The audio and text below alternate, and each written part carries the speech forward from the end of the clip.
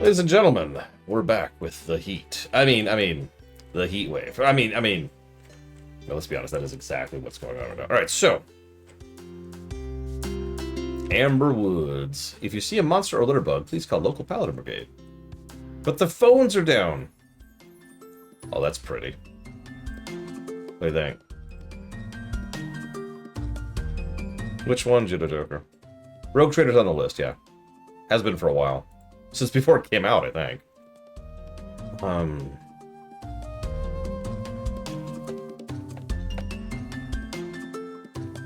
Oh, papers, please. Yep, nope, I stand behind that. Immediate veto. Chunk, we're done. Not happening. I have played, I believe, all 4 Darksiders games. And I have reviewed one of them. And I've streamed 2 of them. I believe that's the full list.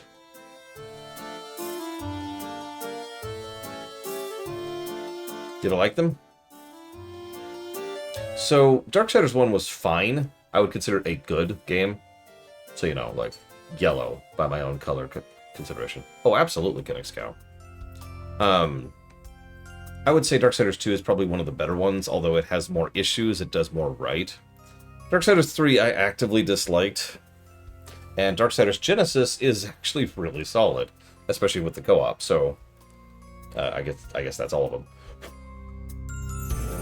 Hi, Smearstar.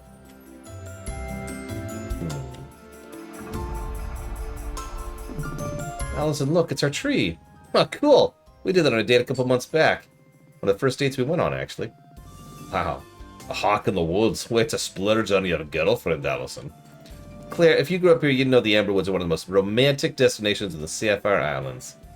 Also, it was free. She's a keeper, Melody. Well, I thought it was a good date. It's nice out here. Admittedly, there's also usually no monsters. What's with the plaque with their initials on it, though?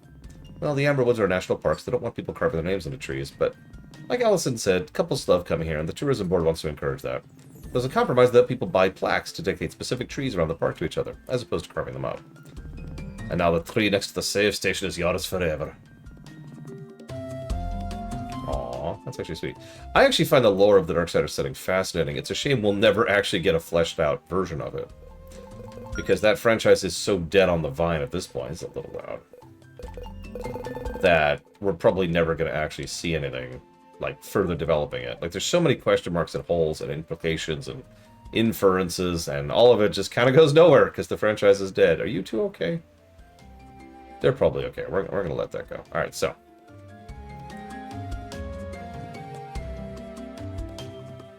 They're fun games. I was just talking up Darksiders Genesis. I don't know if you ever played that one, Evo. But I was playing it with a friend of mine in co-op. We need to finish it someday. We never actually finished it. And that was a fun game. It might actually be Frogball. It might be one of my favorite Darksiders games, honestly. Is this a new combat song for the new area? Because I think it is.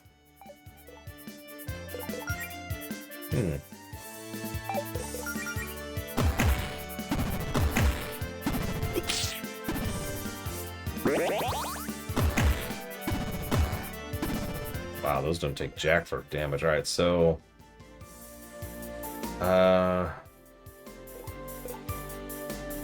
Okay. Okay, you kiss. You do an AoE damage. And you... Gosh, that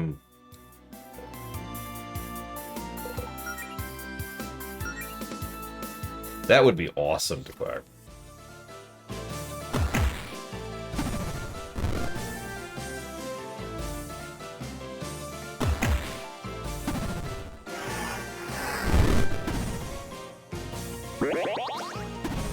I don't like how big this guy's getting. It costs a lot of mana for an AoE heal.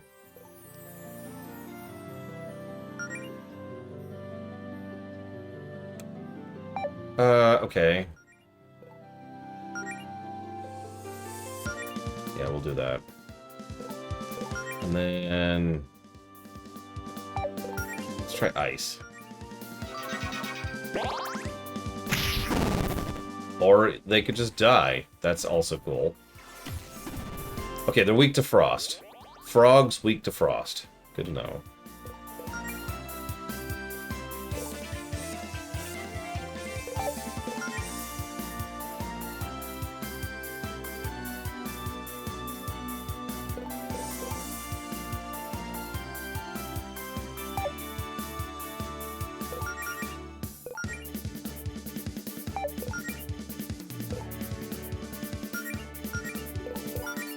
One thing I noticed is, since the spender stuff is free, it's actually a way to help manage the mana economy of the game, too, which is something I should probably jot down in my notes.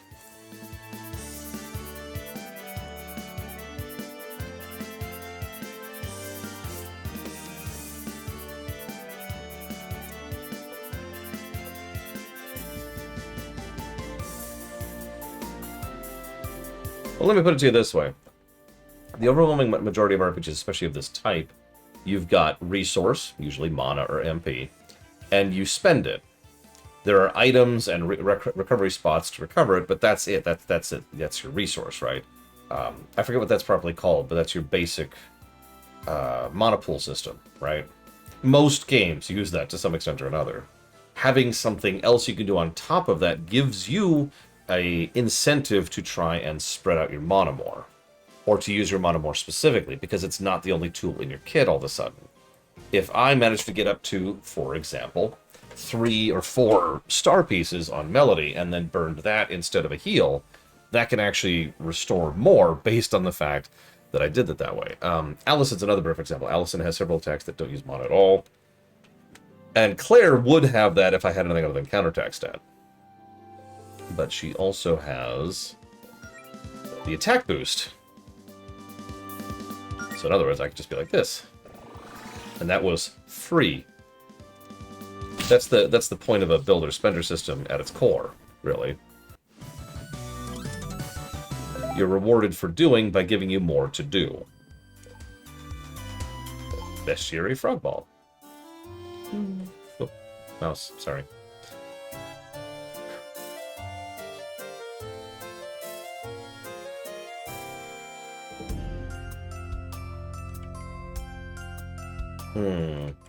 So having, like, synergy stuff, or even, like, negative synergy stuff. Yeah, and it goes away at the end of the fight, so you're kind of encouraged to not sit on your star points. The game doesn't want... I don't know if this is a coding thing or a design thing, but the game doesn't want you to squat on your star points and try to save them up for the next battle or whatever. You are encouraged to blow through those as often as you possibly can.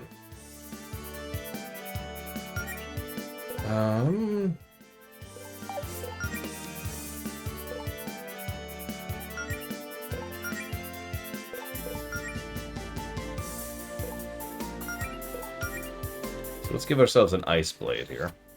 I still love how it says attempts to kiss. Like, yeah. Why is that an attempt? It continues to weird me out, you know?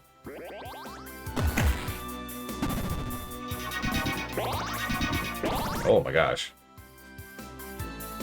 I have no preference between the two Red 36. Legitimately. In my mind, there's no real difference between FF10 and FF10-2 in terms of overall quality.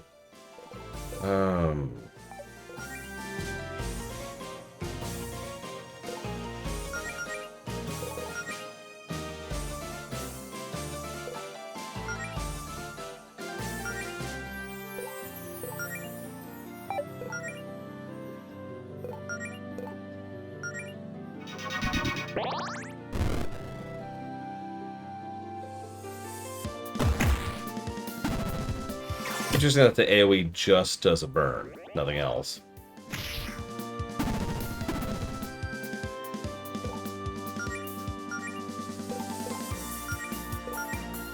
And also notice I have to try a little bit more here. Which is fine, it's just I wasn't ready for that. Let's just do a basic attack for now. And then you... attack boost, because that's free.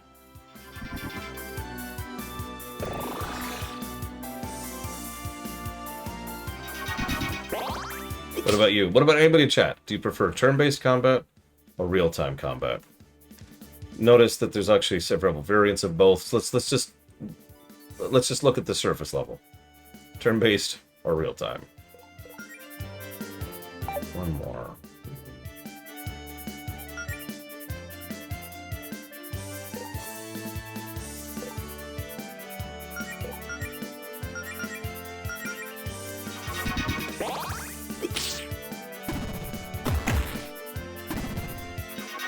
So part of the reason I didn't try to finish off the enemy here is because now I can use Magic Aura, which restores MP in exchange for lots of star power.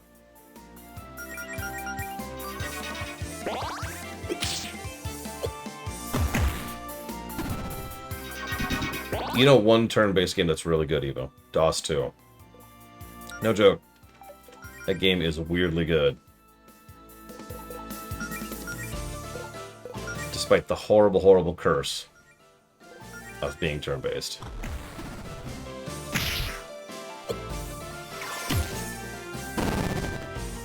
Not weak to frost, okay.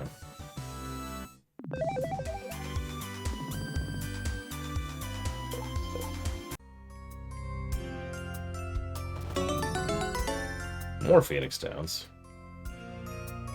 No, Mr. Red. It was not loading, so I just kind of was like, I also spent the entire off period working. I ate and then I worked, and I was like, oh shoot, I'm late to stream. That's pretty much how that went. Try a block of ice in the way. Claire, could you melt this with Scorch? We need a lot of fire to melt an ice block this big. I'm not sure I want to try that on a wooden bridge. Fair enough. Maybe we'll find some other solution. Also, why'd you lose your accent? Well, I forgot to use it for a second. Well, that makes sense. But you forgot to use your accent? Shut up. It happens to the best of us. That's crazy, Evo. I've only seen 0 games pull that off well. I never tried PoE 2s. I always meant to. Never actually did it. How hot is it today? Oh, yeah. That's warm. Oh, wow. Yeah, that's just today. Oof. Honestly, this might be the best RPG Maker game I've ever played. Like, I'm really impressed with this so far. Let's do...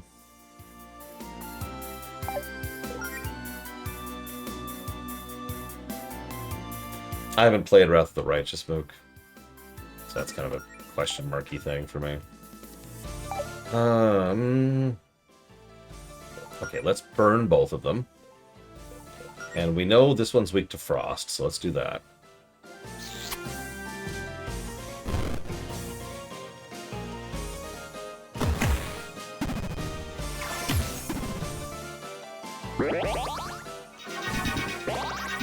That is very strange, Mr. Red.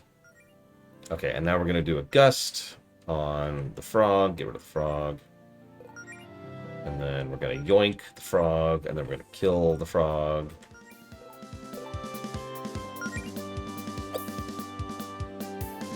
Aw, the frog didn't have anything. I'm all sad.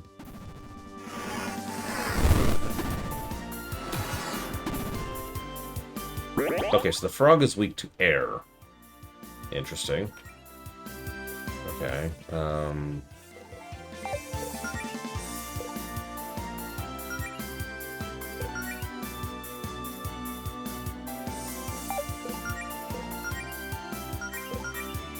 don't know, I haven't played Pathfinder Kingmaker in a pretty long time. And I kind of hated some of the combat in that game. That's a good question, Chillpangolin. We'll have to test that, because now that thing is no longer on fire. But I don't have a thing to... It's a shield? I mean, I guess that means the other one was probably Warrior, because shield is probably Guardian? I mean, shield main hand weapon is something that way too few games let you do.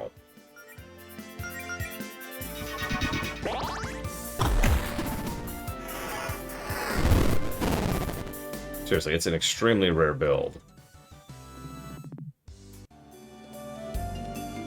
In any game. Like, some games will allow you to equip 2 shields, but you can't actually attack with them, for example.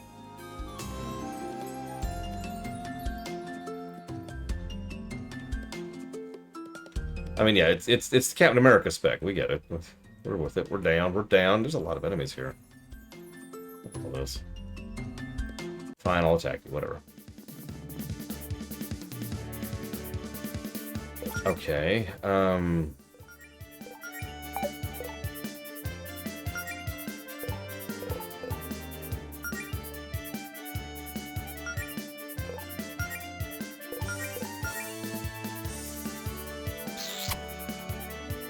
Oh, really, Colgrim?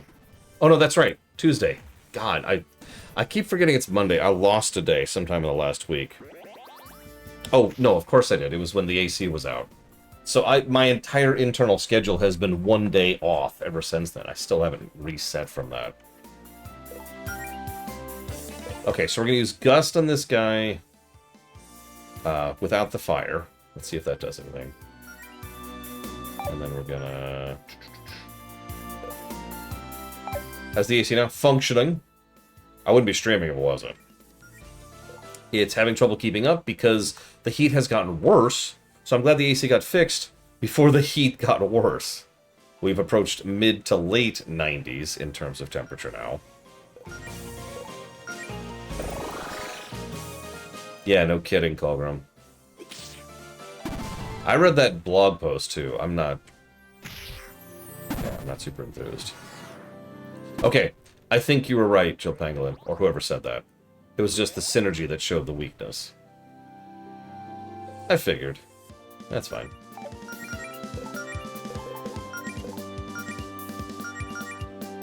I've played quite a few RPG Maker games. As for the ones that are above 0, that's a little trickier. Obviously, there's the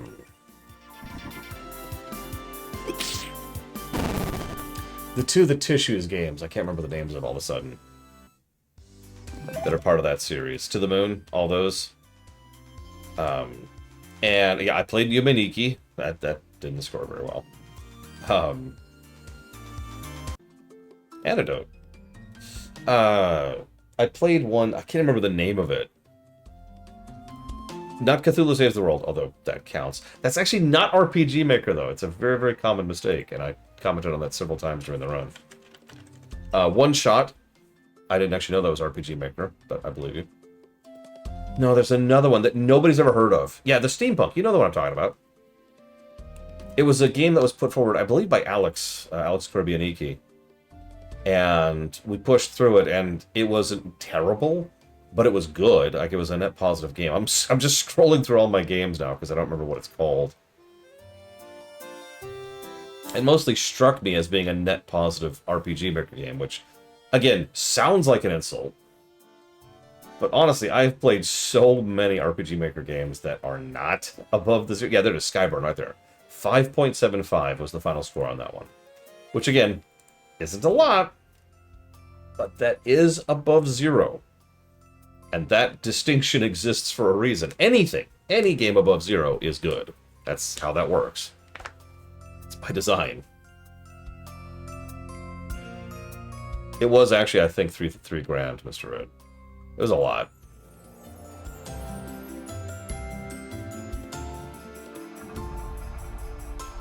I know it's shocking, Ross, that Breath of the Wild is a good game.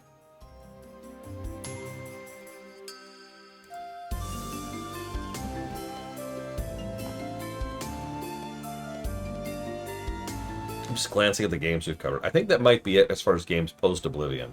I know we played quite a few before. Because we used to just try out games for like a couple hours and be like, let's just try a game. And we had a lot of RPG Maker games in that era.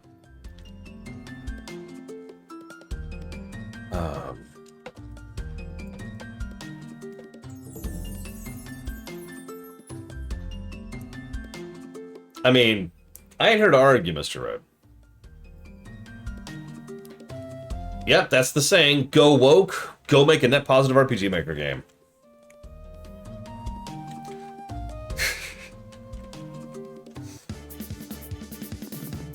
Oh my god, it's a looter scooter! Do you get it? You see, because it's a... Alright, That's my secret, Captain. I was always woke.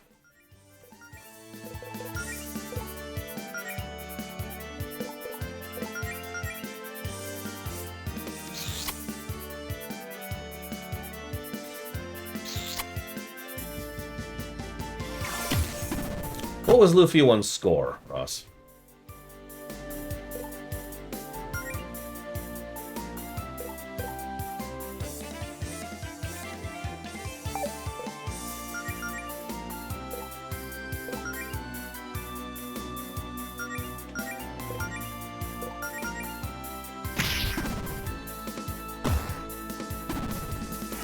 Negative 60.85. Thank you, Mr. Road. By the way, also thank you for telling me about Skyborn.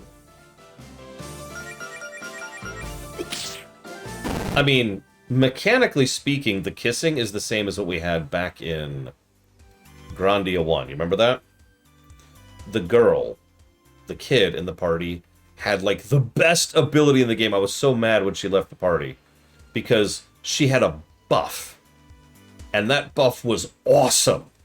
I mean, this is true in every RPG. This is true in every freaking RPG. Buffs reign supreme, right? Because buffs act as multipliers. And most games, especially games with a party, excuse me, lean themselves toward... Yeah, Suikoden 2 also did this. Most games lean themselves towards...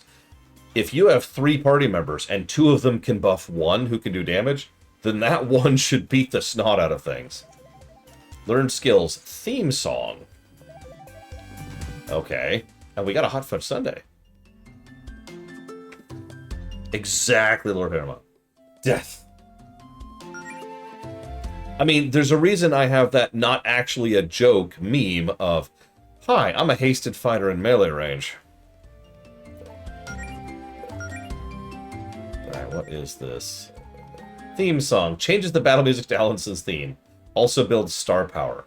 Does not work in certain boss encounters. Yeah, Marl over in Chrono Trigger is arguably not that great of a character in terms of her overall abilities. Except for the fact that she knows haste. Which is such an insane multiplier on Frog, Isla, Robo, Magus, Chrono.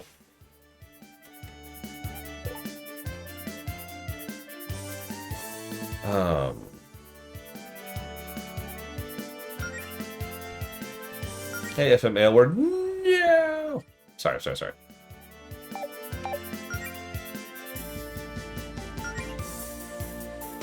Oh, God, Lord Hermon. Could you believe that Superman would actually save people? Ugh. Disgusting. Superman should be protecting the elite and wealthy like me. Because I consider myself elite and wealthy. By the way, fun fact. If you consider yourself elite and wealthy, you probably aren't. Pro tip there. We're about to find out, Blue Dragon, because I'm actually quite curious. Frog Chrono Marl is a mean party.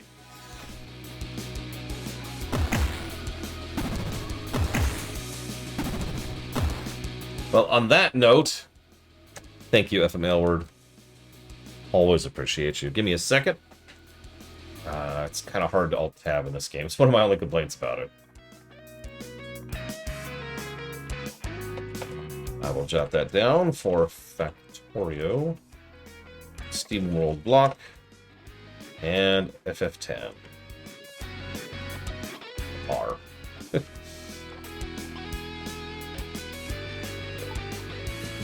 Bloop. That's the sound they make, Evo. Bloop.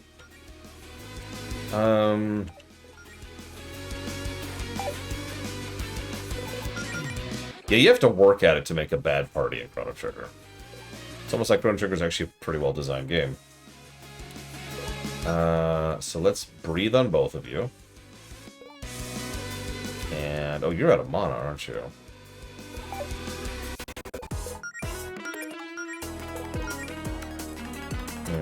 Yeah. Let's do one more Frost.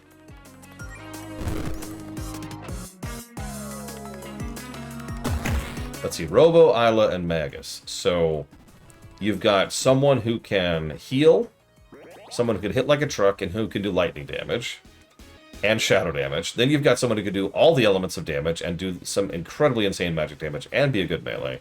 And then you've got the best melee person in the game, who can also steal to get some of the best equipment in the game.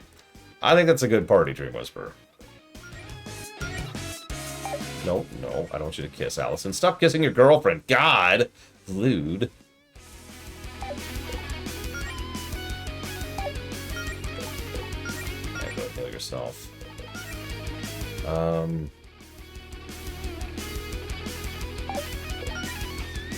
Let's just attack. She's built for that.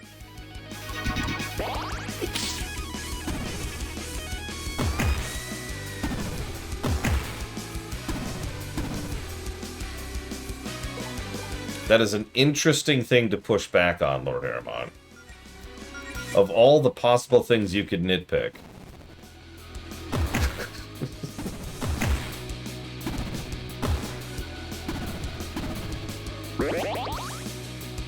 Alright, so he should be high enough to do a gust now. We're just gonna attack. And, see, that's different, Lord Aramon. So I hope they make a remake of Chrono Trigger. That's a tough one. Because I'm not sure if I know this sounds strange, but I'm not sure if I trust, you know, oh, we already have one of these. That might come in handy, or I might sell it. I can't believe they acknowledge that.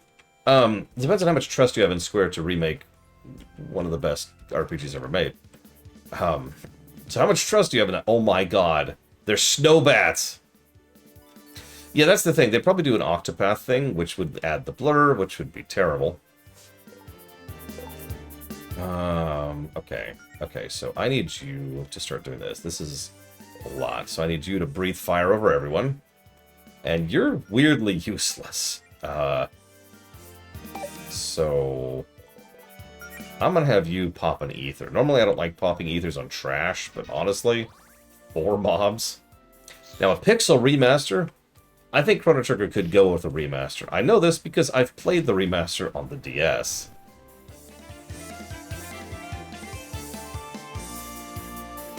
You know, the old remaster. And the problem with that version of the game is they added 2 dungeons which suck. Wow, okay. Alright. So let's go ahead and first aid you. And let's... okay, let's kill these things. And let's go ahead and get... I'm guessing the bats are going to be weak to frost. But I kind of want to get rid of the healer first. Maybe I shouldn't care about that. I don't know. We'll think about it. No judgment for preferring the SNES script, but you're insane and evil. Sorry, what I meant by that is I respect you, and you're right to make wrong decisions. Let's see. So, I need 2 more. Let's go ahead and heal Allison.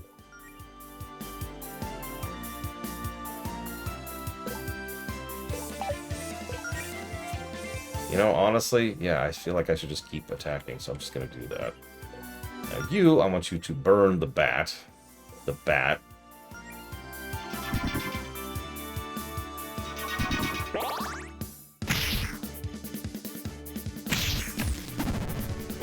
I think they're weak to fire, even. We'll find out in a second. Yep, they're weak to fire.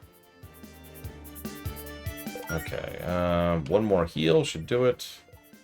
I'm just going to have you attack the bat. And if you burn the bat. It's simple, really. We'll just burn the bat.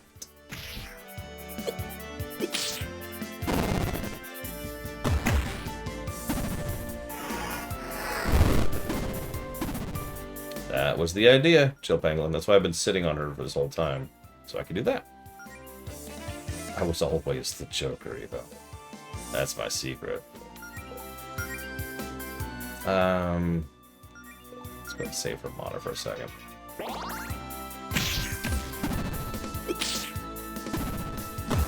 I mean, I have been told by friends, this is a real story, that my portrayal of Heath Ledger's the Joker is legitimately terrifying.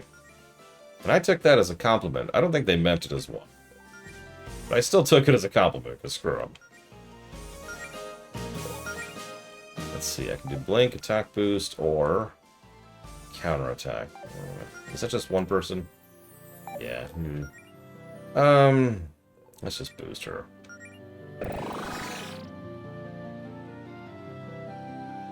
I also apparently did a pretty good Luca Blight, although I did practice that one.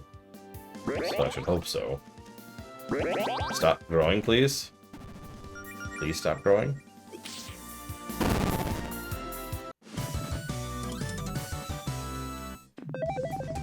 Mana Drain.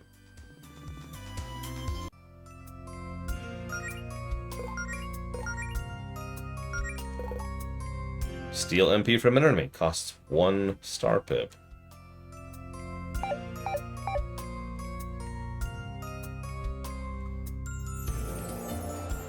Look, it's not my fault that I'm secretly Palpatine.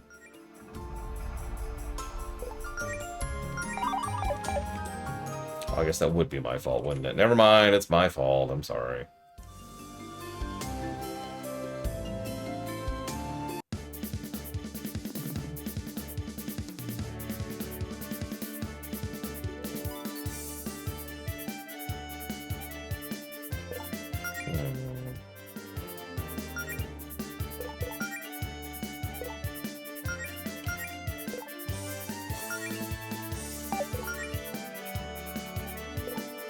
Sure, let's try Lightning Blade. Let's see if this thing's weakness is lightning.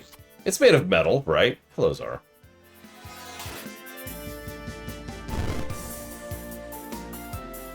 Favorite live-action Batman? Oh, jeez. Hang on. He is weak to lightning. What do you know?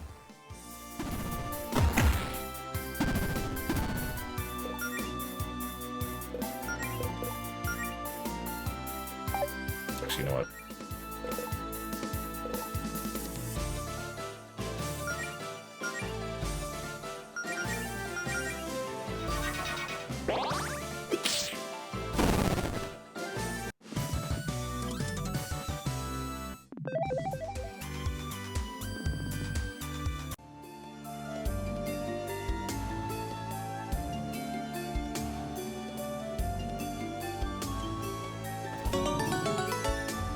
Bewitched Bandage.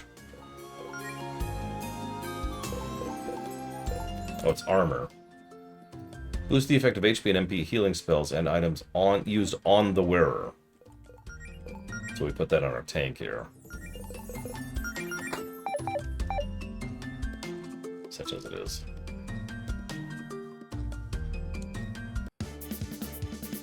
Technically, I believe it's their second. But this is the first game like they really pushed out, yeah. So, I'm having trouble thinking of a live-action Batman I actually liked. Like, it's not like I actually hate any of them, but they're mostly just kind of there. And in some cases, they only play, like, a good Bruce or a good Bat, not both. So, I'm not sure I've got one.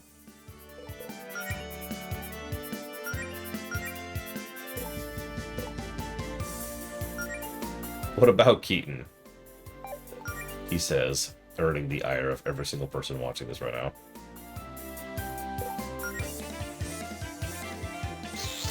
Look, I'm just going to say it. Michael Keaton was a better Vulture than he was Batman. I'm just saying it.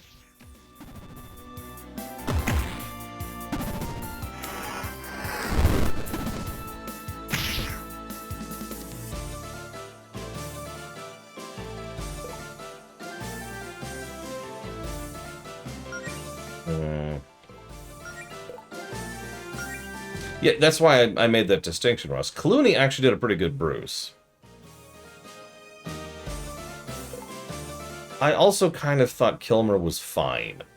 I hesitate to use the word good, but he was fine.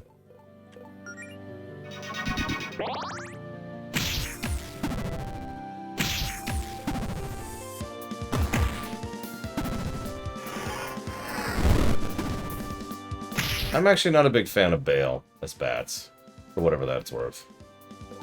Which is nothing, as it happens.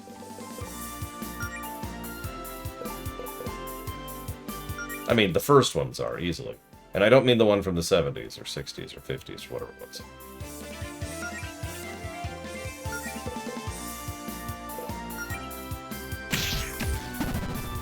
Yeah, Christian Bale is certainly a talented actor, but, like...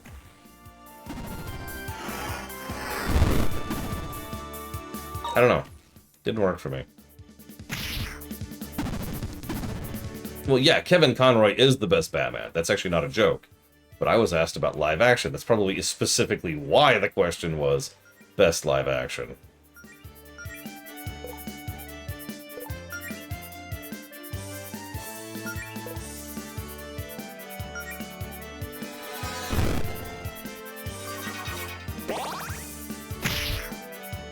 I mean, she's a bunny. It makes perfect sense to me. Adam West. Some days you just can't get rid of a bomb.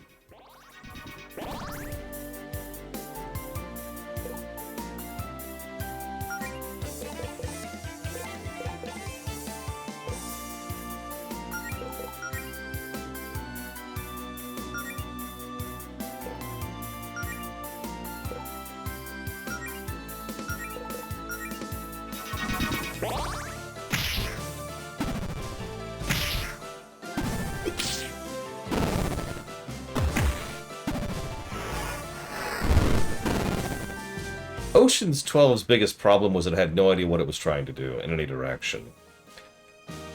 So, Ocean's 11, and to a lesser extent, Ocean's 13, both had the same general idea. Yeah, no kidding, Dakota. This is weird. We're on Dungeon 2, too. And that problem was... So, what they do is they make it so that... let's do a high kick.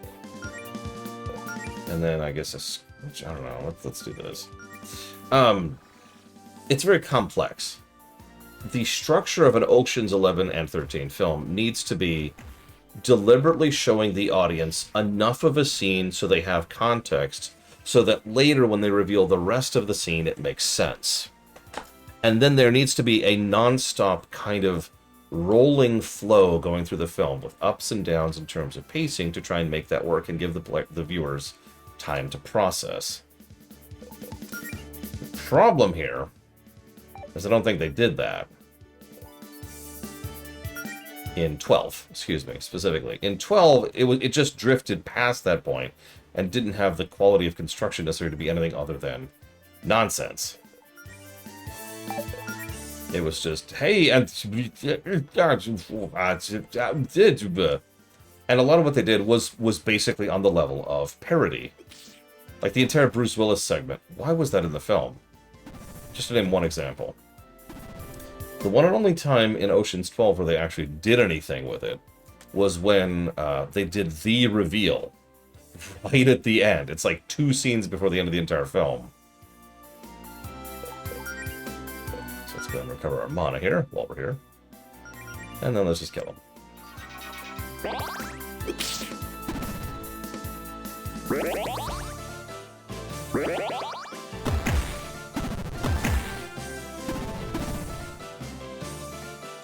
Or not.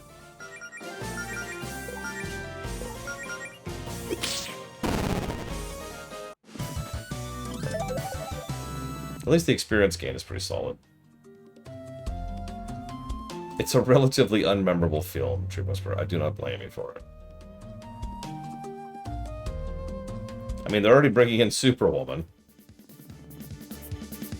I mean, the next Superman film is going to be Superwoman, so that makes sense.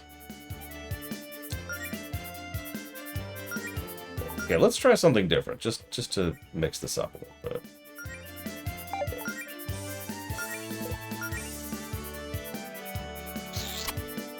Hey, off the deeper end.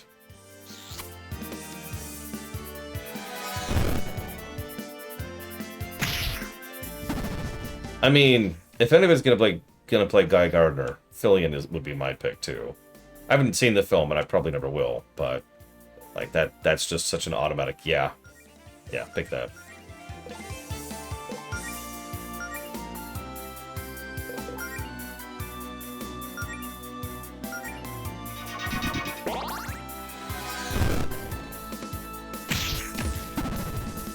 I mean, there's a reason he's a Red Lantern, you know what I'm saying?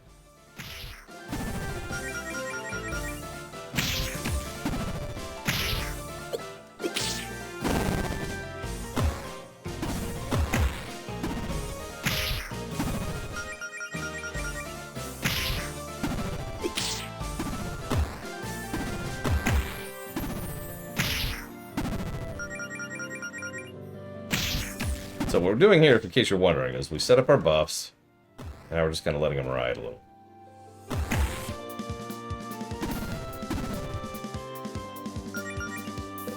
Although since we have the stuff to use, we might as well use it.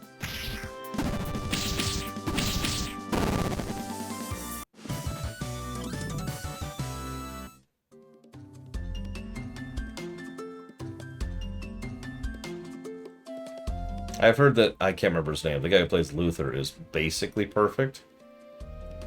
Depending on your take on Luther, obviously, that's a debate.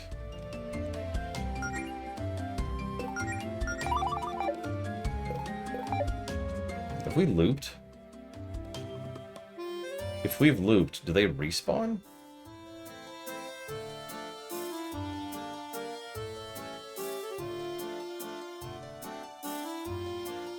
Hidden gems. Relatively unknown, but solid games. They do respawn. Oh, now that is interesting. That's the first time enemies have respawned in an area we've done. Huh. So, here's the problem. We live in the internet age. If I name literally any game ever, you're gonna be like, yeah, I've heard of that game. Of course I have. Why haven't I heard of that game? Everybody and their brother knows about that game. What's wrong with you, you moron? And I'm gonna feel sad for even bringing it up. So I always hesitate to point out games like that, because it's not like the old days, right? Where your availability of learning about games was dependent entirely upon your local rental place.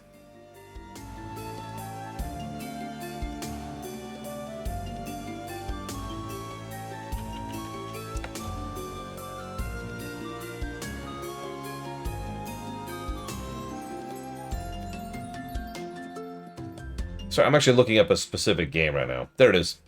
Darkest of Days. I've actually played that game, although I did not finish it. And then it, like, drifted off into the depths of my memory until Mandalore Gaming did a video on it, what was that? A year ago. God. I'm old.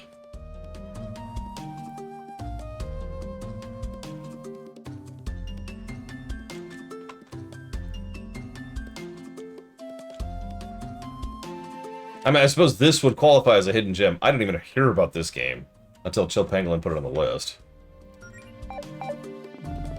What's the Sun Shrine? The one dedicated to Soleil. Soleil, the sun goddess? Yep, this is one of the more noteworthy landmarks of the park, actually. Yeah, why don't you try praying to Soleil? Lots of healers are big fans of hers. Melody's not really... I keep forgetting my voices. Melody's not really the religious type of paladin. True, but it might be worth a shot, right? I don't know how good of a shrine this is. It doesn't even have a statue of her. Oh, I guess I could appreciate a good orb, though. Orb. I mean, hey, what if this orb's close to Soleil's true form? Yeah, it's weird. The way she appears on TV and stuff could just be for sure. Maybe it's not the best idea to call the gods weird when I'm trying to get help from one. Oh, sorry. So, how do I do this?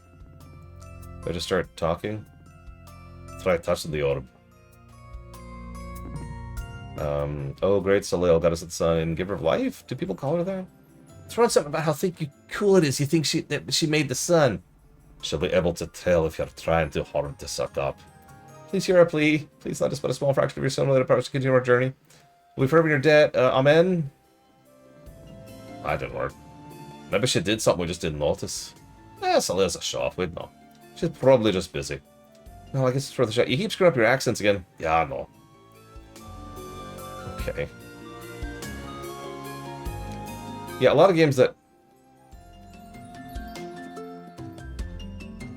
were hidden gems kind of aren't anymore. The example I love to always go to is Earthbound. Nowadays, Earthbound is considered one of the big ones as far as like major 90s era JRPGs. To the point where I bet almost every single one of you in chat, even if you've never played it, has at least heard of Earthbound. But there was a time when nobody heard about that. Thanks to a truly disastrous marketing campaign. It was quite unknown in the States. Obviously, it did a lot better in Japan, because the Mother series is huge over there. But yeah, EB bombed in the States. Actually bombed. So for a bit there, yeah, that qualified. And then starman.net kind of started doing its thing, and you know how word of mouth works. Bit by bit, information filters out more and more. Hi! You enjoy your time at a shrine? Care to buy any officially licensed Soleil merch to remember your trip? Those were locals, not tourists. You can drop the salesman shtick. Oh, yeah, thought I recognized you. Oh, yeah, you guys are the Novas. I think that's the first time anyone's remembered the name of our guild. You'll know, it's the middle of summer. Aren't you hot in that big foam costume? Ironically, in spite of being shaped like a sun, it's pretty cool in here. Anyway, if you're not interested in buying anything, I should probably get back to being a walking billboard. This might seem like an odd question, but is any of this merchandise enchanted? I consider all of it quite enchanting myself. No, I mean literally magical effects. We're hoping to get some help from Soleil on our adventure, but you didn't answer our prayer. Oh yeah, totally. These cheap keychains can call down beams of light and stuff. Don't tell my boss, but I'll give you guys one for free if it'll help on a quest. We can melt ice and cure ice-related status ailments. Oh, thank you so much. I'm sure this will help on our quest. Cool. Have a good one. By the power of Grayskull, or... Oh, never mind.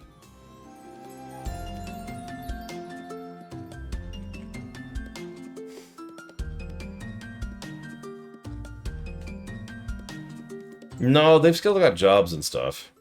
But one thing that's been a recurring thing is that magic is so prolific as to the point of being commonplace. Which is a very rare thing I've noticed in fiction. Like, even when there's a lot of magic, most PS2 games, I can't, there's an asterisk there, pancakes. Even when a setting has lots of magic, it's very rare that the setting acknowledges that there's lots of magic. This is something I'm actually really harsh on myself, because I don't have a good reason why. Maybe I'm just tired of it. A lot of settings will do a thing where, like, hey, here's this giant setting-changing thing about it. I'm never going to acknowledge it or use it anyway, but it's there! We were just talking about this in Sticker Star, if you remember. In Sticker Star, for the first time, everything's made of paper, and they did nothing with that. There's so much that can be interpreted and examined and changed. You could have cultural norms, you could have terminology, you could have different economies, you could have different magic. There's stuff you can do with a world that is fantastical. That's why it's called fantasy. But most don't. Most don't even bother, right? So one of the things this game has been impressing me on is the fact that they've been treating magic like it's everyday normal, and that's been an aspect of several things. We've already seen it in the food, in the gear, in the communications network, in the way that their housing works. You get it. Yeah, MLP actually does this pretty well. It's one of the things that originally caught my eye about the setting, is that MLP has weirdly good world building. One school in real life. Whatever teleportation is, right? 36. Holy crap. Yes, please. Open a portal.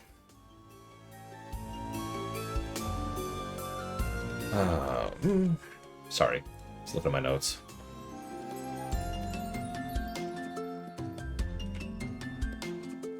Well, we can free them, but I'm not going to do it yet. Screw them! Danger. Monster Den. Monsters attack randomly. Proceed with caution. Was this Monster Den always here? I think I remember if there's a big cave with monsters right next to the entrance of the park. Otherwise, it sounds like a good place to stop by if we ever need to do a little training. Oh my god, is this literally a troll room? Oh my god, it's a troll room, except, like, on purpose. It even looks like a troll room, like the shape of it.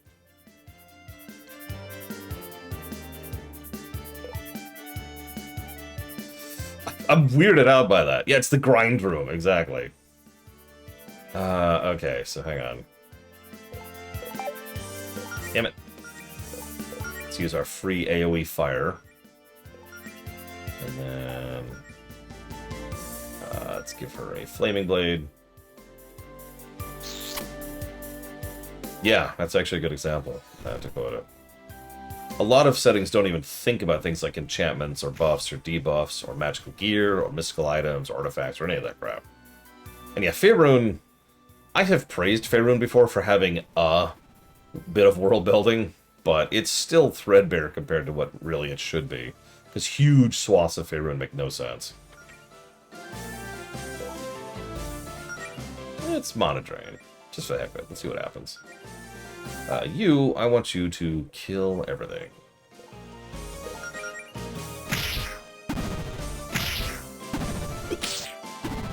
Yeah, back in Final Fantasy II, Dream Whisperer. We were actually talking about that recently. I had an idea for a question, which I asked of the chat, and then I decided to maybe turn that into a video someday. In that extraordinary amount of spare time I have. Oh, Claire's dead. Why did Claire die?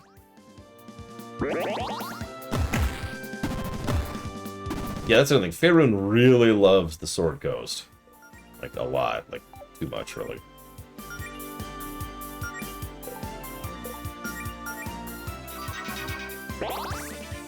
Really, Ross? That's funny. Listen, if they just listen to more dancing sirens, singing sirens, everything would be fine. So why don't you... Yeah, I'm not gonna do that.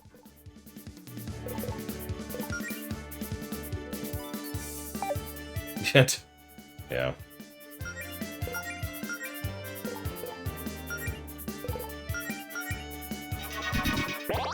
The Dazzlings, that's what they're called. Oh, nice, Dream Whisperer. Or maybe not nice, depending on your circumstance. Okay, that's what I was wondering. Did you see that? Claire gained experience at the end of the fight, despite being dead at the end of the fight. Take note, every RPG ever made.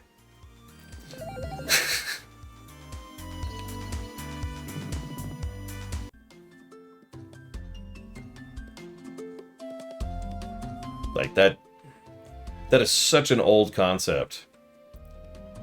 And it's honest, it's artifact design, is what it is. It's one of those things where it's like, hey, it makes total sense, but actually, the more you think about it, the less sense it makes. It's very snowball-y, right?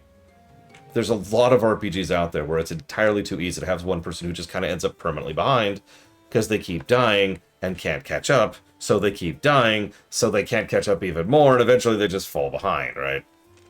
Yeah, it's unnecessary. We're way past the point at which that was good design. I'm not sure if it was ever good design. Oh my gosh, what happened here?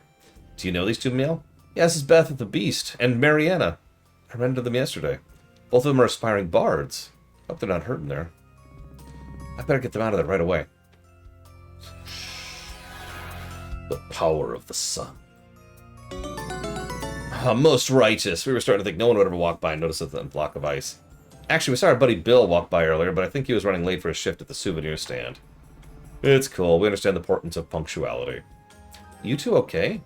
What happened? Did you get attacked by a snowbat or something? Oh yeah, we're fine. Thanks for the save. This is definitely no snowbat, though. We saw this mysterious cloaked figure in the woods, and as two bards fighting for truth and justice, we knew that was no good. We tried talking to the cloaked figure, then we got frozen. Admittedly, mistakes may have been made. Yeah, I think we know who's responsible for this. I think we're definitely on the right track here. We better keep investigating. Right on. Well, thanks for thawing us out. Oh, don't sweat it. We will sweat it, actually. We'll be sure to repay the favor someday. Adventurer's code and all that. Anyway, see you around.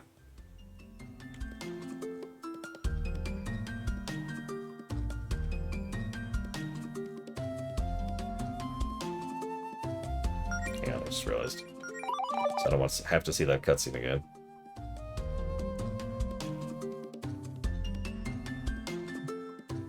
What's funny, Suikoden 1 and 2 both have this fascinating catch-up mechanic kind of built into the way they do experience calculations, which, lo and behold, works really freaking well.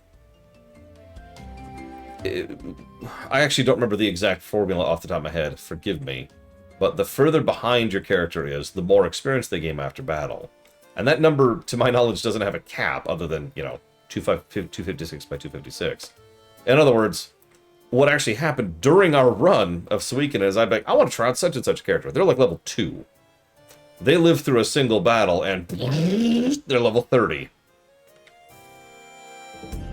Great mechanic. No, nothing? Okay. Guess I'm already dodging encounters. These take too long, I'm sorry. So CT has a weird mechanic where people who are not in the party... the people who are currently not in your party gain a portion of the experience that you would gain in battle. But there's also a very strange additional ruling on it, which means they kind of start to slowly fall behind. Let me explain by example, because it's easier to explain it this way. Let's say Robo isn't in your party. He needs 2 experience to level, and you get 100 experience. What happens is he gains 2 experience, levels, and then stops. In other words, there's no bleed over. It doesn't calculate a spillover of his experience once you level. So they do kind of slowly fall behind a bit. Hey, King DD3.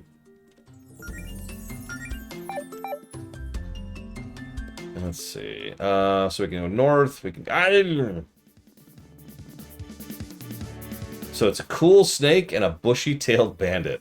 Man, that snake's cool. Look at his shoe.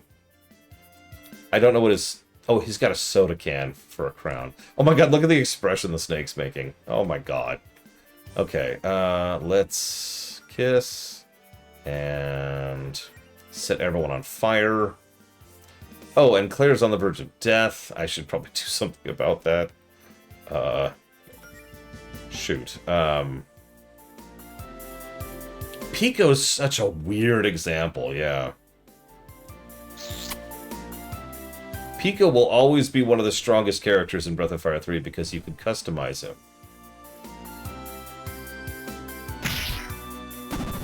Which, yeah. That snake's cool. I'm just saying. Hi, King Duty 3. Alright.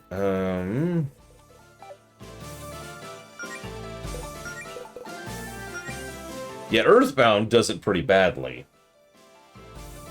Once. Oh, yeah, I could flee, yeah. But, I mean, why would I want to flee? I got this! In Earthbound... but thank you, Dakota. I wasn't actually sure how to run. It mentioned it earlier, but I didn't understand what it meant. I guess that's what it meant. Earthbound does it right and wrong. So the first thing it does is it does it right and wrong with Paula. Because she starts at level 1. She has crap stats, crap gear, crap output. But she has a bear. She comes with a bear. And for those of you not aware, a bear is just like an HP sponge. It's an auto tank. So all damage coming in goes to the bear instead of her. That's actually a smart way to do that. But the problem is that bear will last like 5 rounds of combat.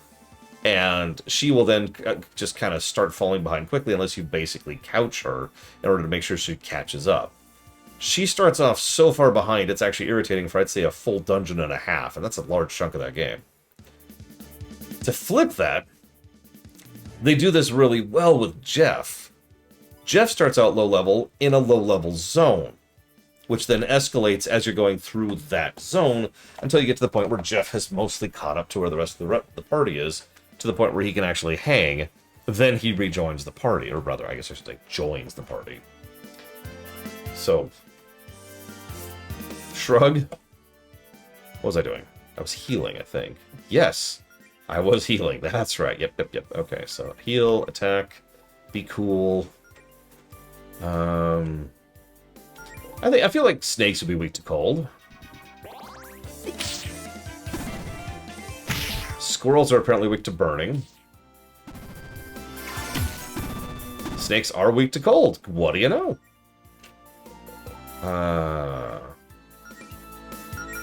Honestly, let's just do this.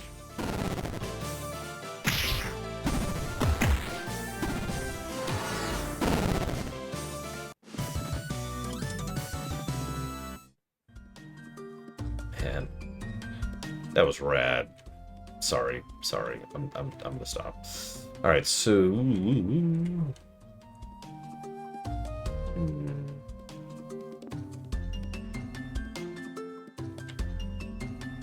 Do we... There's an enemy over here blocking the way. Okay.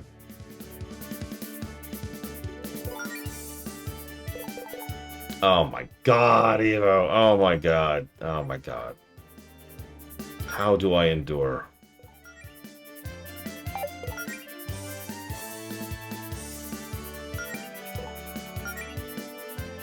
I like how that squirrel, by the way, looks so happy, and he has a knife. And those two facts side by side are kind of terrifying.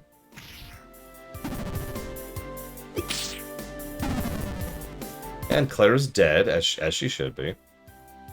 I suppose in the interest of testing, we should test what happens when you flee.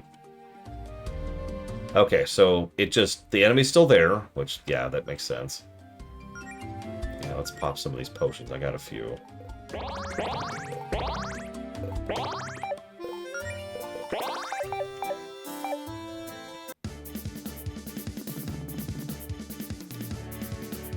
Yeah, animal holding a knife. Ah! Oh, dude, Gar could be a death machine if they gave you him at level 1. Just come up with some excuse, right? Oh, the ancient demon lord, who's totally Death-Evan, drained him of his power right before he joins the party. Boom. Done. Fixed, right? And then set him on, like, what's his name? The lumberjack or something. And just watch that HP and strength roll in. I don't have much to do with Melody when I don't need damage, so whatever. I guess Kiss. I'm not going to set anyone on fire this time. I'm just going to attack. And I am going to give you a Fireblade. I should see what a Fireblade does to Melody.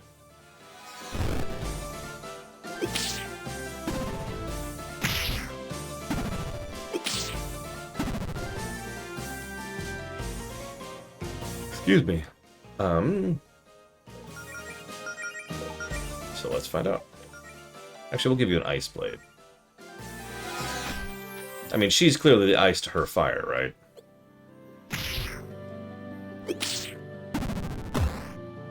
That Claire is certainly taking some damage here. Holy crap.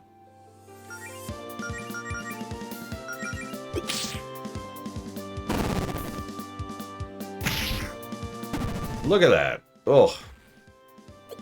Claire, I need you to not die, okay? Why am I missing so much? Holy crap. Yeah, no kidding, look. They're beelining Claire, and I keep missing the enemy. This is getting a little irritating.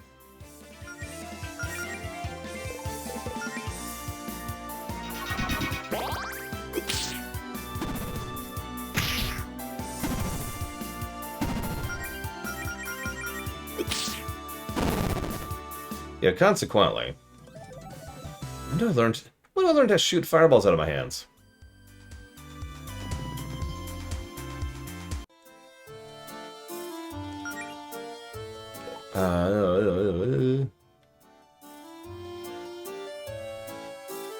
She's only a level behind everyone else, too. So let's try, I guess, Alchemist? Sure, let's try Alchemist. Let's see how that works. Give her a weapon, I guess.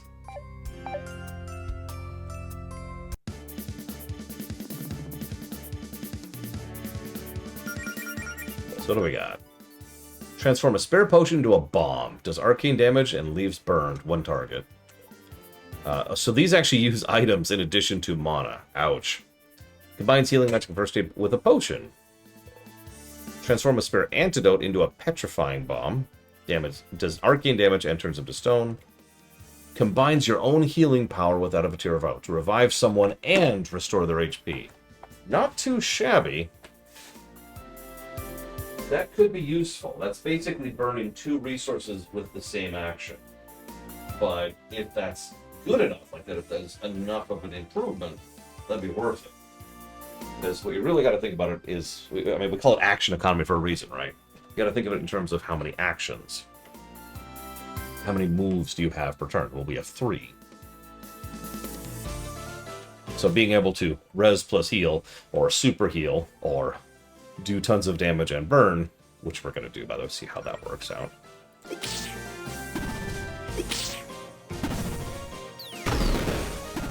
Look at that, 326 damage, and it burns them. That was pretty good for a potion. Let's go ahead and first aid a little bit.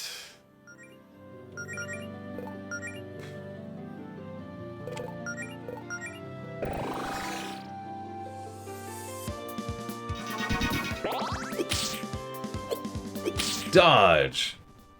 Damn it, could you stop attacking Claire? Stop dodging, too! Oh my god. Okay, fine. Fine, I'll waste the mana and heal Claire. I guess. Because I have no choice on the matter. You just defend. So one thing I've noticed... I don't know. Ah! They keep splitting! Why?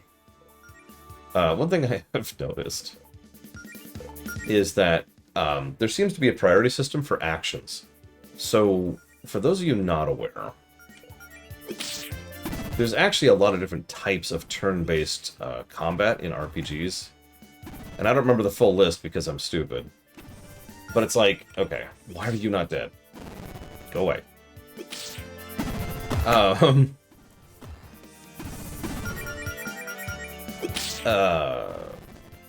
So, here, let me get out of this screen. Oh, she leveled, finally. That's why I didn't want to kill her. Okay. There's, so, under the umbrella of turn-based action. Oh my god, Luke.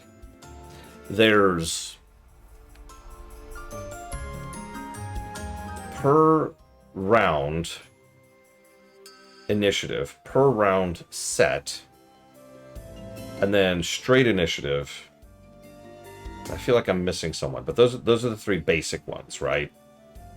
So to explain that a little bit, something like, say, Final Fantasy 1 or 2 or 3 is per round initiative. Oh yeah, that's the other one. You go, I go. That was the other one. I couldn't remember the other one. Per round initiative is exactly what it sounds like. You input all of the actions for your round, and then both sides effectively roll a dice roll, sometimes at the beginning of combat, sometimes every round, and that determines which order all the stuff happens. And then we go back to the top of the next round, and you decide all your actions, and they decide all... Almost every Dragon Quest does that, to use another example. Some games have initiative, turn-based, so initiative is exactly what it sounds like. Sorry, per round... no, I'm saying this right. There's per round initiative, there's initiative, and then there's you go, I go. Sorry, get my terminology wrong. So that was per round initiative, or per round. You go, I go is exactly what it sounds like. You have actions, they have actions, then you take actions, then they take actions, and it just swaps back and forth, right? Then there's initiative, Final Fantasy X. Or Final Fantasy Tactics, which both have basically the same thing. This is what Loke is referencing. Because when there's just straight initiative, there's an initiative roll over here. It's not per round, it's this is your initiative. Now, that has some malleability based on how you do it. For example, in Dungeons and Dragons, generally speaking, you can't go multiple times before the enemy goes. Because everyone has to take an action before we get to the top of the round and reset. But in some games... like Final Fantasy X and Final Fantasy Tactics, if you have a high enough initiative, you can actually have your actions come up multiple times before the enemy does. It's actually a common strategy in both games, is to get your speed absolutely cranked to the point where you take multiple actions before the enemy does anything, and certain abilities with it too. Pokemon Arceus had a system like that too, to use another example like that. Anyways, I do like that. It's my personal favorite of the three. Options. But the reason I bring all this up is this is the first thing, is the Dragon Quest thing, right? So, the Dragon Quest thing is fine, no judgment, but what I find most interesting is what Chill Pangolin just said and what I have noticed. Heals go first. Near as I can tell, period. That is an interesting choice, and one which I actually really like. And I don't know how deliberate that was, but let me tell you, very little is as frustrating to me as being like, okay, I've got someone at 12 health, so I'm going to have you heal them, because you have the heal, and then you have the attack, and then you do the spell. And then they go, and then they go, and then the enemy goes and attacks the person with 10 health. Person with 10 health dies, and then the heal goes off on either nobody or someone who doesn't need it.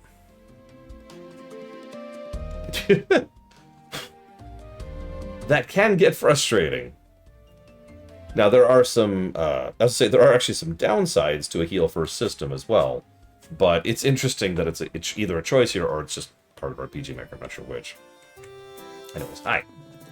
Wow, I'm surprised anyone's here today with all the monster activity. We're here because of that, actually. Oh yeah, that makes sense. While you're here, if you want to knock some sense in some of those monsters, it may help. That's not something I would normally expect a park ranger to say. These monsters aren't normal animals, Melody. They're invasive magical entities that are terrorizing the normal fauna of the park. Roughing them up a bit should scare some of them off, though. Trust me, Taylor. I don't need excuses to kick monster butt. In particular, been looking for this big mean bird who started squatting in the park a few months back. Folks call him the Trash King. Does the nickname come from having a trashy personality, or... No, I mean, he loves to steal garbage. But he also straight up attacks tourists, adventurers, native wildlife. So I guess he's also kind of a garbage dude, yeah. Be a big help if you could deal with him. If you head east from here into the mountains, you're bound to run into him.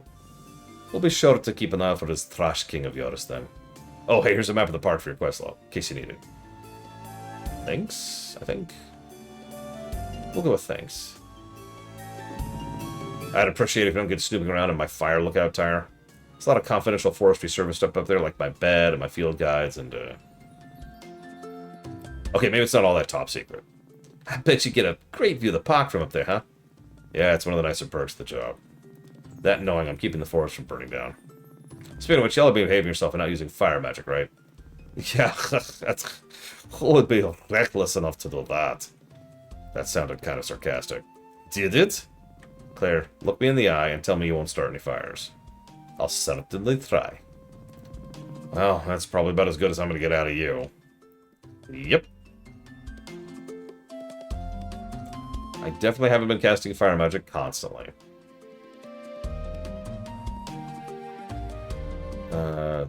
Menu? There we go. Ah!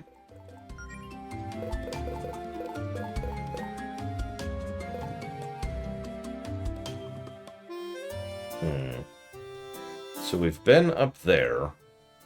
We haven't been there yet. We've been all down there. That's all swept at this point. Can't go there yet. So we could go up left, or we could go into the mountains. Mountains kind of sounded like an optional thing. So let's do mountains. So let's go grab a save.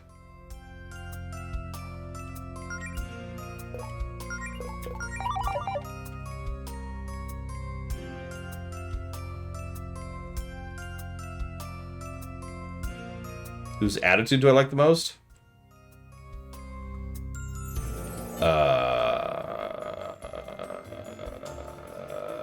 404. Answer not found. You killed me, Luke. You killed me. I know exactly what you meant. I don't know. I'm not super gelling with any of the characters all that much yet.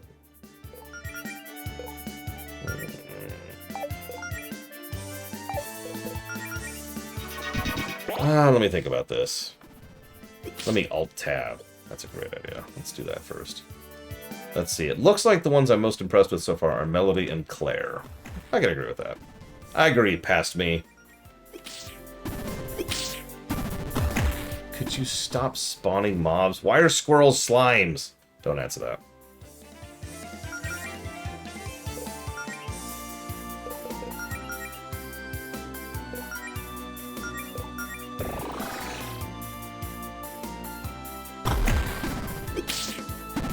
Oh my god.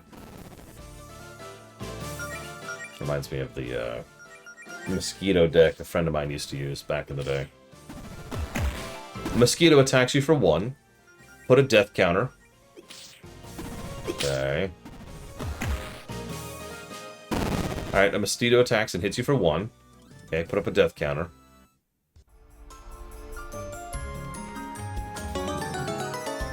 Starfruit. If you share this with someone, your destiny will be intertwined. A rare fruit that immediately fills the star power of one ally. Okay.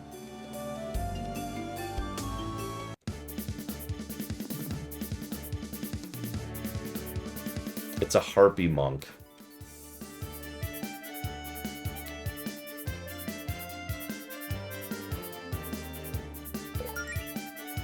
Okay. Theodore Roosevelt? Oh god, which Roosevelt was that one? Hang on. Mouse cursor, sorry. Nobody keeps telling me that my mouse cursor's there.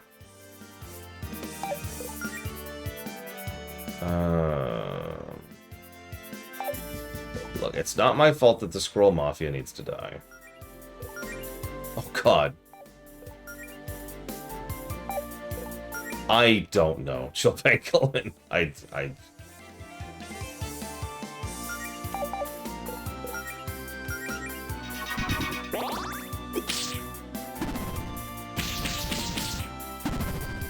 Oh, that hurt. Oh my god. Okay, okay. Okay.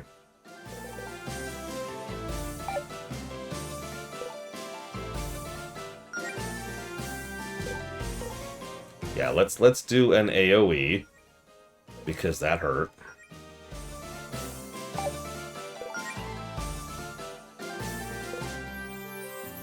Let's go ahead and build some star power. No, that's kidding. Let's just do an attack and then honestly defend. Just hold up.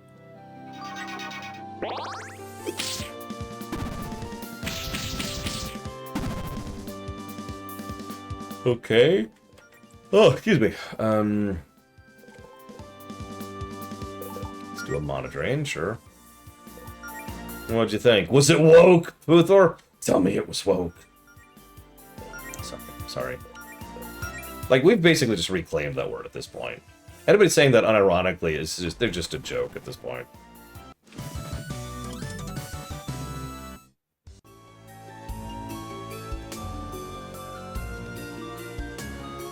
Okay, we're up the mountains now. I don't think I'm ready for this optional boss.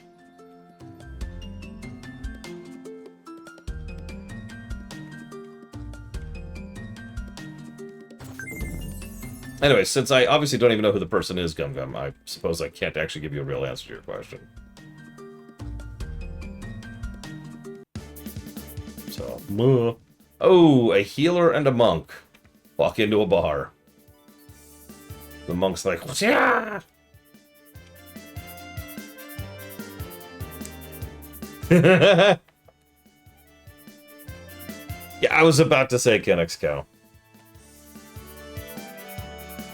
Listen.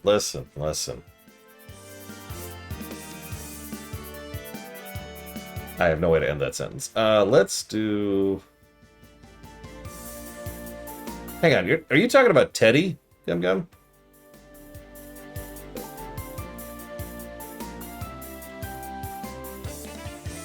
Okay, I actually know a lot about Teddy Roosevelt. He's probably one of the best presidents we ever had. He's definitely in the running for one of the best presidents we've ever had. I admit I am personally biased because he championed a cause I agree with very much. He was unabashedly and nakedly anti-corporation and anti-monopoly, to an extent that was basically unheard of even then. I've said many times we need a new Teddy in office. Someone who's willing to just take a baseball bat to corporate America and start smacking it down to something approaching sensibility. He was still racist. He was still not a great person. But as a president, definitely in the top, like, 5 range. Easy.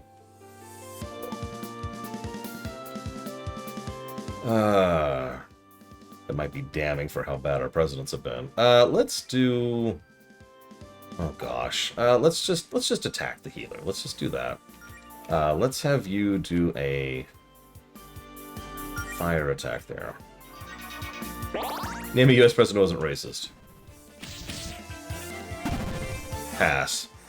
Oh, you know what? Actually, hang on. Carter.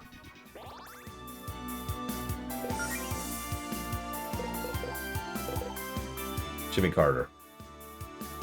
Do I want to do that or want to hold on to it? Let's do that. Let's work towards that. This might be a good time to recover. I think people make too much of a big deal about JFK, frankly. He wasn't that great or that bad. He was a fairly unmemorable president. He was also a Kennedy, which is a big mark against him. But, other than the fact that he had a few issues, yeah, he happened to be the guy in the office when the Cuban Missile Crisis happened, and he was killed. That's kind of it. That's his claim to fame. I think people... okay, when I was a kid, people definitely glazed him too much. But I don't have much of an opinion on him past that. I've also never studied him that much because he never interested me. What was I in the middle doing?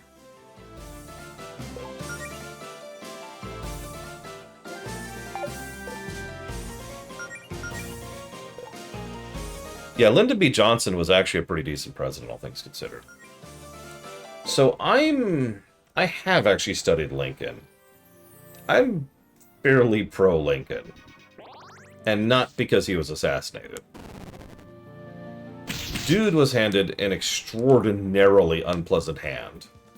Like, he was preceded by arguably the worst president in human history, the only exception being the current one. Like, he's, once again, top 5 range, right? So Lincoln was manipulative, he was Machiavellian, he was more than willing to play at politics in order to get what he wanted.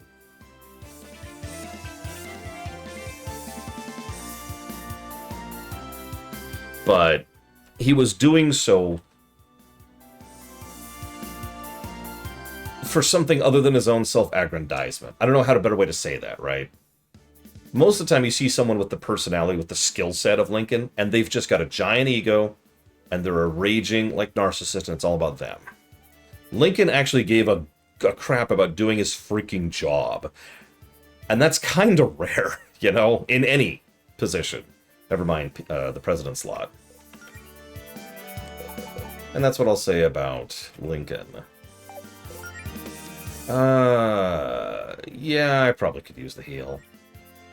And let's just get an attack in, and you just defend. Sleep, Evo, sleep. Alright, the next boss is going to be super cool, and you're going to miss it. Wait, don't go to bed just yet, Evo. Give me a couple minutes, okay? I'll try to push through this as fast as I can, okay? Just for you, just for you. Okay, hang on. Let me try to stop talking. Because you got to guess, right? You got to guess what our super boss is, okay? So I'm just going to mash through this a little bit, try to dodge events. Okay, hang on. Scooch, scooch, scooch, scooch, scooch, scooch, scooch, scooch, scooch, scooch, scooch, scooch, scooch. Avoid everything, avoid everything, avoid everything, avoid everything. Avoid everything. I'm gonna die. I'm gonna die. Just for you, Evo. I'm gonna avoid that chest. I'm not looting just for you. No, man, no. Okay, hang on. Let's run. Oh god, this. Ah!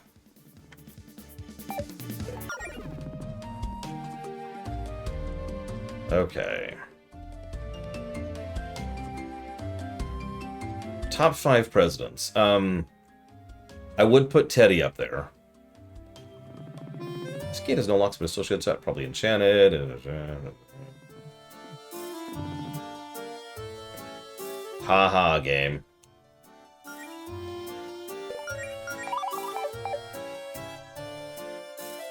I haven't studied FDR enough to give a real opinion. Okay, here's the boss. It's just a bird. You can go to bed, Evo. I'm sorry. I kept you for nothing.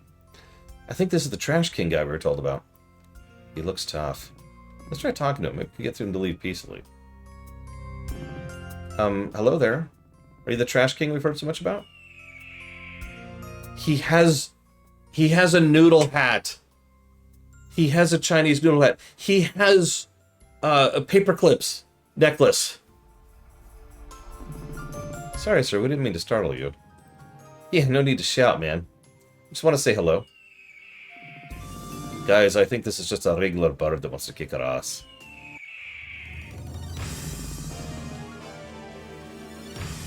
What are the trash bag enemies?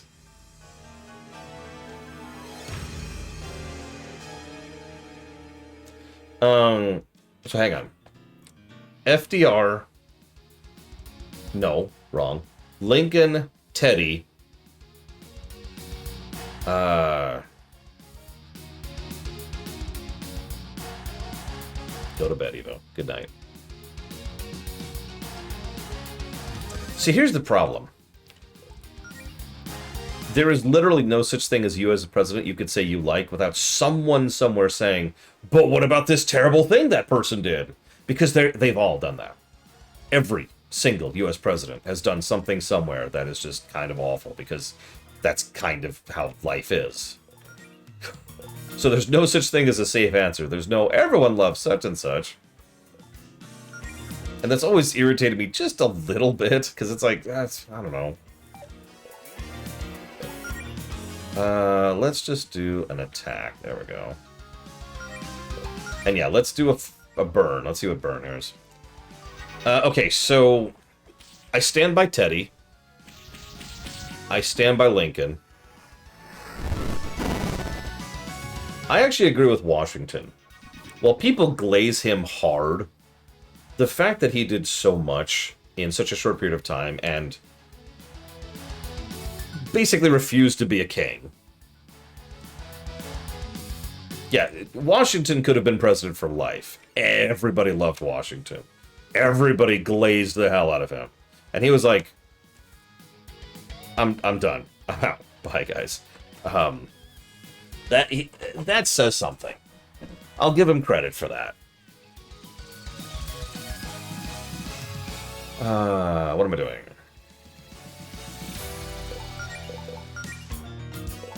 Yeah. What was it? How is it simple? Oversimple I put it?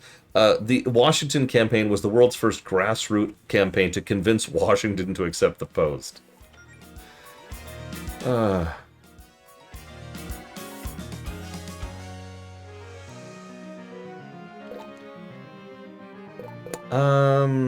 Let's actually hold off. Let's just attack the trash bag.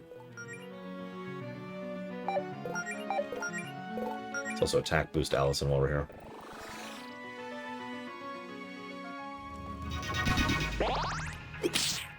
You see what I mean, Blade Devolve? The moment I say anything positive about Washington, someone jumps in, well, hang on! You can't do it. There's no such thing.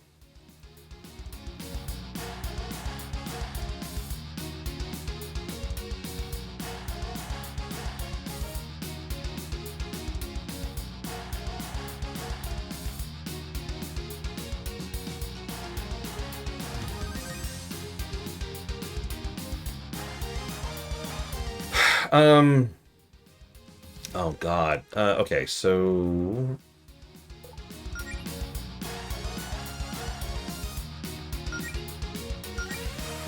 but okay, fair, Blade Ball. I think Barrage actually does more damage, so let's go ahead and do Barrage and see what this does. Hang on, Loke, hang on. I haven't actually come up with others yet. Let's try to get rid of this trash bag. Ooh, he's got some health.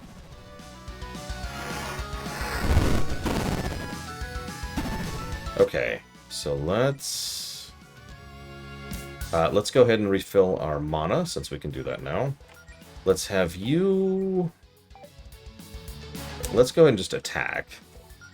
And we've already got an attack boost out. Let's try Fire against the Trash King. Fire feels like a good pick for a bird, right? It's probably not going to do anything. It's probably Lightning, actually. Okay, so it wasn't Fire. No surprise. Let's do another heal. I really should kiss Allison, actually. Let's do that. Let's have her just attack with her boosts. Don't attack with your boobs. It's not going to work out very well. Let's try Frost and see what happens there.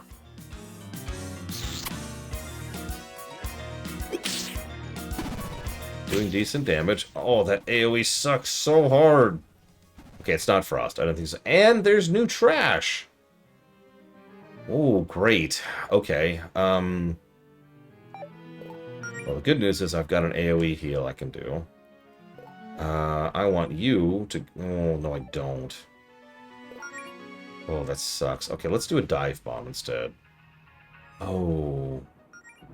Okay, yeah, let's do an attack boost on you. Then let's do a dive bomb. Dive bomb.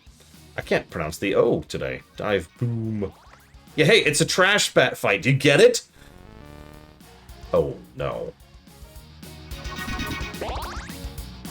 Oh, they heal him? Oh, God, I hate these kind of fights. What is this, FF4 or BOF2 or FF3 or FF5 or... 7, 8. Anyways, I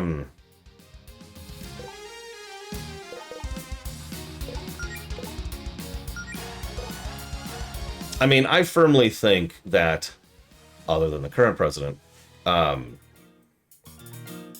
Buchanan is at the bottom. I haven't changed that opinion in a long time. Now, there's plenty of presidents I've never studied, so it's possible there's one out there that I haven't studied who would break that barrier for me. Buchanan was terrible. I would also say Andrew Johnson is down there at the bottom, and Wilson. Just, God, terrible, terrible residents.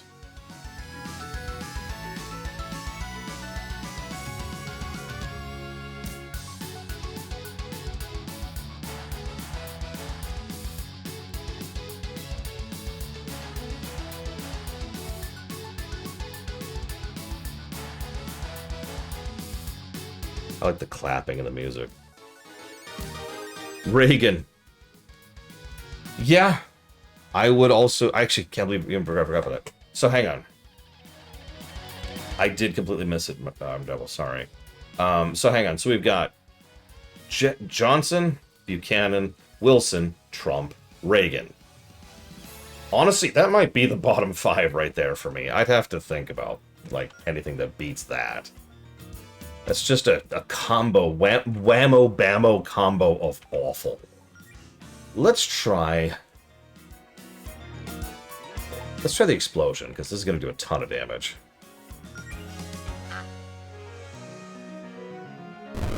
Oh, that's funny. The Trash King doesn't actually know any spells.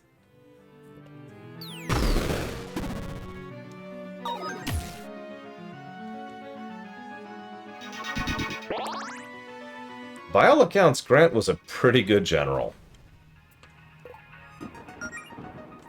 End statement. Let's just stop that sentence right there.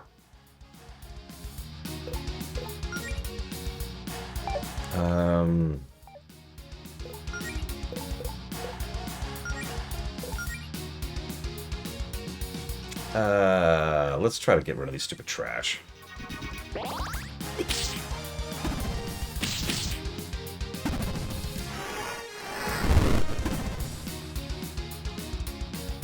I mean, honestly, a lot of the... Have you ever studied the American Civil War? Because I have. It is gobsmacking to me how stupid most of those military leaders were. Like, almost all of them. We all focus on Grant and, slave guy, I can't think of the name of. Slaver guy. But, like, most of the military leadership... Lee, thank you. But most of the leadership was really bad. Like, really... I, in real life, unironically, would probably be a better leader than them. Bad.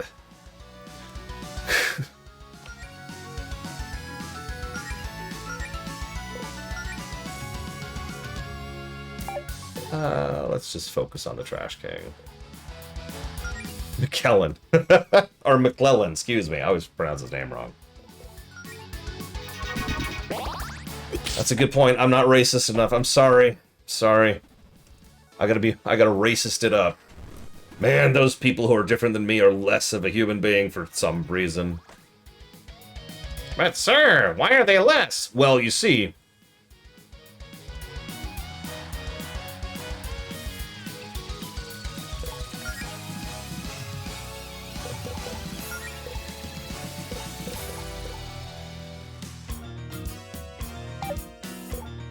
Anyways, moving on.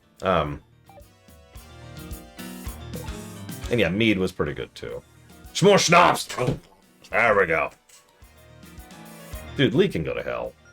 There's a reason I call him Slaver Guy. That's actually the slot he occupies in my head.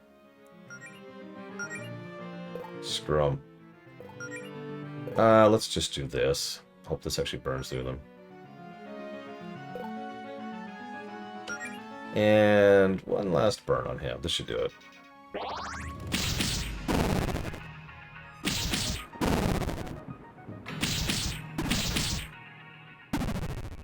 No! Allison's poisoned!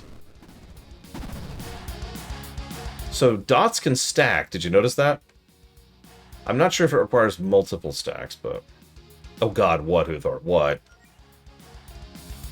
So let's give Allison a kiss. Let's attack. And let's give her an attack boost. Bring it home. Yeah, everyone's talking about Eisenhower. So here's the thing.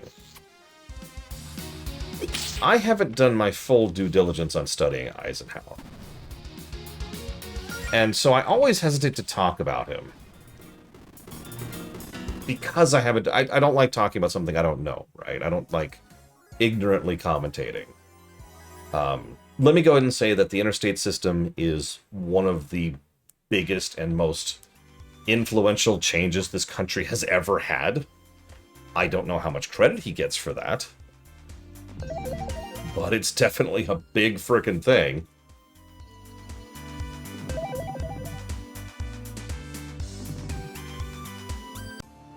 And that's about as far as I can go with that.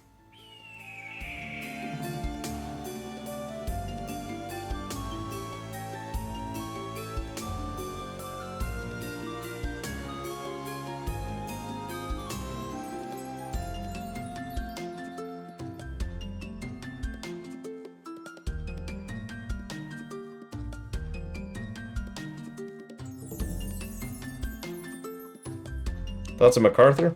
Moron. Egomaniac. Idiot. Moving on. That'll teach that stupid bird to tear out the wildlife on our island. Well, that's one less threat for the Sapphire Islands to deal with. The only thing that leaves is the mysterious video wizard who can manipulate space and time. Point taken. Come on, Mel. The adventure continues. Patton? Patton was a psychopath. It has the nicest thing... So you probably know this, because I know military history, especially in that era, quite well, because not only have I studied it out of my own interest, but I used to circle the history scene a lot.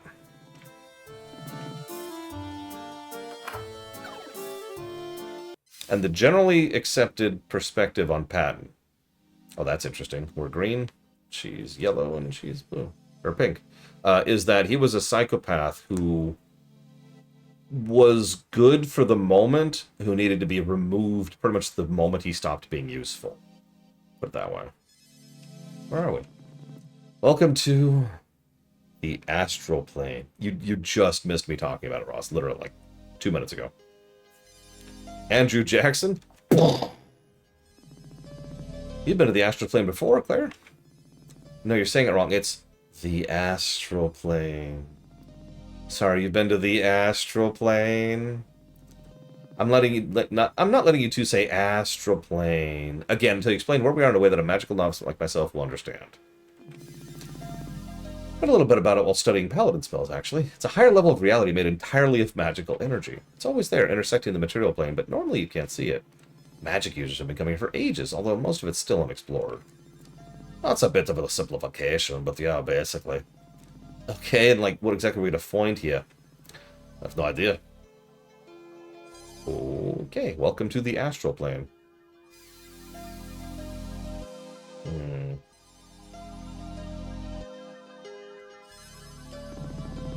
Warp currently unavailable. So this is our fast travel. Okay. Oh my god, Mr. Red. Okay, well obviously the Department of the Interior goes to Applejack. That's an easy one. We'll go ahead and put the... God, hang on. Hang on.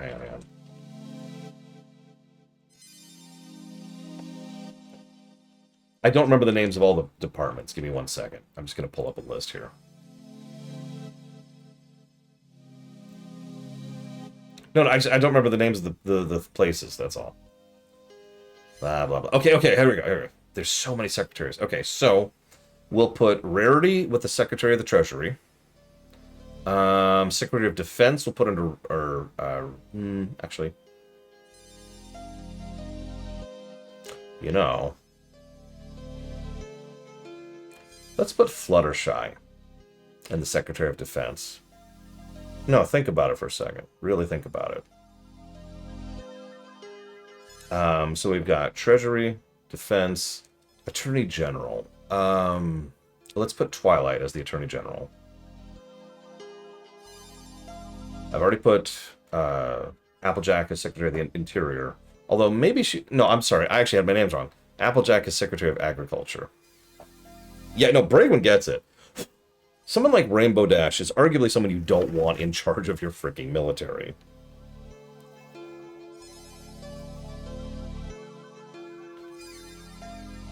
Like, big, loud, boisterous, 1 HP. No. You want someone who's nice, quiet, diplomatic, and has a big frickin' stick. Let's see. Department of Labor. Spike.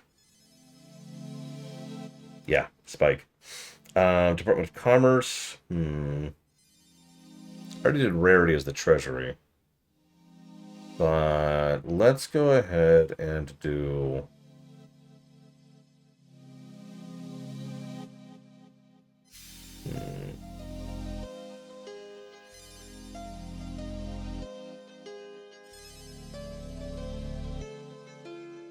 Yeah, exactly, Sean. I could see Starlight in several of these. That's why I keep holding off on that. Honestly, I mean, Pinky feels like Secretary of State to me. I know that's a weird one, but I stand by it. When she's written well, she knows how to diplomatize. I'm just saying. She knows how to run that house, and she knows how to be organized enough to manage that house. So,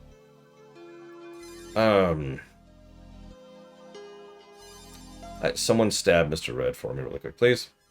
So that leaves at least quite a few, actually. There's a lot of departments. But we've still got education, Homeland Security. Okay, that's gone.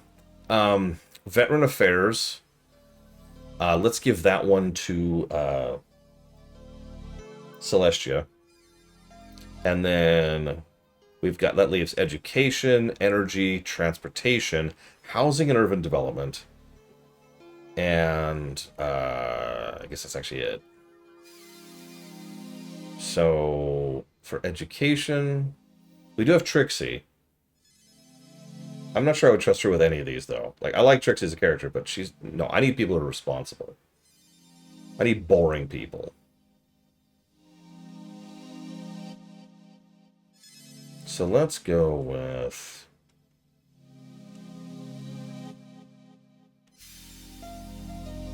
Let's flip this around. Let's put Maud in charge of agriculture. And then let's put Applejack in charge of housing and urban development. I think that'll work better. I'm putting way too much thought into this. Yeah, Trixie's our marketer.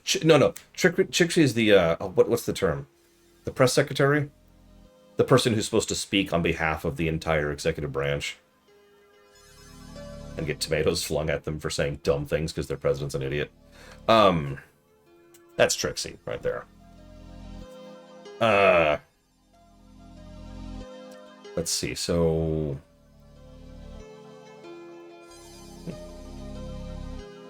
I'm not sure on the rest. Oh, I'm a moron, Mr. Ed. The difference is I know it and acknowledge it. I'd be like, alright, Mr. Ed, I need you to go out there and tell them this dumb policy I'm implementing. It's called, we're going to start adding free public housing for everyone, and it's not going to be crap. That's the name of the bill, by the way, is free public housing for everyone, but not crap, okay? I don't know what that acronym is, and I don't care. Go make it happen. Alright, where was I? Somebody here, but he's asleep? Oh yeah, that guy. He's always there. I've heard he's been here as long as anyone can remember, actually. I don't know what his deal is, but people call him the Dream Knight. Is he okay? Should we help him or something? I don't know. He's still breathing, so it's probably okay. Let's just leave him be. Okay.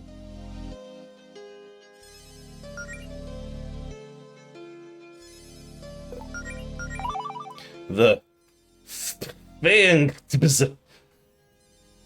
I love it.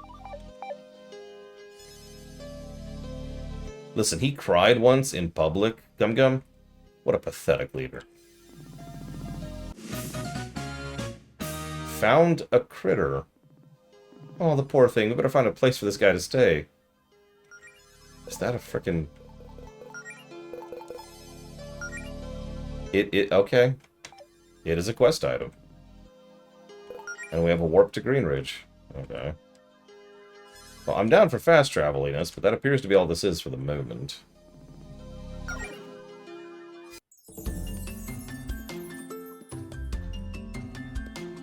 By the way, that's a real plot point in one of those books. I forget which. I think it was specifically the Queen of England who made fun of him for crying in public.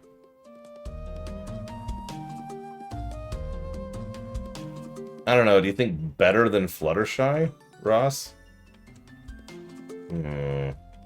I still feel like Fluttershy is a really good pick for Defensor.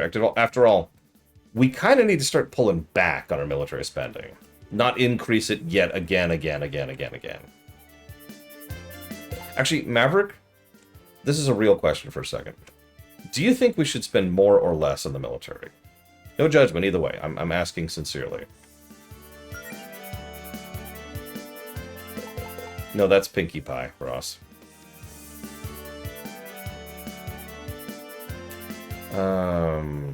Let's go ahead and heal.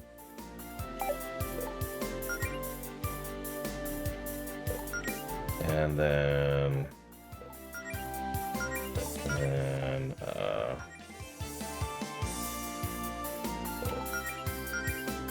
That's fair. I apologize. Let me be more clear with my statement. Should we spend more, less, or actually do an honest-to-God accounting job with our military? See, the problem is that's an easy answer.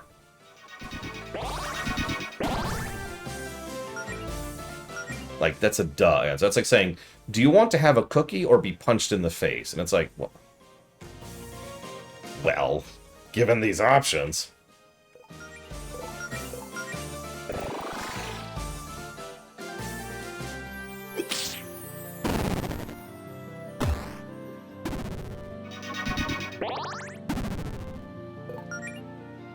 It would be fascinating, wouldn't it?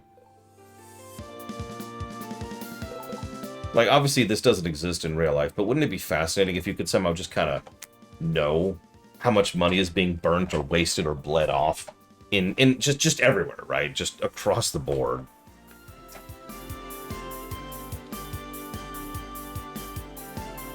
Yeah, just straight up money waste, right?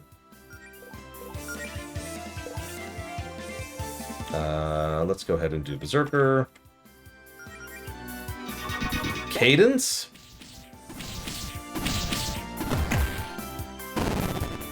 We can hand education to Cadence. Ding. We learned Magic Missile.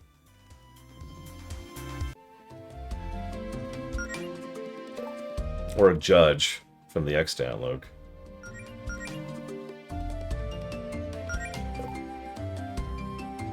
It is an AoE that uses MP and star power, but it's a big hit, apparently. Jesus, Maverick. Yeah.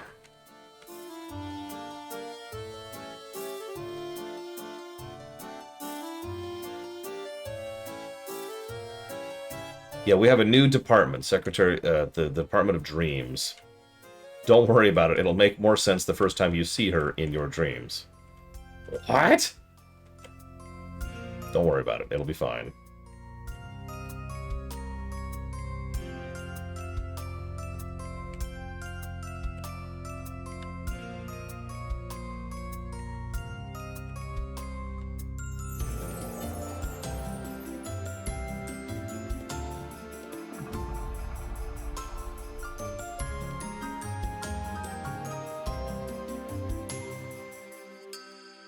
Okay, we've already been up here. Let's check the menu. Hang on. And by the menu, I mean the map. The other thing that starts with an M. What? No, Twilight's busy. Sure, Czar. Sorry.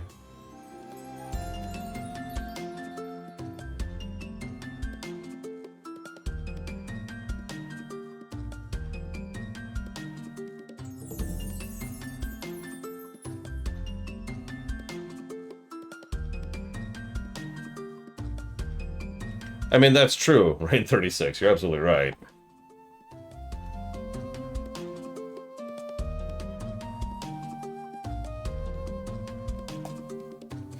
Okay, we've been up there. We can't go there. So I guess we're going up this way now. Yeah, I mean, honestly, that's the goal, isn't it? We don't really want a president to take command. That's sort of the point of having a president, is so that we don't have a king. Not to sound too Roman here about it, but I don't want a king. I don't know about you all.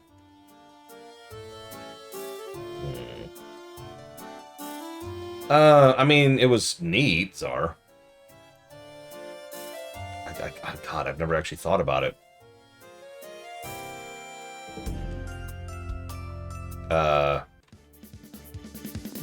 It was very cool. I think that's what I'll go with that.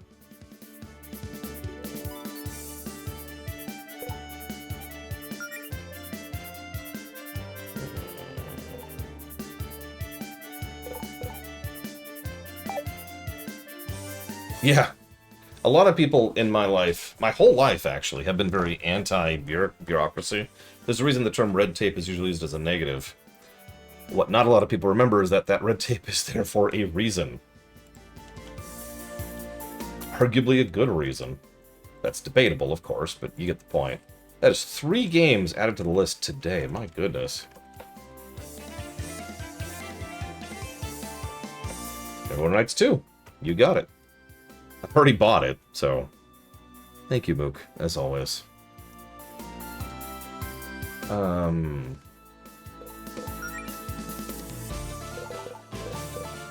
Yeah, red tape is there so that people can't just do things. It is also there so that people who don't generally have power can do things.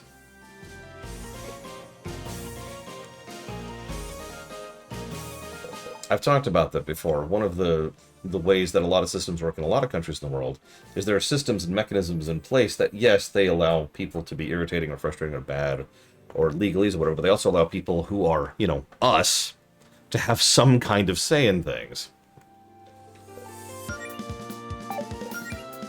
But I shouldn't talk about politics for the second day in a row. It wasn't on the list, sir. I'm almost positive. You can double check me on that, because the list is up to date as of, I think, last night. God, Allison's such a weird character. She doesn't have much she can do initially at all. So, let's just do this. Try to get rid of the Snowbat.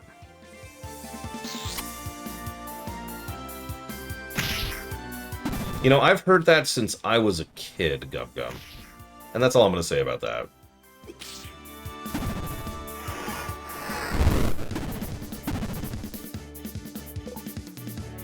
Okay. Let's go and do the big heal. I might build up to a mana heal this time around. Let's keep building up on the squirrel. Let's keep burning. Nope, actually, let's boost Allison. Let's do that instead. I want you to hit even harder, Allison.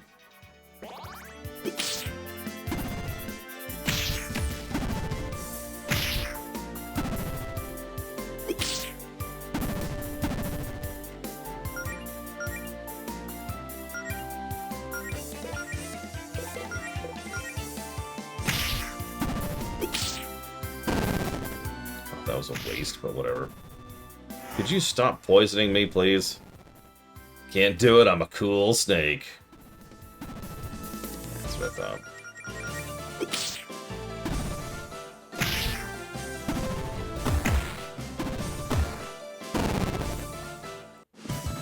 I mean, I don't want to get too controversial, Huthor, in response to what you just said.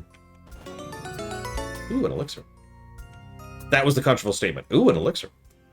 I actually think the US Constitution could use an overhaul. Probably because it's an insanely out-of-date document that was written for an era that is so wildly different from this one, it's not even possible to put into normal nomenclature. Here's the problem with that. Pursuant to what Huthor just said, do you trust the current existing representatives of the states of the United States to write a new, good constitution? Yeah, the Constitution was supposed to be rewritten. That was part of the baked-in thing. Literally by design. People turned it into a frickin' Bible, and it's like, no.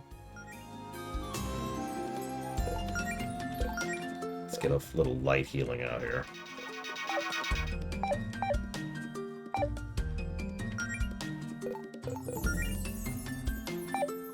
Yeah, even people I tend to agree with will use the word unconstitutional as, like, the worst, right? As in, if something is unconstitutional, it's like the worst possible thing you could say. You know what I mean, right? We all do that to an extent. There's criminal, there's war criminal, you know, there's inhuman. There's like a gradient to how bad something is. Here in the States, a lot of people use unconstitutional as like the bottom of that list.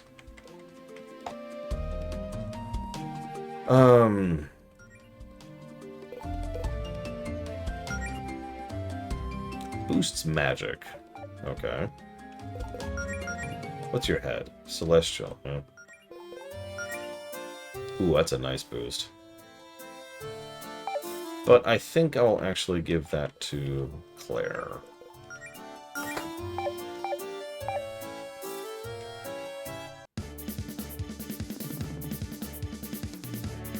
Okay. Also, we need to just kind of destroy the Supreme Court. Just, and it's gone. That's not actually a vague opinion. I've kind of looked into that. I wish I could chat with someone about it who's also studied the U.S. legal system. The way how the U.S. legal system works is there's a lot of different tiers, layers to courts, and each one kind of forms a bit of a circuit, right? So there's a circle, and then there's a bigger one, and then there's a bigger one, and there's a bigger one, and each one of these is higher than the previous courts, right? There are processes and procedures to go from a lower court to a higher court. Those processes are supposed to be difficult to do. It's supposed to be hard to kick it up a tier, right? You're supposed to go through a thing, go through another thing, go through a third thing, appeal that, and if the appeal is successful, because an appeal is not a guaranteed thing, then it goes up another step, right? And I can't remember what its name is, but it's like basically the Court of Appeals right below the Supreme Court, by my own limited understanding of the situation, is like as far as it needs to go. There's no need for the Supreme Court above that, especially since the Supreme Court doesn't have the same standards of ethics applied to it that basically every other court in the country does have. Like, the amount of open and obvious, and nobody's even trying to hide it, bribery that happens at the Supreme Court is something that should be illegal, but isn't, because the Supreme Court just isn't held to those. They don't have those kind of requirements placed upon them. So they can just be like, yeah, sure, or whatever. Enjoy a luxury hotel trip to this resort and this massive golf tournament thing.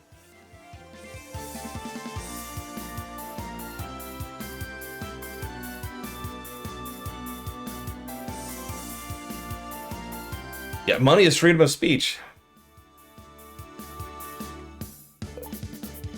I mean, honestly, Huthor, you cannot tell me that this is not a deliberate and intentional move that's been happening for decades, right? I mean, it's already become a joke that the 6-3 split is a thing. This is something that's been planned for a long time.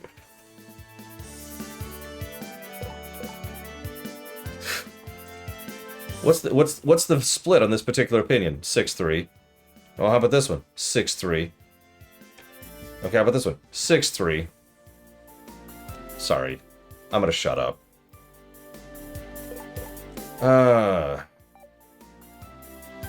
Democrats. Don't even get me started about the frickin' Democratic Party. Just take them all back and punch them in the face really quick. Just one solid punch. Bam! There. Boom.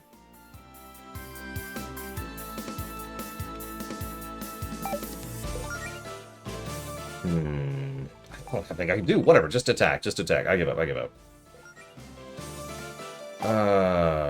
And just attack. Whatever, I don't even know I'm debating this.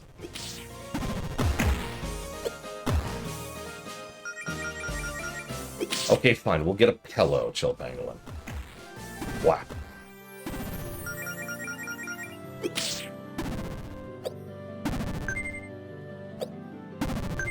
Please stop robbing me of gold.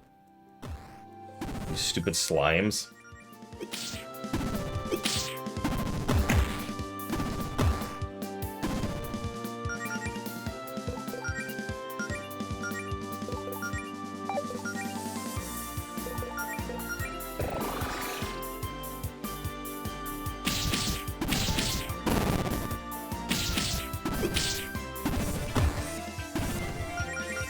That's true, Armed Devil. This is my fault. I should have shut my gob. See, this is worrisome. Kraken-san hasn't said anything since they mentioned that they're a paralegal, and now I'm just waiting for a paragraph telling me how wrong I am. I'll accept that I'm wrong. But, like, God, screw the Supreme Court. Let's see.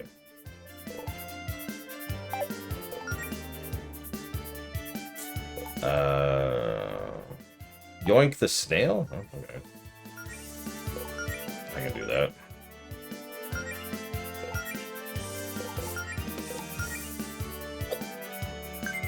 $100 gold. Worth it. Not worth it at all. Alright, Viewbotting is legal! Oh god. That's my response to that. I don't even want to acknowledge that that particular thing is happening right now. Is that okay? If I just don't acknowledge that that's a thing that's happening right now on Twitch? Frickin' Twitch, god damn it.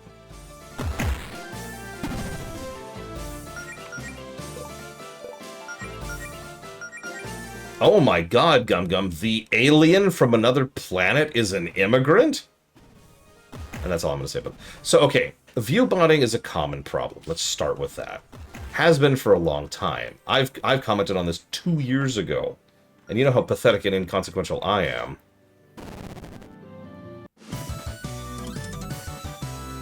But the thing is, recently some rapper, I don't remember his name, don't ask me, started streaming.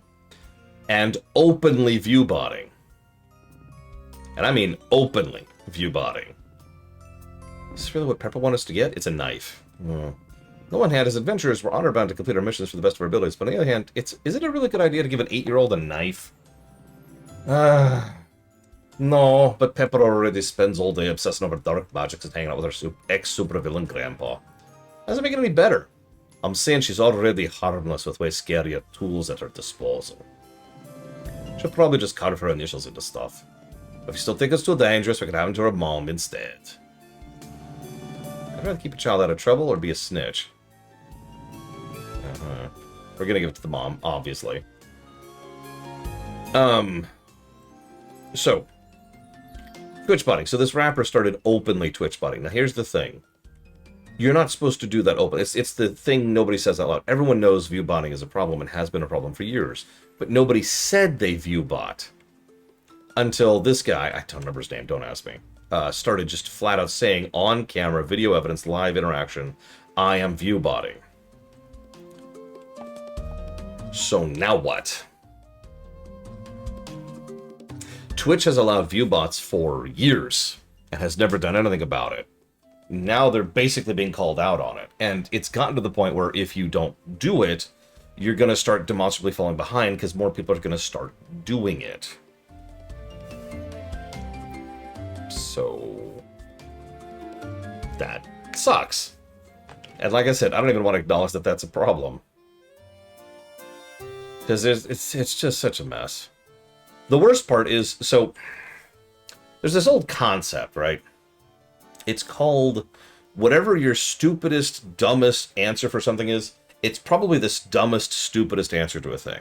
That's not what it's called. But simple solutions almost always don't work and oftentimes make things worse. Let me give you the simple solution in this case. Oh, that person's got viewbots. Ban, right? Let's say Mr. Red's streaming something. I don't like Mr. Red. Or I don't like what he's streaming. Or I don't like something he said. Or he banned me. Or he blocked me. Or I'm bored. I send some viewbots onto his thing. Mr. Red gets banned.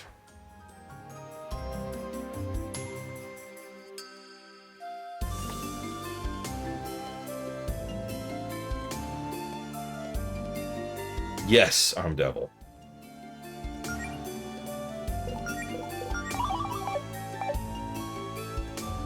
Alright, who are you? Excuse me, do you have a second? I don't. Okay, sorry to bother you. We'll be on our way. Whoa there, Mel. Let's give that another shot. Hi, I don't believe we met. I'm Allison. This is Melody and Claire. You are? Busy. But my name's Noel. I'm just wondering if you've seen our friend Jody pass through here recently. She's a tiger? You're gonna have to be more specific than that. I suppose she's orange with purple stripes and looks muscular enough to punch a boulder to pieces. Jody looks like she could rip a tree out of the ground with her bare hands, but she can also give you a really nice hug. I'm getting mixed messages here. Is she nice, or is she running around destroying the countryside? No, Jody's nice. She wouldn't really do that. It's just important to get a clearer mental image of how shredded she is. Okay, if you're done with all the colorful distractions, then yes, I'm pretty sure I did see her pass through here yesterday afternoon. Oh, that's great. Which way was she headed? Head back down to the fire lookout tower where the park ranger. She's headed east from there into the mountains. Oh, okay. Also, if it's important, she looked like she was tailing someone. Maybe not the beast. I didn't get a look. Oh, interesting. Maybe Javis, one of his goons? It may complicate things. Thank you so much for your help, Noel. Sure. Okay, interesting. Hell yeah, Colgrim.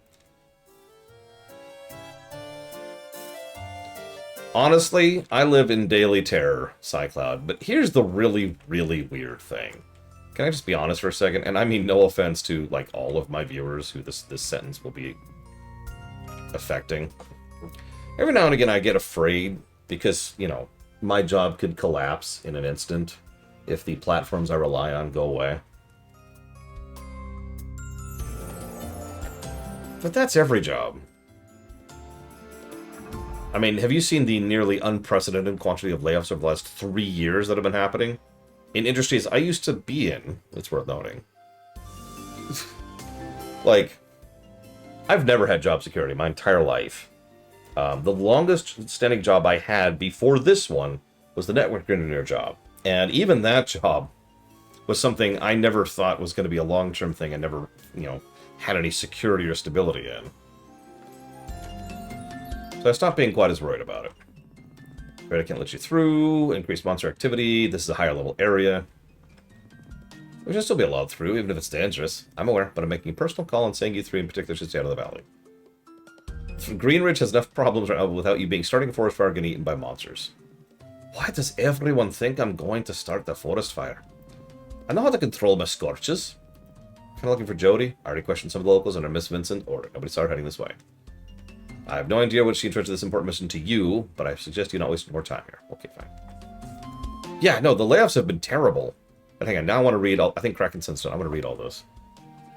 Scroll up, scroll.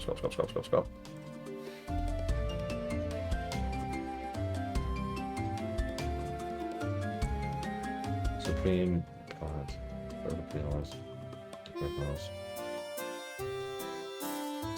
Something truly magnificent or idiotic. Yeah, that sounds about right. Yeah, New York State Court of Appeals, and then convince the federal district to take your case. Yep. Interstate Commerce Act. Actually, yep. In district to take a state case is extremely hard. Yep. Most of those cases you see here, the big ones that go to court, started in federal courts. Yep. No, that actually makes perfect sense. Thank you, Krakenson. That was enlightening. Screw the Supreme Court. All right. Hi, Valerian. Screw the Supreme Court.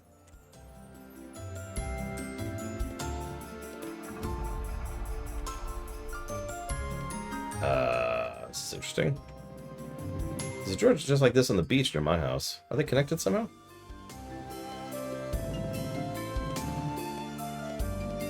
Okay, so that's clearly some shortcutty stuff. Supreme Vacation Club.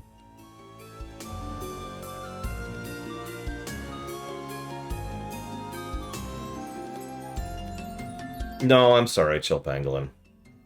I think the problem is I'm falling a little bit behind the power curve. And so... combat's starting to slog a bit, which just... this is a me problem. But I'm paying less attention to the game as a consequence of that. Dungeon design's still fine. In fact, this is probably one of the better designed dungeons. I noticed there is no healing spot anywhere in this entire dungeon, or its adjacent dungeon, which is an interesting choice.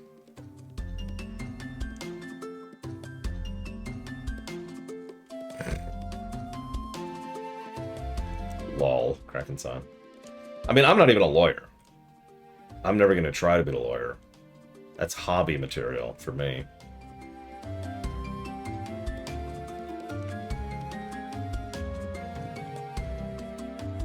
I'm not at anything. Oh, I didn't realize that was actually a main boss. Oh, alright, whatever. Well, that was the main boss. Go ahead and save here. The Law Runner. I love it.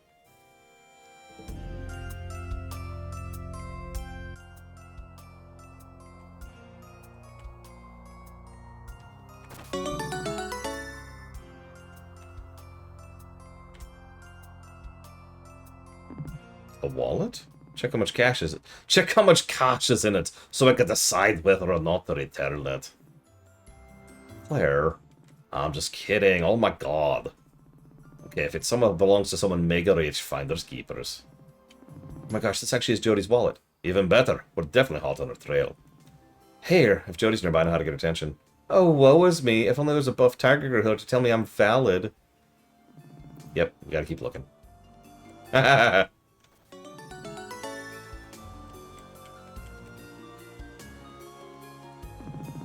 What's this big disc on the ground? Looks like an old warp pad to me. If we stand on it, I should transport us somewhere. Considering this path is otherwise a dead end. I hope it isn't dangerous. It's probably safe, but whatever it takes us, we better be ready for anything. Now let's save first. I mean, honestly, if real life is an MMO, we passed vanilla like 10 millennia ago. No, think about it. Think what vanilla usually means. Think about how it applies in terms of game design. And then think about what human life was like a while ago. The Celestial Wasteland.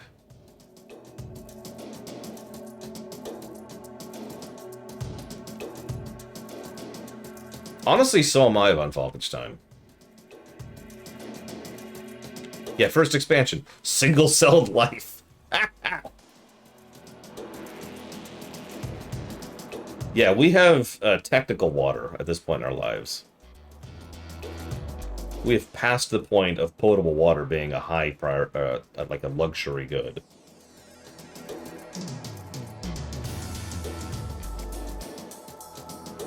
What? What?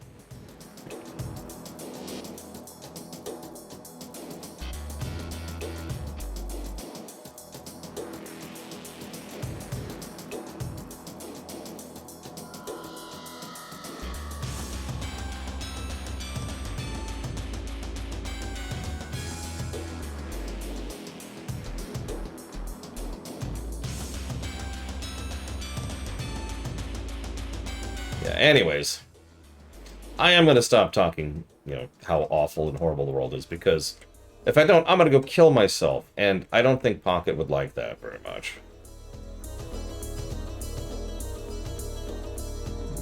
Well, this sure is a change of scenery.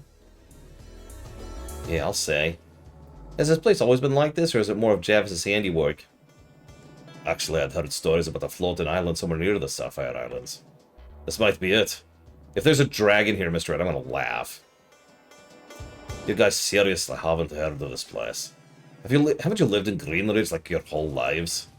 Pretty sure I'd remember if I knew there was a giant desert island in the sky near my hometown, Claire. Ditto. Okay, but we took a medium-range teleporter to get here. We couldn't have gone that far. Why can't we see the ocean below us? I don't know. I guess that's another mystery for us to investigate while we look for Jodie. Well, I don't see Jodie anywhere. I guess she's not here. Let's go back to the Ember Woods. Wasn't that place nice? Okay, I know this is a lot, Mel, but listen, if I was Javis and I wanted to hide from us, this floating island we didn't even know existed would be a pretty smart place to hide. Don't you think? That's a good point. Okay, let's do this for Jodie. For Jodie. We will be strong for Jodie. This is a long string of dungeons, by the way. I'm almost weirded out by it. Actually, am weirded out by it. I don't know why I'm saying it that way.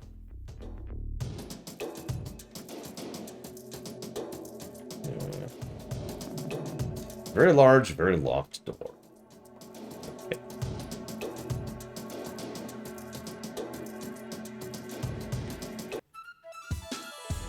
New battle music. Super fighting robot and a tumbleweed mage. Still no recovery spot, by the way. This is functionally 2.5 dungeons in a row. And, no recovery. Let's pop the last of our mana here.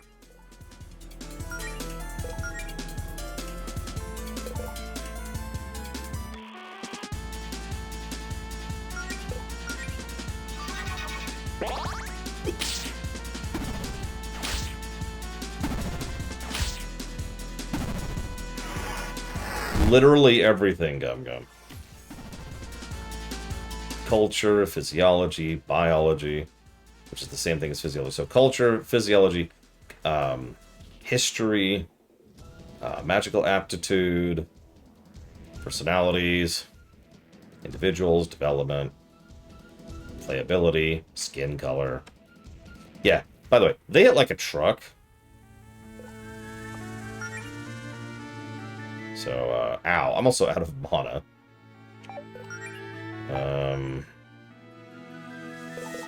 Let's try a mana drain. And let's attack the tumbleweed. And then let's pop a potion, because ow! You see what I mean? I'm clearly falling behind the line here.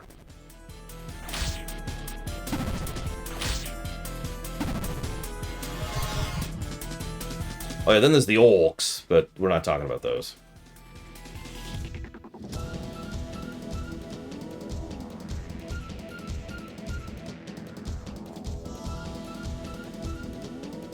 The orcs are fungus.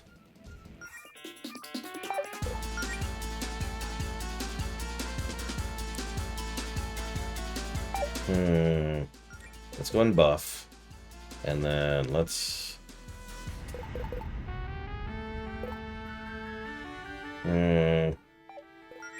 let's do a barrage. And honestly, just defend, Claire.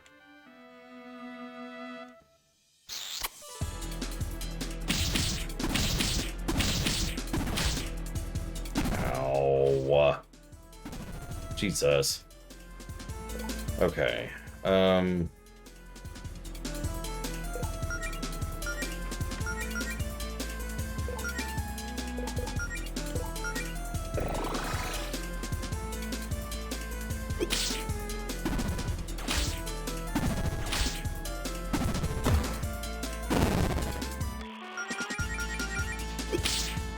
This is the first trash encounter up here, by the way.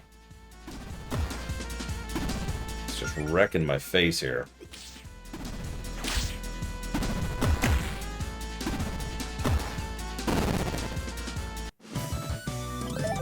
You know, ironically, I don't know, Luke.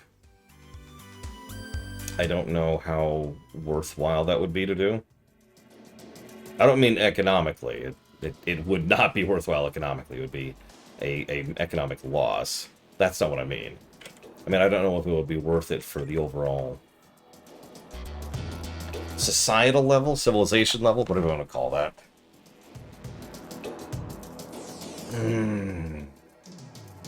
I mean, I guess that's fair of Unfalkenstein, but the only enemies I evaded were respawns. I have actually fought every enemy that exists so far at least once. If the game expects me to fight everything every time I go back through a respawn... I didn't notice that until you pointed it out, Unfalkenstein, but yeah, it looks like I don't get my mana back. That sucks. Hang on, I'm just gonna look around for a sec. Okay, 2 and 3 enemies here. All right, let's try this. Okay, so okay. Okay. Right.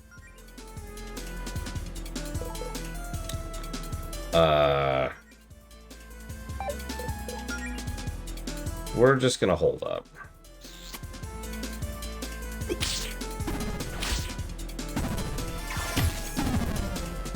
Okay. We're gonna run because my damage dealer is dead. Wow. Okay.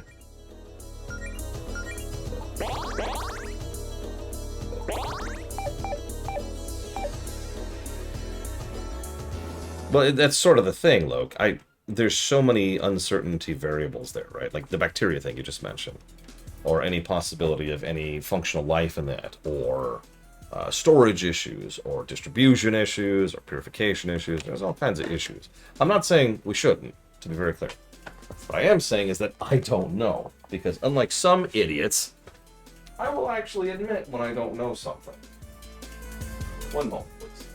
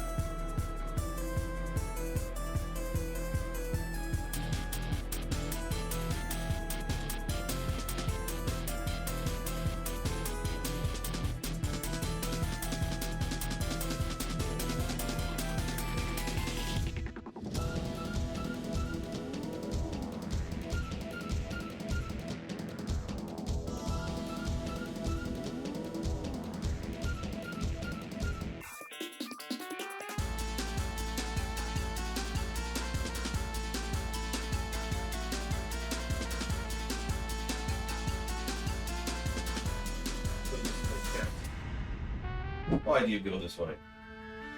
What's up? What? What?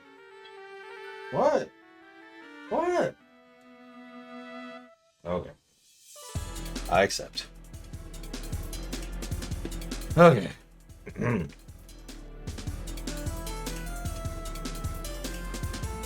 What's a techno-barbarian? Either way, no.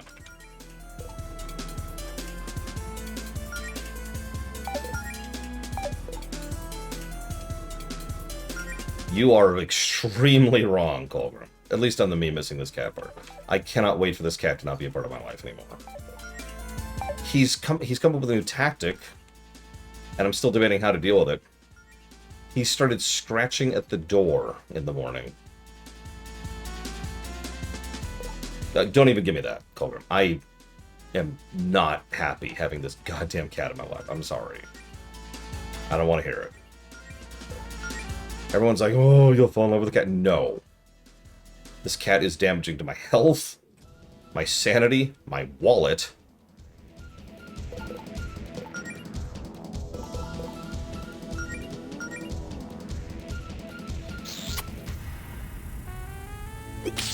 I want this cat to go back to his family, which does not include me.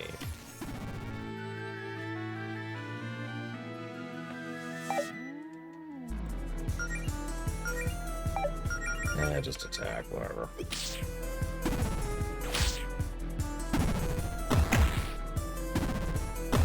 So this is my niece's cat. Hey, cat. I don't love you, okay? Now come here. Here, have scritches. So, my niece is currently not at a place where she can have a cat. Neither is my sister, or basically anyone else. So the only person that can actually take care of this stupid cat is me. So I got the short straw. You think this is bad, by the way? I get to do a 15-hour car trip with this cat in my back seat. That's gonna suck. For both of us, I should mention. Like, that's gonna be awful.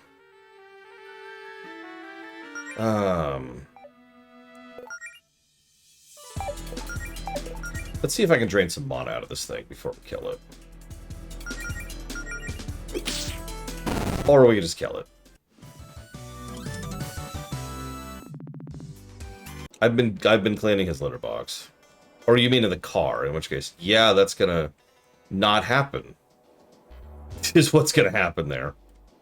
There's really no safe way to do that without risking the cat getting out and fleeing.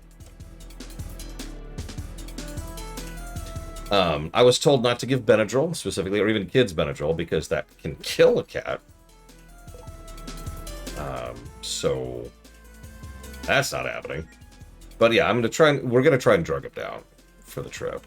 I just don't know what drugs we'll use, or how those will work, or basically anything. That is a to-be-solved problem.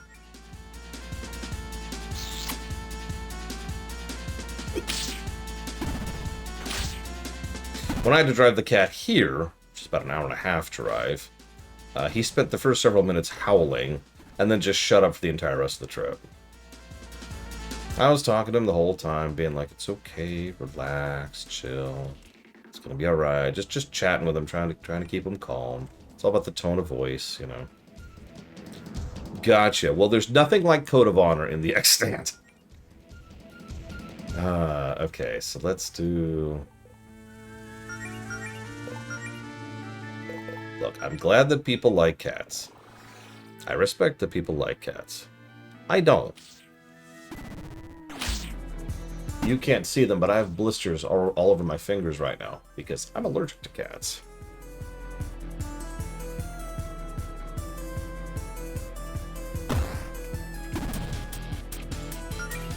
So that's great.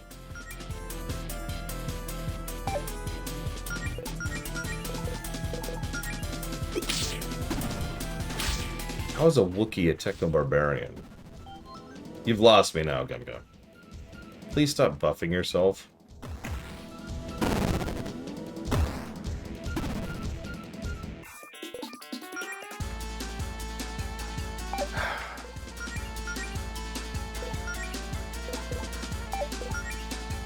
Whatever, we're just gonna do that.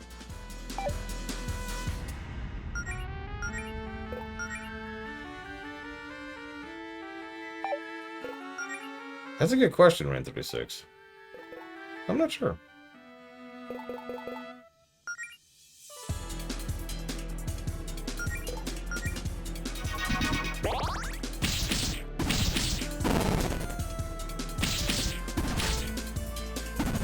I was saying, I thought a techno-barbarian was basically like Warhammer 40k, based, you know, everyone.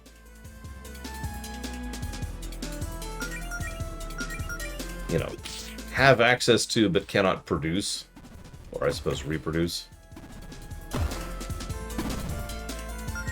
Yeah, Mad Max, exactly.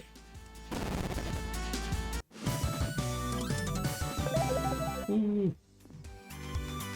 Scrap metal. I don't even know what that is.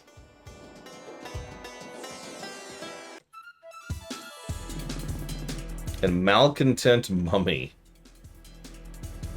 And yeah, proof positive their mana doesn't restore at the end of at a level up. It's an interesting choice. Okay. So let's wow. Okay.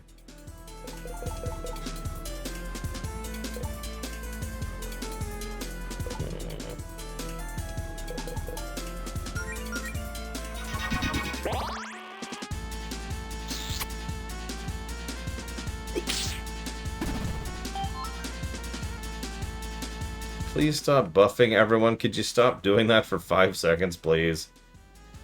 Why would I stop doing that? Okay, never mind.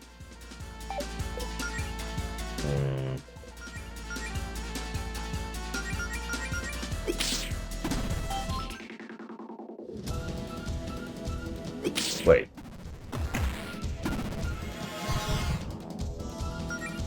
Okay, so we have a little bit of mana.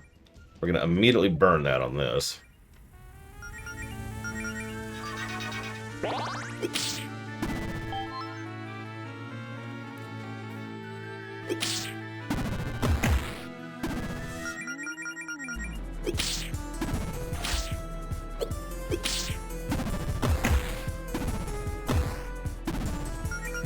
Die! God.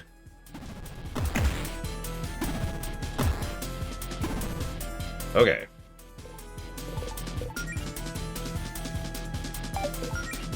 I've played a bunch of RPG Maker games too. This is still probably one of the better ones I've played, but I a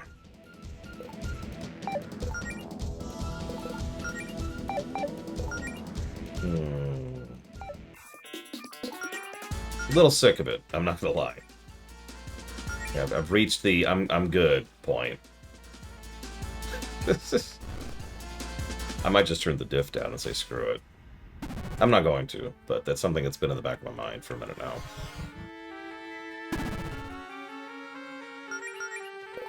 Okay, so, fan the flames.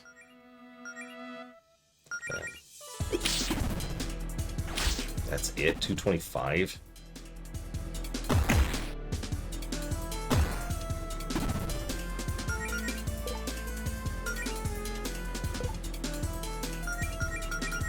Yeah, we were actually just talking about this. Trash design. Okay, so Dive Bomb looks like it's a more useful attack to use, even though it costs the same and requires less.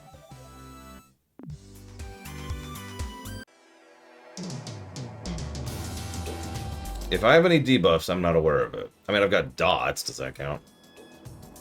I actually don't consider dots and debuffs the same thing.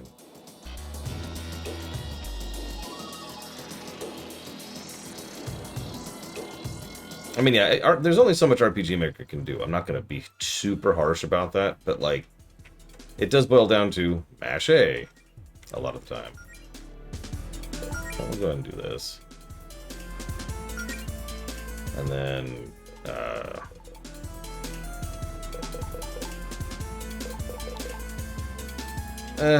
I mean, I guess I could use my ethers. I'm not sure it's actually worth doing in this case, though.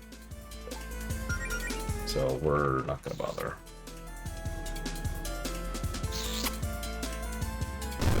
What would separate Wookiees from Code of Honor?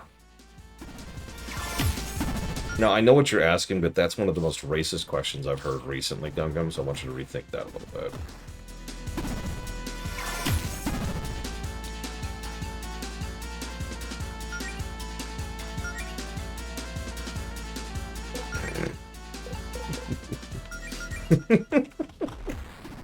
I know you don't mean it as that. Which is why I'm just like...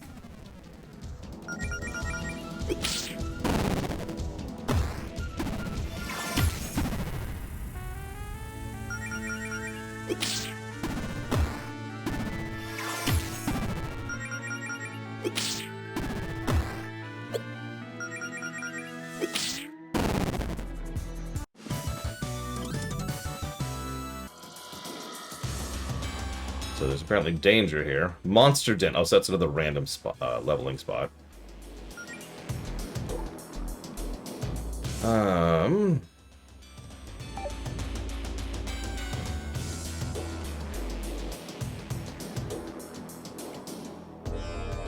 This music reminds me a lot of the Beacon Desert song, specifically in Den 2. So... Oh god, a gust of wind makes a tumbleweed more powerful. Okay. I didn't see that guy coming. I was trying to explore a little bit to see if I was getting close to the town. Obviously, I'm not. So, let's do... Now let's just do this. There, screw it.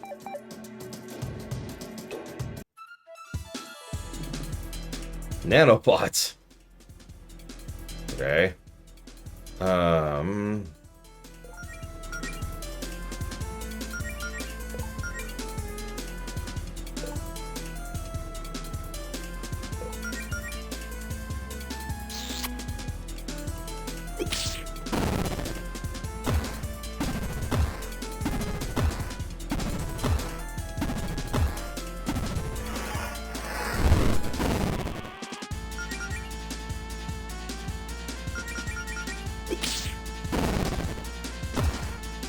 some strange reason, the nanobots don't have a lot of health.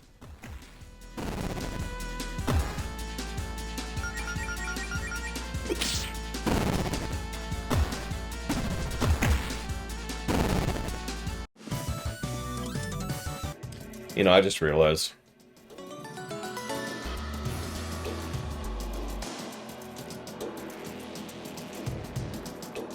There is a...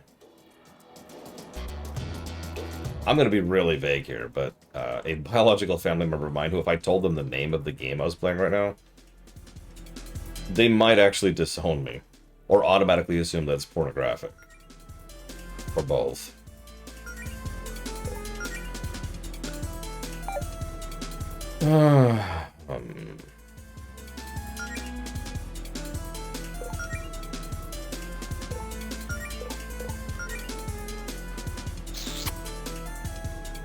Yeah, I would agree with that, Shell Pangolin. Alright, Claire's dead. Perfect, perfect.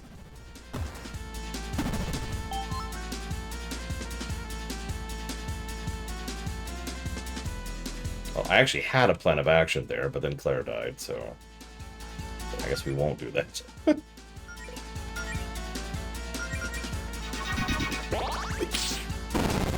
She's only one level behind everyone else, too. And honestly, this is not a Dragon Quest situation. There's no staircase leveling going on here.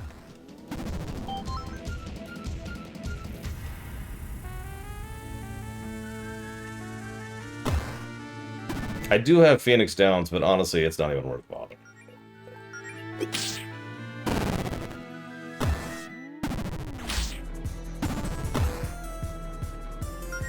I say as I constantly miss attacks.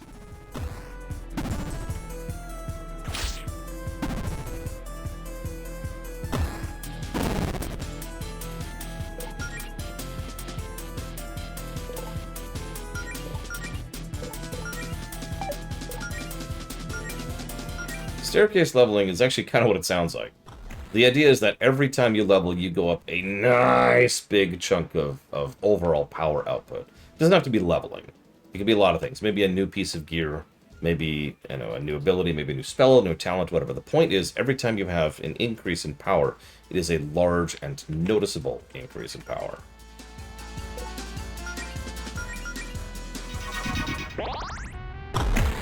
Yeah, what Colgrim mentioned. That's why I call it staircase. Dragon Quest games tend to do that a lot. One level or one upgrade of gear is usually very noticeable in a lot of Dragon Quest games. In this game, I've barely noticed the fact that I'm leveling, which is more of the Final Fantasy style. Not as an insult, just a statement of fact.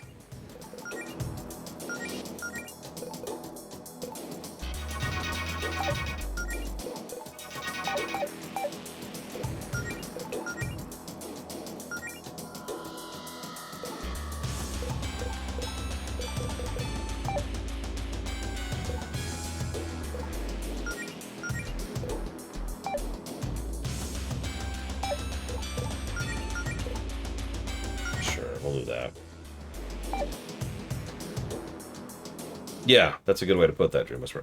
D&D should have staircase leveling and doesn't. That's a design choice. I think it's what we're going to call that. Just refer to that as that.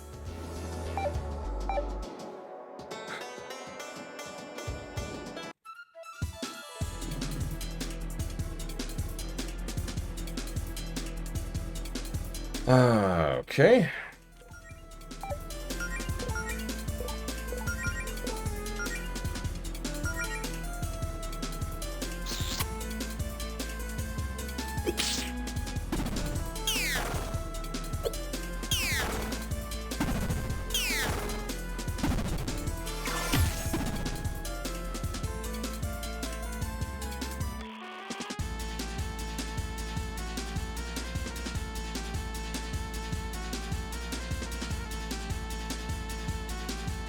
If it's the thing from a few days ago, yes, Uthor, and I am extraordinarily enthused.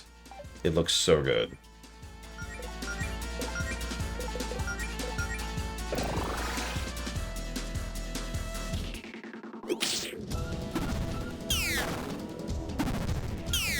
Yes, Sub-Zero. Certain levels. Then there's a thing called dead levels. See, here's the problem. And I mean this sincerely. D&D, this has been a problem in D&D for years. D&D levels have no curve to speak of. Is the nicest way I could phrase that. This has always been true since, like, 2nd edition, which is when I got started. AD&D. Your power progression is like this.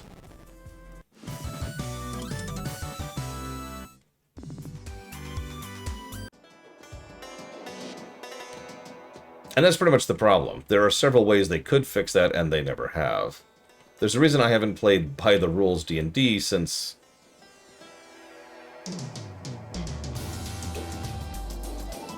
sixth grade.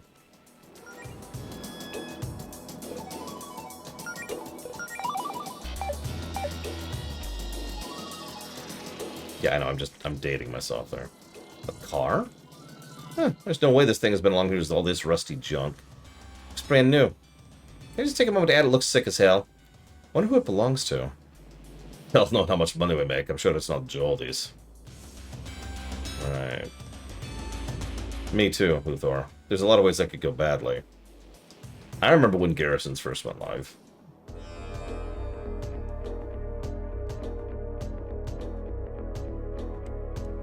Yeah, I noticed that too, Von Falkenstein. You'll notice the AoE skill also costs mana and star power too.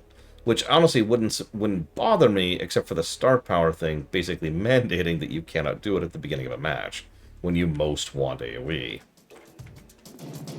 Oh hey, another beast. Heh. That wander in the Dust Bowl, eh? I'm trying to find someone, actually. Yeah, you seen our friend Jody? She's a big, strong, tall, big. She's a tiger. She's probably wearing armor.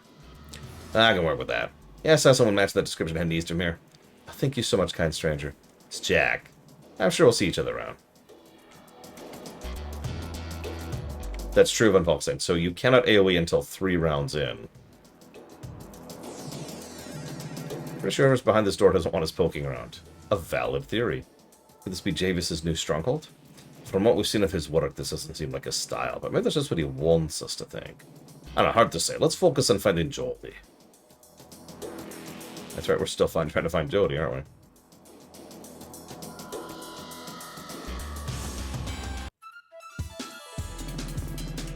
A tombstone drone. Why would you... Okay, now you know what? I don't even want to know. Alright, kiss. Attack her. And burn her.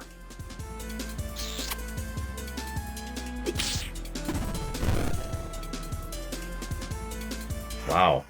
That mummy gave me a sick burn. That's not my joke. Don't. Let's mana drain really quick. And then let's attack boost Allison.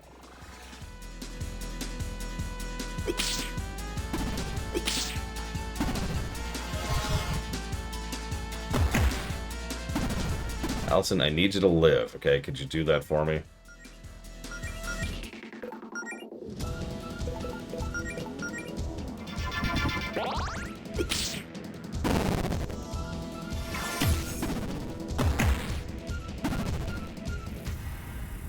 What's weird is some of this kit design is pretty good. Like, for example, both Melody and Allison have a free ability they can use that gives them star power as a nice opener move for some reason or another. Both of them also have low cost and medium cost star power moves that are pretty good. But Claire?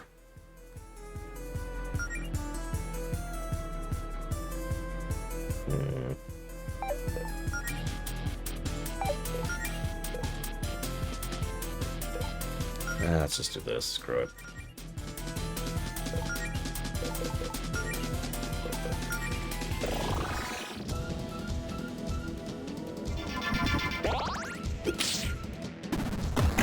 I mean, what this boils down to is Claire just feels not as well designed as Melody or Allison.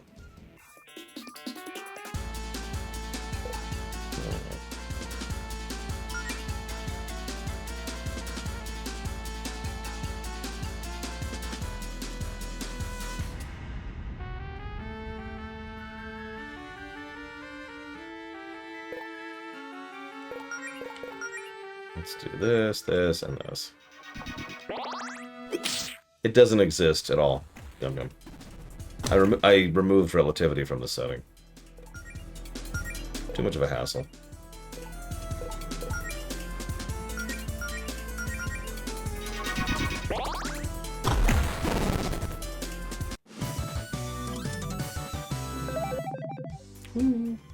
Mummy dagger. What the heck is that?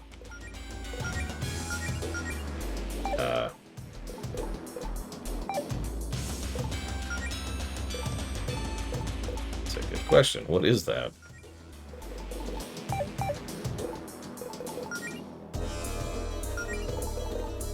This thing's creepy and probably cursed. The responsible thing to do is sell it and let it become someone else's problem. Okay. Yes, Gum Gum. I actually don't know the difference.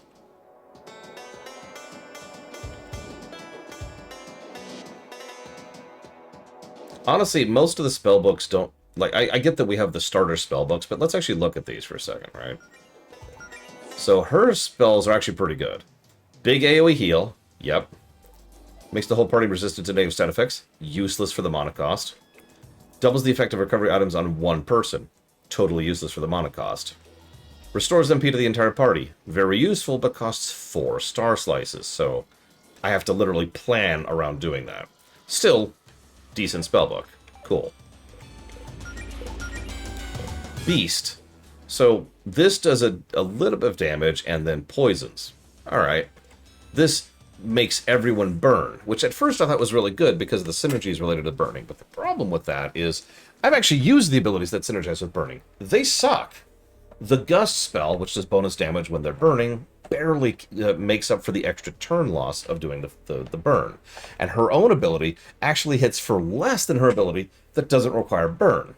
To be specific, Fan the Flames, which is only usable on burned enemies, or rather does heavy damage to burned enemies, does less damage than Dive Bomb, which doesn't require the burn. So Fire Breath is just a waste of a turn. Now, Berserker Barrage I liked at first, but then I started doing the math on it, and in addition to the fact that it costs 20 MP on a character with hardly any mana, it is also a two-star move, which, once again, is just supplanted by Dive Bomb, which is just better. Dive Bomb also doesn't miss. So, in terms of sheer math, Dive Bomb just crushes the other abilities, so none of her beast abilities are worth using at all. Now, yes, Burn is a dot, but it does an absolute pittance of damage. Like, that's been true even since the enemy group we did previous to here. Like, I honestly didn't notice some of the enemies were burned at first. I had to pay attention during one of the runs when we were talking about presidents to see if the burn was actually doing any damage at all, or if it was just like a debuff. Now, Alchemy is actually decent, all things considered. The Alchemical Bomb is a big freaking hit, but it is pricey. It is a potion plus mana. And that's the problem with all these. They're big hits, but they're very costly. Not the kind of stuff I'm going to burn on trash fights. I'm leaving her as an alchemist because, honestly, that's probably going to be useful when we get to the next boss. In fact, if you remember, I used several alchemy abilities on the last boss we fought. Now, having said that, since we've already established that Inner Beast is literally worthless, we're going to put it on Spellblade instead.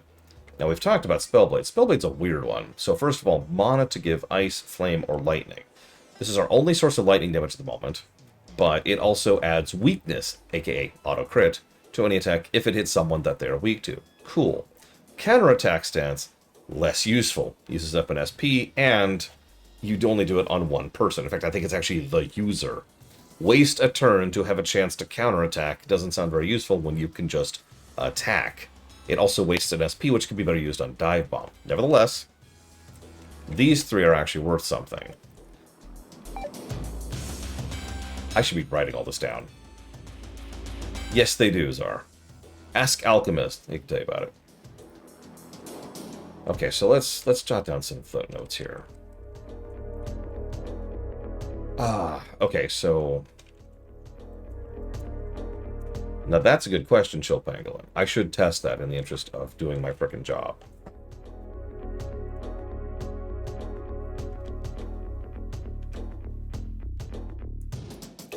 Okay, so...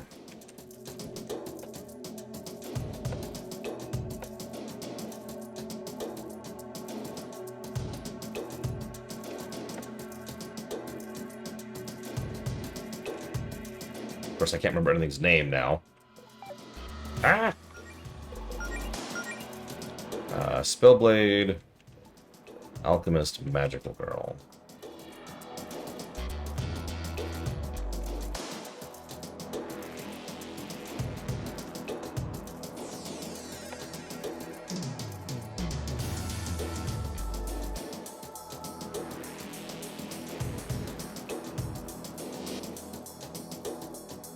And then Alchemist. And then Beast.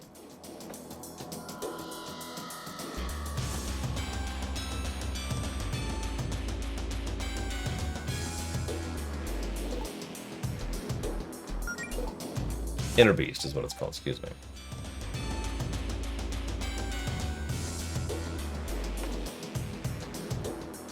Sorry, I should have talked all this out. I apologize, everyone. I have been doing my job, I swear, in trying to pay attention here.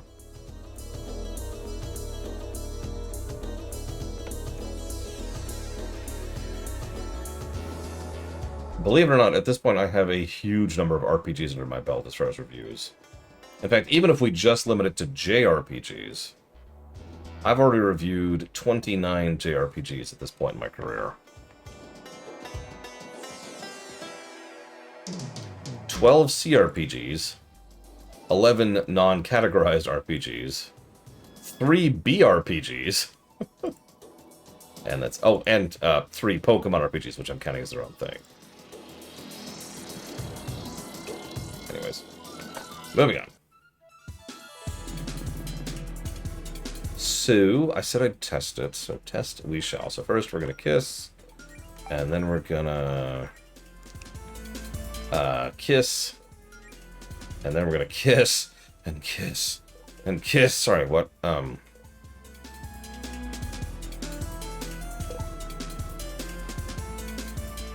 I out of potions? I might actually be out of potions. Oh, that's funny. Okay, so let's do fire on the tumbleweed. This is a great idea. Tumbleweeds are a known fire hazard.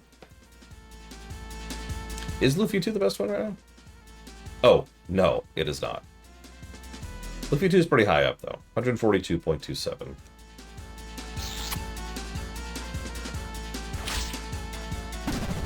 One thing I like about the kiss, it never goes out of... It never becomes worthless. It's always a worthwhile buff. Because it is a percentage buff. That's good design. I'm with that. Okay, so let's heal you. Alright, let's do this. Counter-attack stance. Let's see what happens. I'll have to watch the numbers carefully here and attack boost while we're at it. That is an extremely high score. You kidding me, Ross? It's better than Breath of the Wild. Sorry. Okay. So she just took damage and didn't counterattack, near as I can tell. Was that just me? Did she not? What?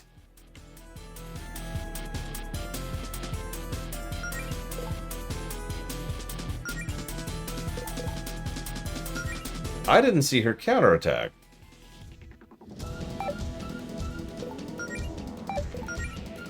Well, just for that, give yourself Lightning Blade. Yeah, I understand that the spell description says chance, but I sort of hoped it would be a higher chance than anything. The robots do physical hits, are. That's specifically why I've been focusing on killing the tumbleweed.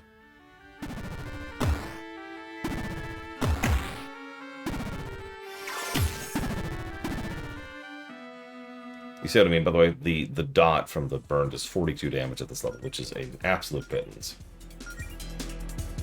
Are the Warrior games good? Would you believe I've never played any of them? The old ones or the new ones, the Warriors or the Warriors. So I don't know. So let's boost ourselves, because she has a decent weapon right now. Yep, I figured they'd be weak to lightning.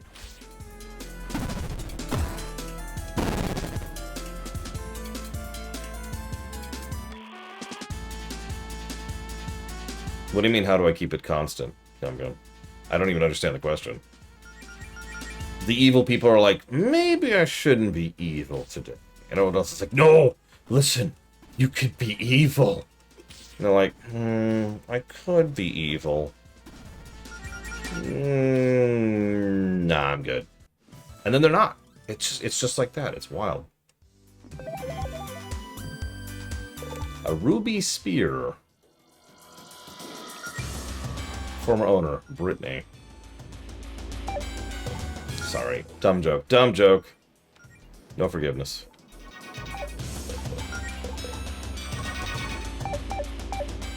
Alright, what is a ruby spear? It's apparently a weapon. Now I've got your weapon. Oh my god. That's an even worse joke than I gave. That's awesome. Hang on.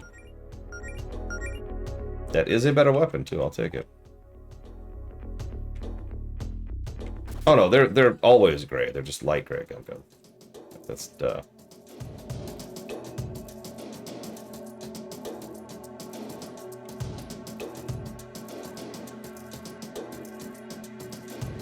Okay. Okay.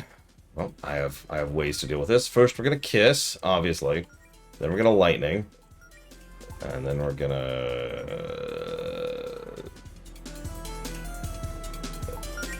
do that, I suppose. It's a Mega Man reference.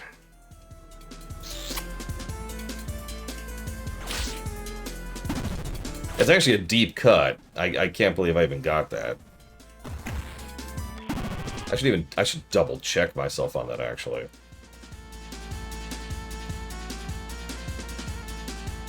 Nope, I'm right.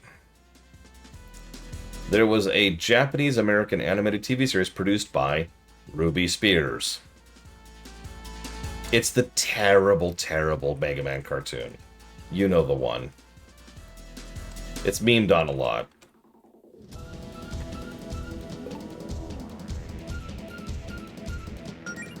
Yeah, super fighting robot, yeah. Mm-hmm. You get it.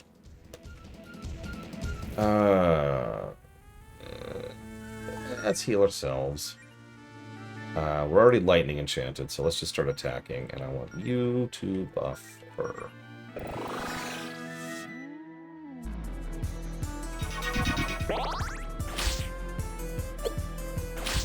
I love how I can miss attacks.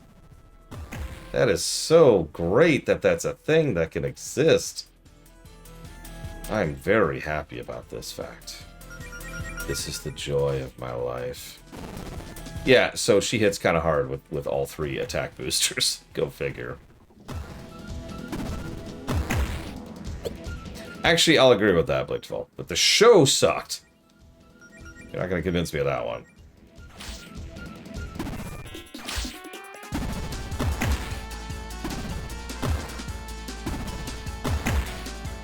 Yeah, missing doesn't charge your S either. That's actually a really good point. That would be an interesting mechanic to try and make sure the player at least gets something out of it. Out of that! Thank you for the demonstration game. Appreciate you. Player, don't.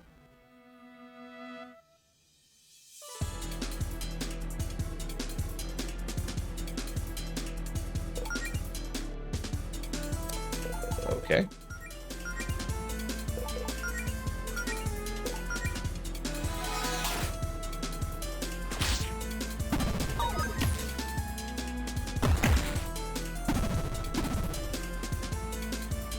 Now that's a dot that does some damage, I've noticed. The Resolute dot. However, that costs 2 star points. It's actually pretty rare I'm going to use that because it is so expensive.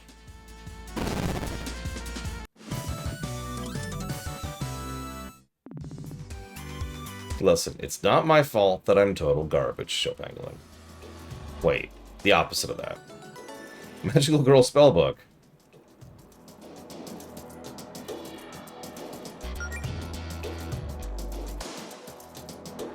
Thanks, game.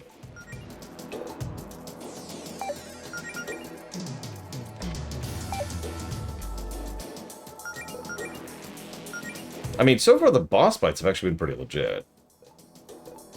Just the right balance of having to try without being irritating, right? Trash, not so much. Now, I'm not as big of a vet of RPG Maker games as some of the people in chat, but I am a bit of a vet of RPGs in general. This trash design isn't really impressing me so much.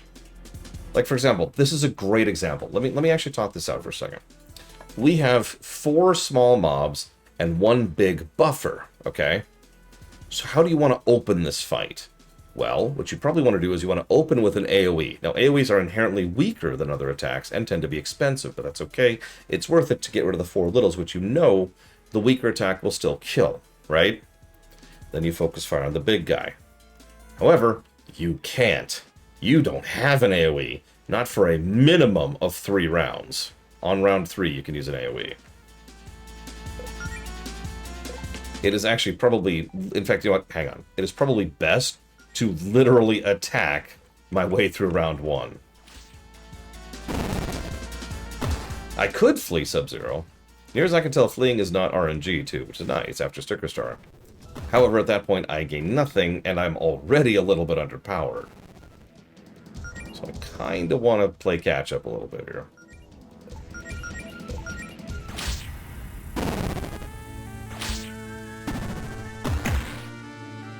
Anyways, games with better trash design.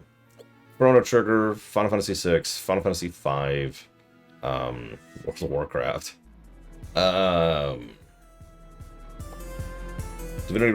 Divinity Original Sin 2, Baldur's Gate 3.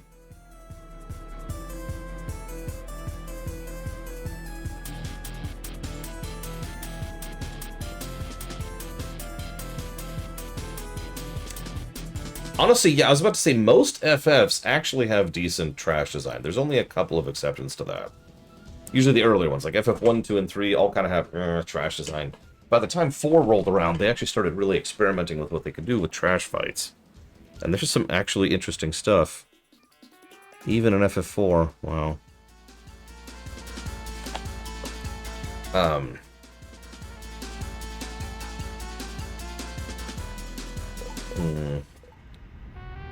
What was I doing? Let's do this.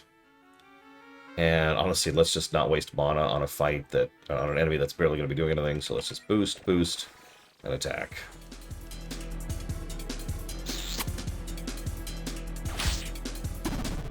So Blade Tavel says switch to more offense. Good idea. Problem: we don't have more offense. Like, that's the problem. We don't really have an offensive book yet that we aren't already using. In fact, actually, I would go so far as to say we don't have an offensive book, period, yet. We have a costly book, that's the Alchemist book, which uses real items, which we don't have a good source of replenishing right now, to do various things, including some big damage. We've got the buff book, that's actually on Allison right now. We've got the heal book, that's on Melody right now. And we've got the Beast book, which I've already proven is arguably negative territory for being functionally worthless. So the buff book I probably just referenced is Blade. Flame Blade, Lightning Blade, Ice Blade. Plus Counterattack, which already, as we've proven, sucks, because it uses up a turn and an SP for a chance to counter. Yeah, admittedly, if I had more potions, I could start trying to fling them instead of casting with her, and that would probably be doing... No, there's no probably. It would be doing more damage. The bombs that the Alchemist throws are actually pretty decent chunk of change. Let's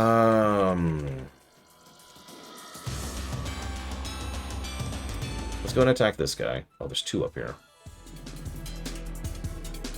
Okay, so let's kiss. Let's go ahead and pop a Lightning Blade. And... You see, the problem, you probably haven't even noticed the problem. I have no potions. Also, that's an expensive spell. It is a big hit. I would probably be using that if I had the potions to use it. So the Beast book... Oh, God, I just did this breakdown. Okay, hang on. Yeah, there is a decent chunk of trash, which is very normal for a game in this style or of this era. If there is one complaint I have about Final Fantasy 1, 2, 3, 4, 5, 6, and 7.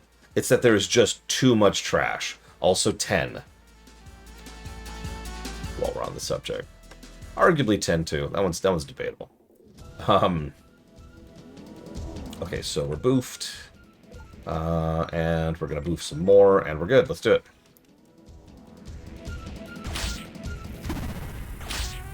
Oh, you son! Did you see that? It's the one health thing! It's Paper Sticker Star all over again! Oh god! I'm just kidding. I would never compare this game to Sticker Star. Except to say that this game is better than Sticker Star in every way. Alright, so let's do an AoE heal. Let's kill that guy. Let's have her kill that guy. Heal, please. Thank you. Stop living with, like, 1 health. I'm triple buffed. What do you want from me, game? Oh, wait, no, I'm triple buffed. Okay. Die. Die. Claire's dead. Okay, not who I was telling to die. They really like to target Claire. Is that, like, what is causing that? Like, is that a programming thing, or is that literally just luck that they keep coincidentally attacking the mage? Did Sticker Star get any gameplay positives? Yes. 2 bosses and a music. And I forget what else. I think there was another thing. Yeah, knowing my luck, right? It could just be straight, simple luck. I'm not even sure. I don't think I have a taunt item equipped. What do we got? So we've got Not with a pointy bit. Use potions as boosts user's magic, and the cardboard box, and that's that's it.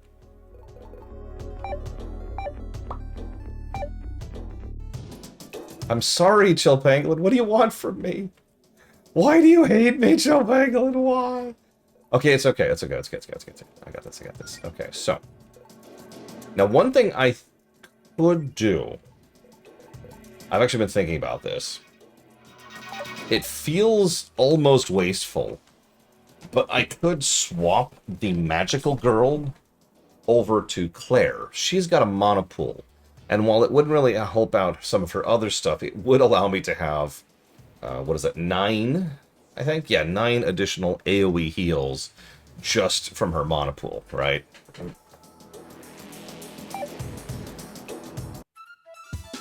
I will say, Chill Pangolin, real talk, I'm shocked at how slow I'm going. It's just me. I'll take ownership of that. I'm worthless, I'm pathetic, I'm terrible, etc.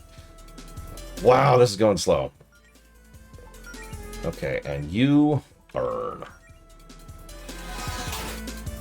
Now, I probably should actually say thank you to the people who gave me money. Stop giving me money!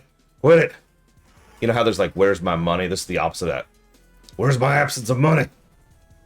Oh, you son of a submariner. Okay, okay. Okay. Well, we're partially buffed. We're gonna go ahead and get fully buffed so we can take out Middle Boy. Mr. I'm basically immune to physical attacks. Oh, that's bad. Oh, that's extremely bad. What is this dodge chance? Okay, okay, okay, okay. Okay,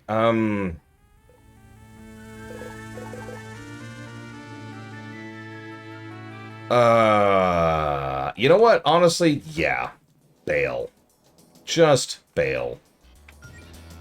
Just, no. Like, whoa. Nope, nope, nope, nope, nope. We'll go ahead and blow that potion on our best DPSer. And don't have a lot else going on. I need to heal. I need to heal. So we're going to blow our 2 hot fudge sundaes. Thank you, Mr. Red. I do appreciate you. And thank you, Game Geek. I appreciate you as well. Even though you're playing Winx Club. I mean, watching Winx Club. I've just got to know, like, what makes a man watch a show like Winx Club? Was he just born with a heart of Winx? Oh yeah, I'm totally gonna watch Winx Club, ever, for any reason. And before you ask, you can't afford me. Sorry, that sounded harsher than I meant it to. That was intended to be more joking tone. I apologize. So that's going towards Kingdom Hearts 2, Halo SPV 3, Tokyo Extreme Racer, and then Game Geeks. He's also watching MLP, and you can't wait.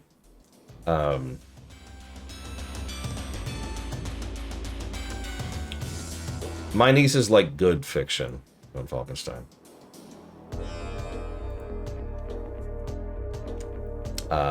So that's going towards Final Fantasy 11, MSQ. Wow, Midnight. And FF14, Patch Within. Banana Slammer.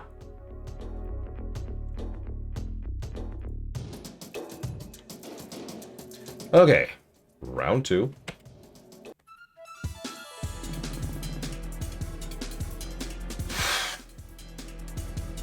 Okay, Kiss.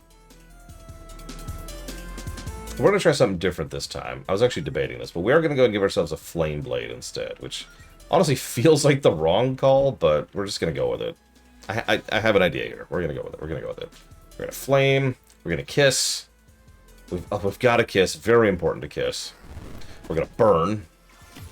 We're going to get Frozen. Chill Pangolin going to bail on us. Our main DPSer just got frozen because Chill Pangolin chilled her. Why would you do this, Chill Pangolin? Why did you do this to me? What did I do to deserve this? I'm sorry. Whatever I did, I'm so sorry. I'm going to keep burning that tumbleweed.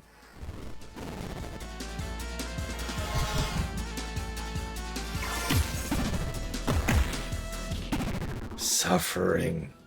Good. Pain. Good. Fire bad. Alright, let's... Oh, jeez. Let's just do a big ol' AoE heal, and then let's burn this sucker. Well, I could do Magic... Let's do Magic Missile. We haven't even seen Magic Missile. Let's see what it does. That was not a lot of damage for something that costs that much. Mana and special power, and a lot of it. Okay.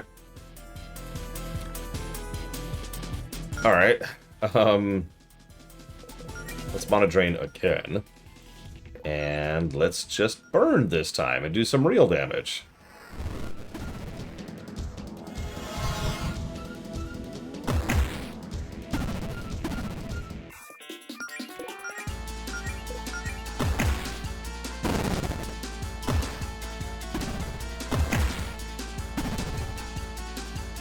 Okay, so now we've got a Kiss again because our buffs fell off.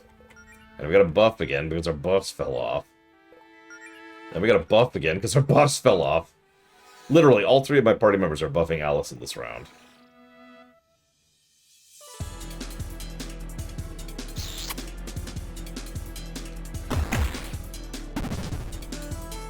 Ugh, excuse me. Okay, so let's heal. Because healing's good. Let's attack, and let's attack.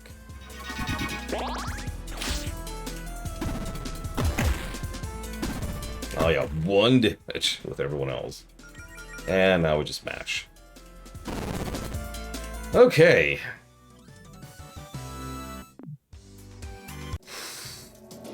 Alright. This got us access to a powerhouse pin. What is that, you might ask? Allows the wearer to preserve any star power left over at the end of every battle for use in the next fight. We're putting that on Melody.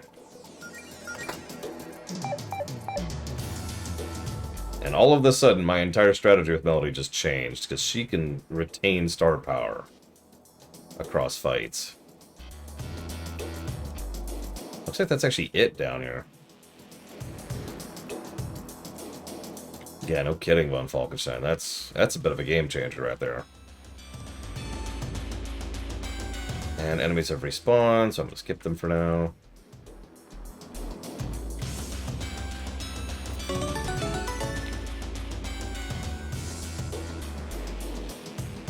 Why, Ross? Or I guess what's happening right now might be a better way to phrase that.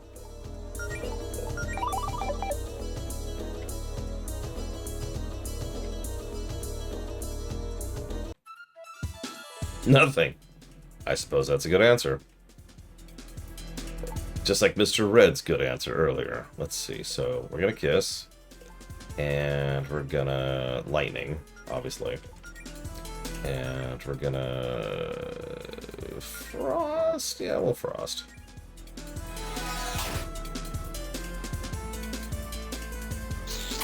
Oh, baseball's on All-Star break. Yeah.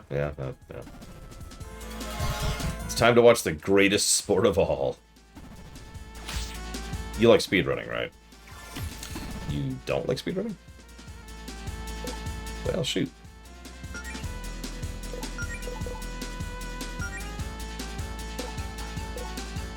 I mean, I can take it back if you want, Mr. Red. Your answer was terrible, and you should feel terrible. What possible point is there in dissecting something that's bad? In unrelated news, go watch my Paper Mario Sticker Star review. Honestly, yeah, Ross. I doubt they considered it because they probably forgot that sports exist. That sounds like a joke, but it really isn't one.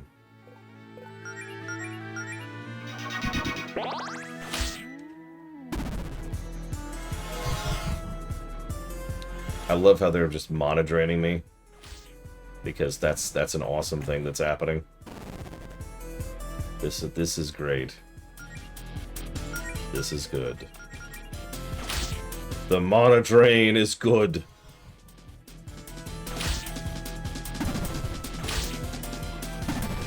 So next round, Allison's gonna beat some ass,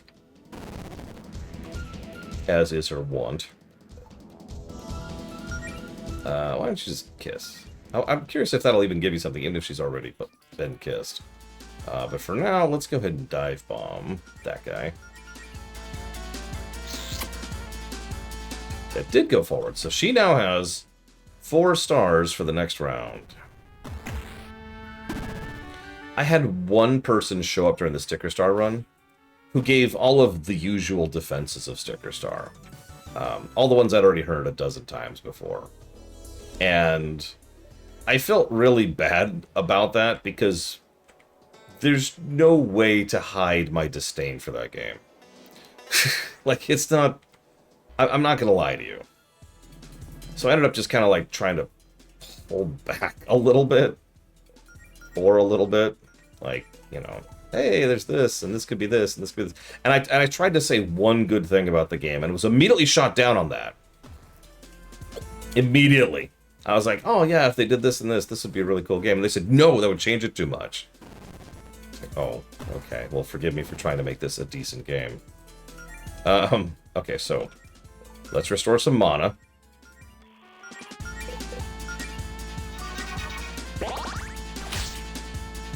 I don't know, guys. I don't know.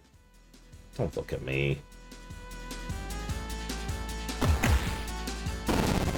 Look, I can confidently say Sticker Star is not the worst game I've ever reviewed. The most common defense, by the way, is the only reason people don't like it is because it followed the juggernauts of Super Mario RPG, Paper Mario 1, Paper Mario 2. Like, those 3 games are very well beloved, and honestly, for a good reason. I have reviewed all 3 at this point. They all reviewed pretty well. So, that's the argument, is that Sticker Star is actually a good game, it's just not as good as its predecessors. No. Yeah, it's that defense. I'm sure you've heard that defense before. Oh, it's only considered bad because it's around other things. Or, if it didn't have the such and such label, it'd be a perfectly good game. No. Just gonna flatten that down there. Heals out. And let's get a buff out. Super is still a decent game. It's not as good as its predecessors, but it's still a decent friggin' game. Yeah, Chrono Cross will be another example of this argument, which I've heard before. That's true, Rhea girl. It should be proud. Hello, Elizar. You should be proud, too. Let's go ahead and use Dive Bomb. And honestly, I probably won't need anything else, so you just guard. That's true, Valerian. Valerian has never given me a reason for that, though. And that's the interesting part. I'm starting to think Valerian has been replaced by a Graboid. Now, Valerian, I'm going to hold someone's human brain, like, right here in grabbing range of you, okay? Now, all you have to do is you need to not lunge out and grab it and consume it with ravenous desire for human nervous tissue, okay? That's all you gotta do, okay? Okay, I'm just gonna hold it here, Valerian. It's fine. It's fine. Everything's fine.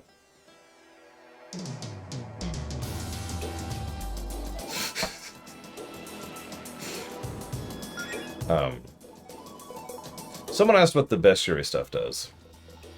So here's the bestiary. I don't know why I keep getting bestiary items, but it adds to the bestiary. Hey, look. So here's that thing, right? These robots are effectively mechanical bards, using simple tunes and breakdancing skills to buff themselves and their allies. I can learn a thing or two from these guys. We all could. Oh, please don't, Valerian. If there's one series I don't want people to watch, it's Cross. Cross and Xenogears, actually. Nobody wants to watch me bash their favorite PS1 games. I have no idea, Loke. I made up Graboids off the top of my spot. I didn't realize they were an actual thing. Right, you actually... I thought you did ask that, Ross, and I never got around to answering. Mitsuda's best track in Chrono Trigger. Name a story positive in Chrono Cross.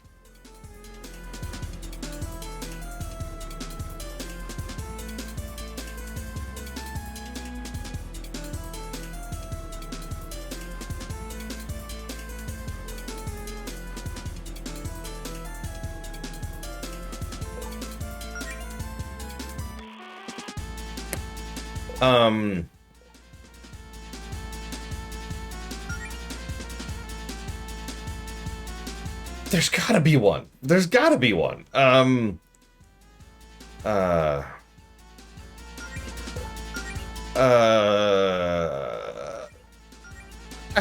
sorry, I can't think of it. I'm sure I'll come up with one when we get there.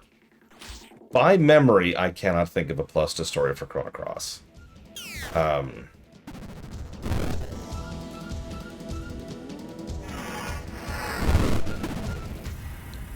Visuals, it's got the PS1 problem with visuals. Unless you're at the high end of the PS1, or doing sprite work, which is also at the high end of the PS1, or at the very low end of the PS1, PS1 graphics just don't do a good job of conveyance, which is what brickwork is really about. Regardless of personal opinion or preferences, it's just a blurry mess of stuff, right? Like, FF8 has this exact problem. When we get to FF8, it will not score well on the visuals. Because the only things that are interesting visual-wise in FF8 are the pre-rendered, like, the drawn stuff, right? And even those have issues. Sorry.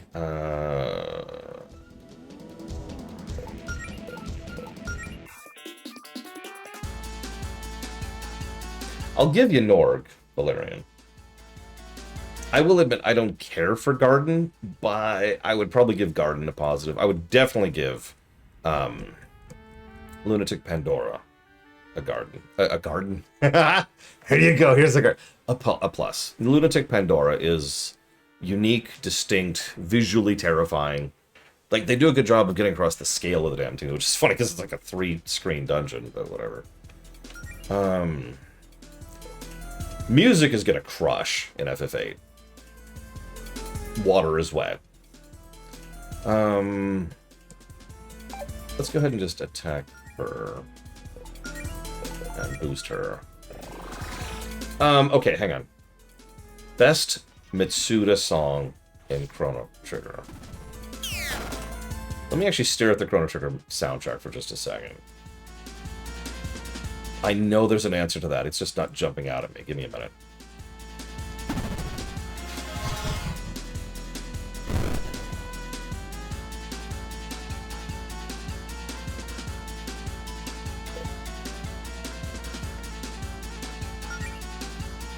So the problem with Chrono Trigger's soundtrack is there's three types of songs in Chrono Trigger. Songs that are distinctly Matsuda, songs that are distinctly Uematsu, and songs that we're not really sure about. That just sit in the middle there. Let's go ahead and pop our mana recovery, because we have it. And let's go ahead and kill the crap out of something here. We'll kill that outright, and then we'll try to bring this down. So, interestingly enough, one of the ones I was thinking of was the basic combat song. If you'll forgive me, Chill Pangolin on the VOD, I apologize. Give me a sec. Mitsuda doesn't do themes in the way that a lot of video game composers do, including Uematsu. The way to explain Uematsu's musical style is to just point to Final Fantasy VI. I'm not saying that because I'm biased. I'm saying that because FF6 is probably pinnacle Uematsu in terms of his style, in terms of what he does. Every song in FF6 is custom tailored to pull a specific feeling out of a specific scene or to complement the events of that scene, right? They are designed for those moments. Very, very, very bespoke. Looks like, did someone just kill the bot? No? Why is that not working? Why is it not working?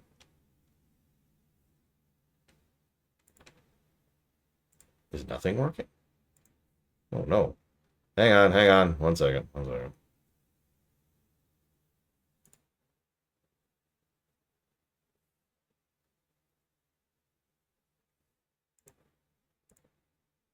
That's a different bot. That's the problem. And it should be working just fine, but it's not. Hang on. Sorry, we'll come back to the music thing in a second, I swear. Hello, bot. Could you, like, work? That's weird. I guess it's just going through a blip right now. Because it shows is on, and it shows it's there. Well, over here. Here's the LGA really quick. Beep, boop. I am totally a bot. All right. Music. So, for example, let me just get this across here. This is Uematsu to a T.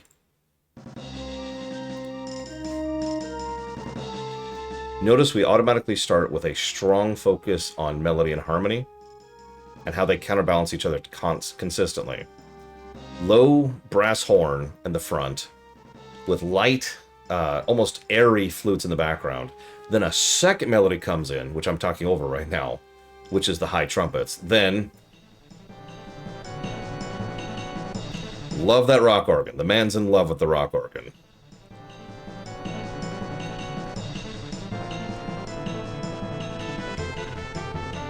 Trumpet takes the forefront as a voice of the characters.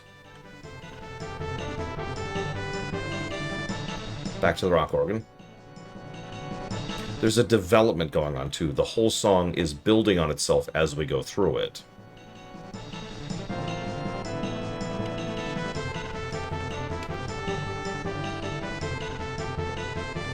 This second phase actually has a different harmony than the previous one, by the way, which then develops into bridge section, classical bridge section.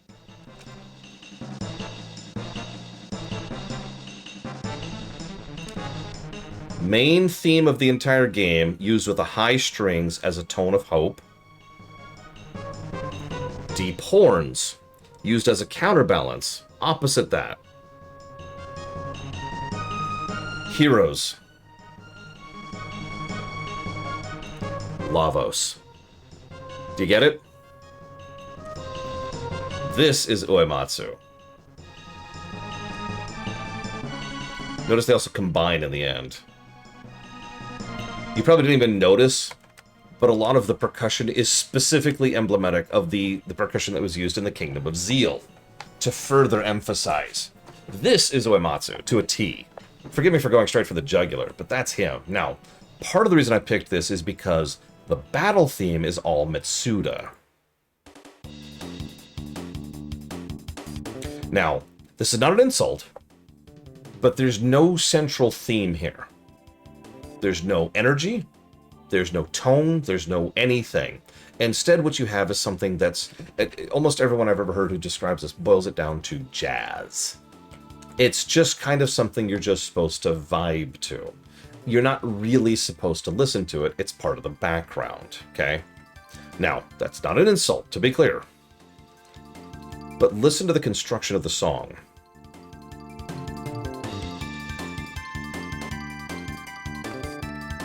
There's barely a melody, and it's being carried by a single rock organ in the forefront. And then we have an entire section which is just harmony. There's no melody here. Yeah. You'll also notice there's a heavy emphasis on the percussion layer, which is being... When I say percussion, what I mean is both percussion and bass. Both of which are keeping a near constant flow of beat underneath everything else. As Ross points out, it kind of inclines this right here, this level of head bop. But it's also light. I'm not going like this. It's just... That's Mitsuda. Mitsuda doesn't make songs for the moment. He doesn't make songs for the character. He doesn't make songs for the theme. He makes songs that he thinks sounds good, and he just kind of lets them roll. Yeah, finger tapping. That's another good way to put that. Whoops. No, I didn't mean to do that. Well, whatever. Saving over it anyways. So, that's clearly and distinctly Mitsuda.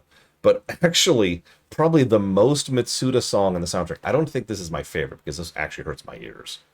In fact, I think I don't have it locally. Yeah, I don't. I'm going to have to pull it up on YouTube. Because I deleted it off my local things, because it hurts my ears. I'll play it just for you. The most Mitsuda song in the entire playlist, by far.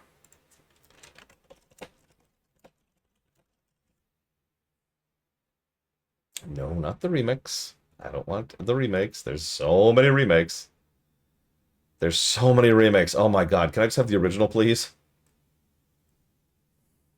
Oh my god. Maybe I can't. Okay, here we go. I think I found the original.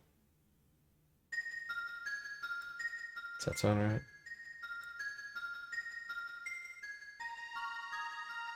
Yeah, I think this is the original.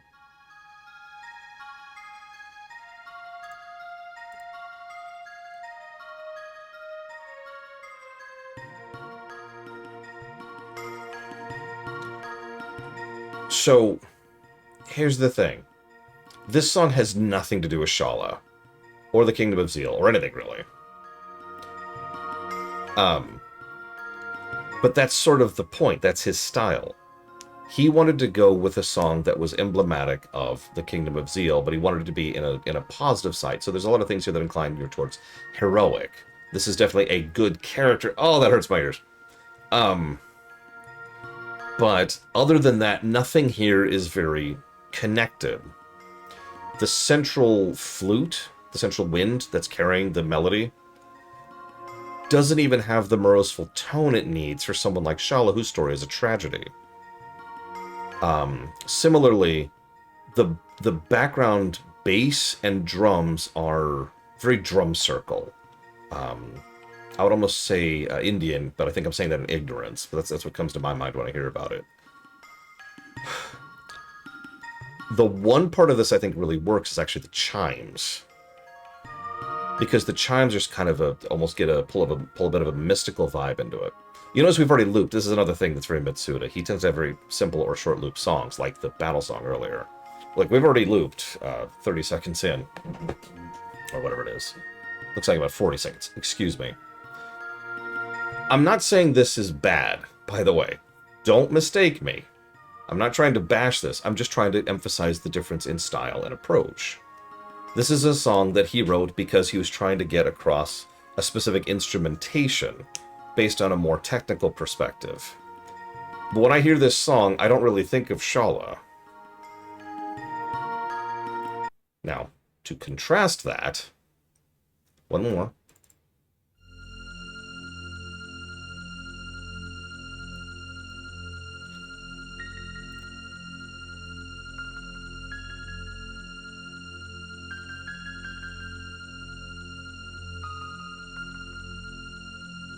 Everything about that is Uematsu.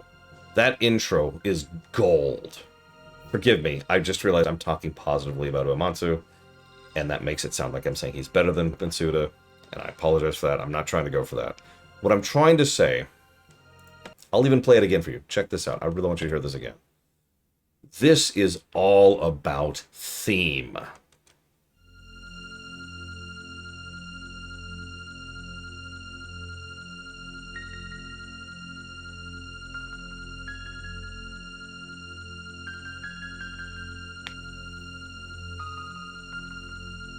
Everything about that is...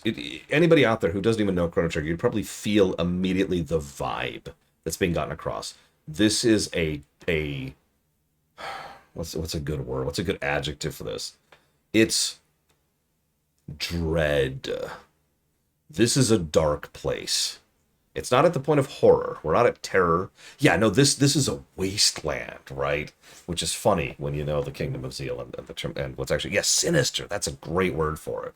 There is something not right going on here. And it gets that across immediately. Then you realize... I hate to play this for a third time, but forgive me. This is the same exact chord used for Magus's lair. And that in the background... is the same core motif used in several other songs, including the Undersea Palace. Then the grandeur comes in. The Empire. You can just feel that, right? It's there.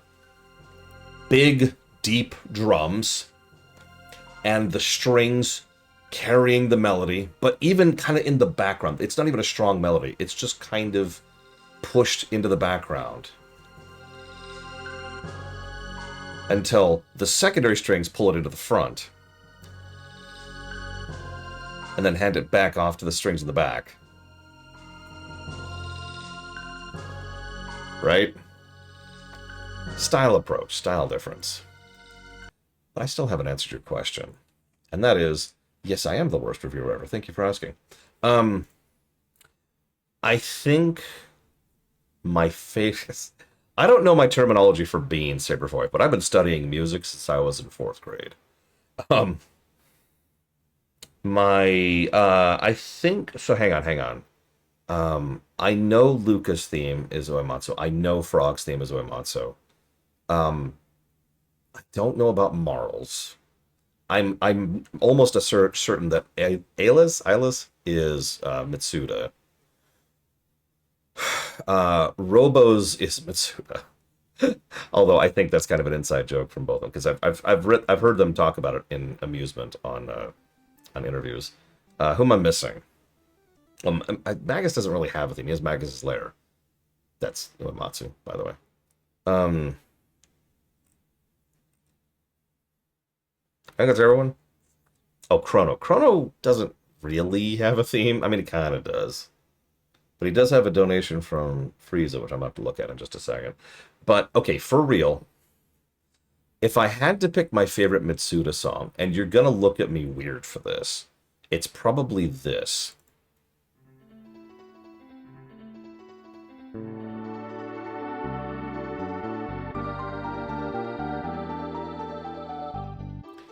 You'll notice it's got his fingerprints all over it, right? There's no strong melody here. There's nothing really thematic about it. But as Blake Travel says, it's still very evocative. Good instrument usage. Good presentation. It hands back and forth between like a choir, strings, and this flute thing in the front. There's also... he really pulls down a little bit on his usual overemphasis of bass. And there's just this light bass in the background. And that usage of the piano right there. This is the kind of song I could see in a Castlevania game. And I mean that in a good thing, as a good thing, right? This is just going through the creepy abandoned house. I was going to say castle, but yeah, right? Going through Castlevania. This has his fingerprints all over it, and I do very much like this song. Thank you, Game Geek, and if you're watching, thank you, Frieza. Let me write those down real quick. Songs they both did. So I actually had a specific example in mind when I thought about that. It's this one.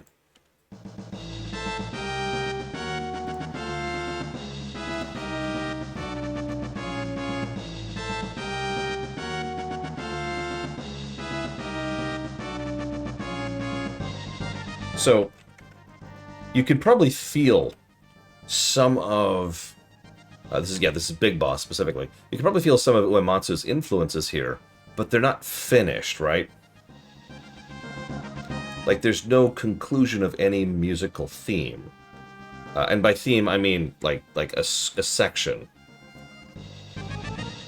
Instead, it gets interrupted by this weird bridge section. And then it loops because it's a short loop, which is kind of his shtick. You can feel like the horns, like the central melody feels very Uematsu. It is a strong central melody that pulls up almost the entire work. But at the same time, the drums are kind of strange in the background and oddly de-emphasized. There's actually two of them in the background. And you'll notice there's no motifing here. And there's nothing thematic used here either. When I say both, by the way, we do know that Mitsuda was very, very new at music composition. And we know that Uematsu kind of took him under his wing and helped him with a lot of this. This is especially in part because Mitsuda was literally working himself to medical conditions of fatigue during the creation of this game. So, when I say both, what I mean is it's probable that either literally both of them worked on a specific song, or like Mitsuda made a song with Uematsu's help, right? Or he made a song inspired by something that Uematsu was teaching him, that kind of a thing. That's what I mean by both. Because you can feel the fingerprints of both in some of these songs. Now, 600 AD? Oh yeah, so that's actually another great example. So the 1000 AD theme, which is this, all Mitsuda, 100%.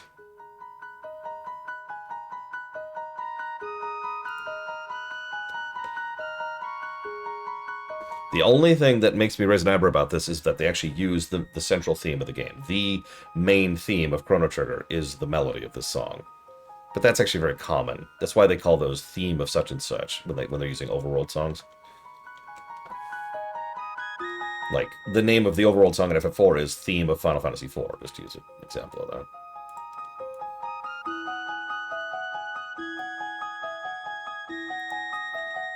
Secret of Mana, Rails of Mana, and Pseudo Regalia for Game Geek. And then Frieza. Hang on, I gotta look at these separate.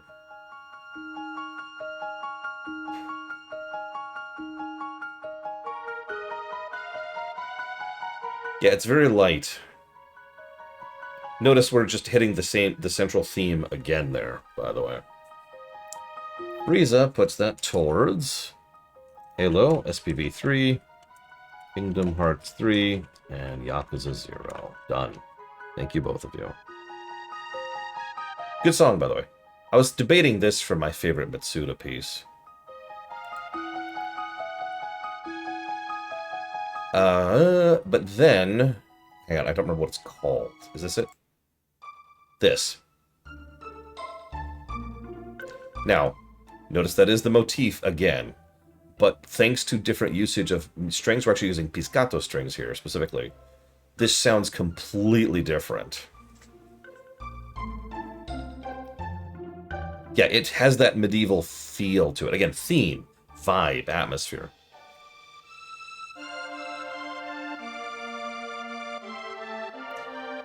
Notice this section is all strings. No instrument here except for strings. 3 separate layers of strings.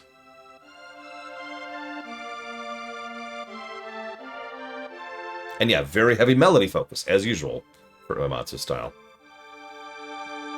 And then we bring in a very light percussion layer, just in the background to emphasize.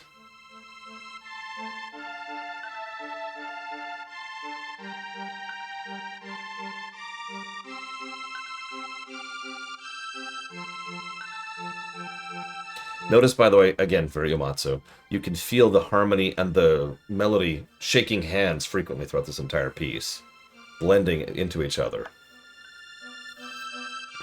Or crossing over, like one takes over for the other one. It does, doesn't it, Ross? Uematsu, to a T, like I said.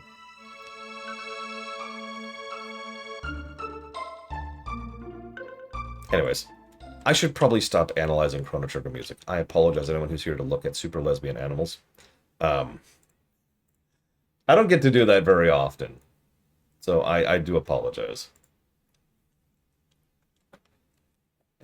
So, speaking of melody, who's my favorite super lesbian animal? I don't know. I mean, it's Melody or Claire. I don't know, one of the two. Yeah, so let's save. Oh, I should probably unmute the game. There we go. There we go. Trixie. I mean, Starlight, I'm just saying. Okay, this looks bossy. Let's head over here. Let's ignore the boss completely. Okay, okay. Okay, back to the boss. The characters in this game attractive? No. Another robot. This one seems to be minding its own business and still trying to kill us, though. You think it could be friendly? I doubt it. I don't want to bully some random robot if this one's harmless. We also tried talking to that bird. Didn't really work out. Yeah, we're supposed to be the good guys. We don't jump random strangers. Plus, this one's seen Joni. True, but still. Now, I'll tell you an animal woman that I find very attractive. Freya. No regrets. Sorry to bother you. Have you seen a tiger around here by any chance? Boss mode engaged. Hello there. Pardon? Is your voice processor glitching? Destroy. Like, definitely? You've definitely seen a tiger? Mel, I think now it's time to run. Destroy. Destroy. Boop. The abominable automaton. Okay. Well, let's start off by kissing. Very important.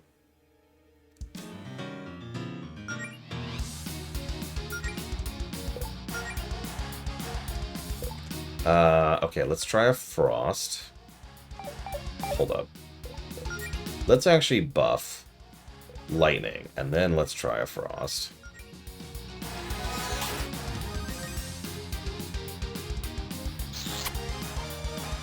I will admit, Lola Bunny, when she first came out, was more attractive than nowadays when they made her boobs bigger.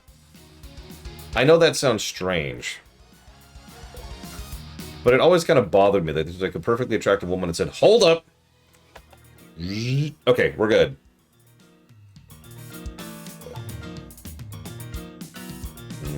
Let's... Oh, gosh. Let's...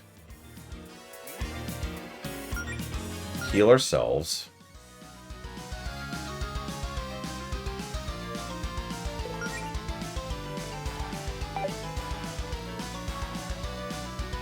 Yeah, and then let's buff her attack power.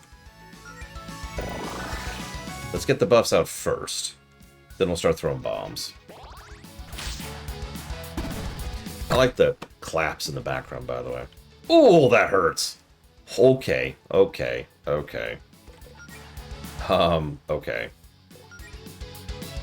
I'm gonna heal this round. We'll do the other thing next round. Let's attack.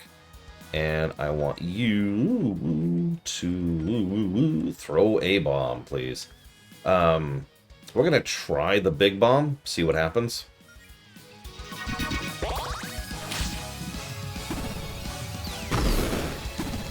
217. Someone remember that number, please. 217. Oh my god! Oh my god! That's a huge freaking hit!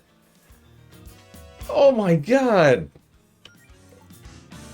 Okay. Okay.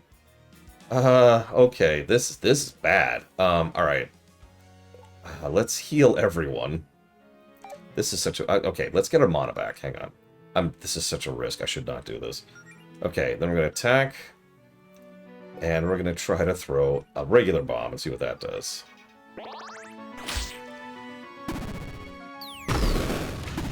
$309. Of course the regular bomb does more damage than the more expensive bomb. Oh! Oh, that hit for more than my health. Okay. Okay. Okay. Okay. Okay. So let's pop a Phoenix down. We've been saving them. Pretty much for something like this. Let's do a dive kick.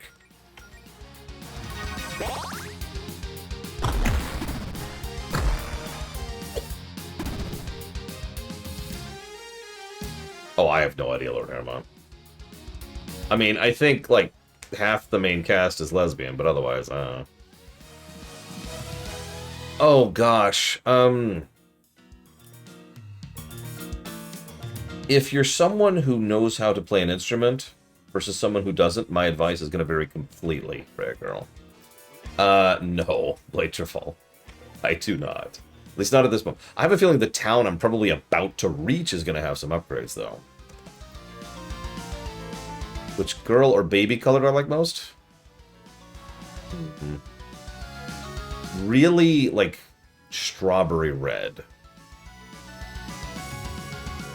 Like, really bright red, you know? My sister's mother sewed quite a few dresses like that for my nieces. Okay, so...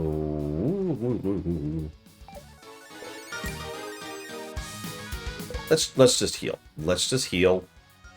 Let's just heal. All her buffs are gone, so that's awful. And all her buffs are gone, so it's... oh, I'm out of potions. Okay. Let's do an attack boost. So the reason I ask, Rhea Girl, is there's two ways to make music. One is, for lack of a better way to put it, mathematically, and one is sheet music. If you can read and write sheet music, then that's going to change your path to making music. I can't, for example. But I can read notes.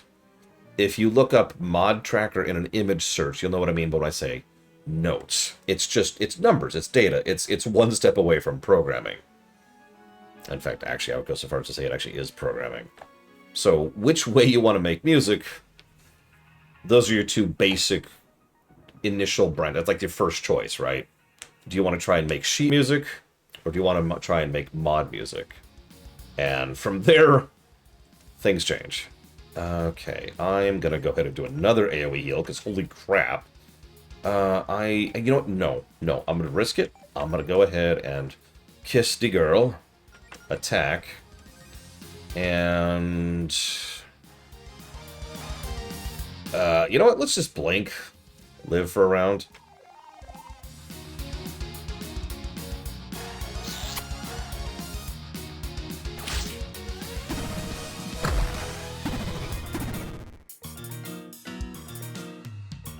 Okay, so there's a boulder, which, as we know, will one-shot us. Let's try to cap off a little bit here. Okay, let's attack the boulder, whatever. What's a boulder gonna be weak to? Frost? Sure, we'll try frost. Okay, it's weak to being jabbed in the face by Allison. I'm okay with that. Oh! Oh! Ow! Ow! Ow! Okay, okay, let's try to get some mana back. Looked like the boss was weak to frost, if I read that correctly. He was weak to frost. And he did. Claire leveled, thank God. Multi-Scorch. We finally got an AoE. Yeah, I figured out their weaknesses. Being shot in the face! Alright. It's still moving. Crap, even after all that? How do we take this thing down? What do we do? Run? Hold on. Who's that up there?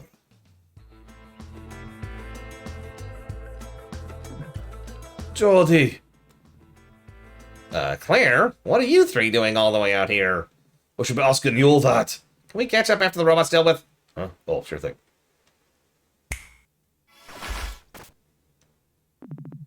Here goes nothing!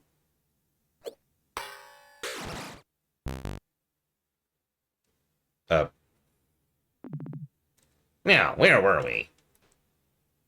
Hug. Oh, Jody. I've never been so happy to see you in my entire life. I can see that. How come you were looking for me, though? Jody, you've been MIA for 24 hours. God, has it really been that long? I'm sorry, I probably made everyone worry sick about me, huh? We also found your wallet. Oh, I must have dropped it during the scuffle. Thanks for that. So, how come you skipped town, Jody? You on the lam?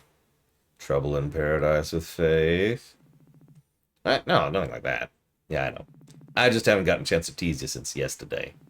Faith told us you were investigating some monster activity and never came home. She sent us out to find you. Yeah, I tried texting her, but I guess it never went through. Yes, not just you. There's some sort of electromagnetic disturbance just messing with the phones and the internet. Wait, really? That doesn't sound good. Yeah, we have a lot of catching up to do. So, anyways, here's the plot. Explain. Oh my god, a full heal. Be still, my beating heart. Wow, that's a lot. Yeah. We assume there's a connection between Javis and the monsters you saw. Do you have any leads? Yes, actually. I followed a suspicious cloaked figure up here. I couldn't see their face, but there's a chance it was Javis. We can definitely ask around, see if anybody knows anything once we've taken her home, though. Her? Or who? Glyph. The robot you were fighting? Glyph. Did that gizmo your friends told me to use work? You feeling better? Oh. Hello there. Yes. Thank you so much for rebooting me. I'm really sorry about my behavior just then. I wasn't myself. I just wanted to rip off your adorable little arms and beat you to death with them. I'm so sorry. Can we start over? Hi, I'm friends. Someone reprogrammed me to hunt down any beast folk who entered the desert. It's okay. We're glad you're feeling better. Yeah, nice to meet you properly, Glyph. Okay, question. Glyph, are all the robots out here normally friendly? Sadly, no. We always have a lot of feral robots around these parts. And something seems to be agitating them this week, too. But yeah, my friends and I are kind of special, actually. Speaking of which, I should head home. Good idea. Let's head back to Mumford to regroup. I can take lead if you want. Actually, I've been taking the lead lately. Oh, well then by all means. I'll be the rear. Jody joined the party as a fourth wheel. We officially have a car. A really uneven car. Okay, so let's go save first and foremost.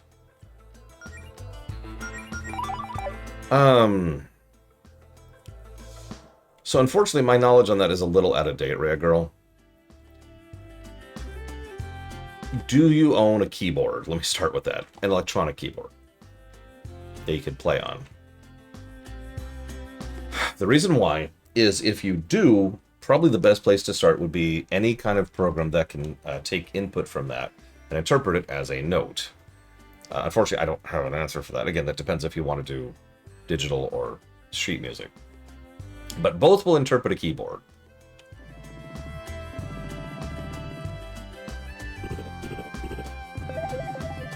God, you have no idea how much we missed you, Jody. Hang on, is this a place? Where am I?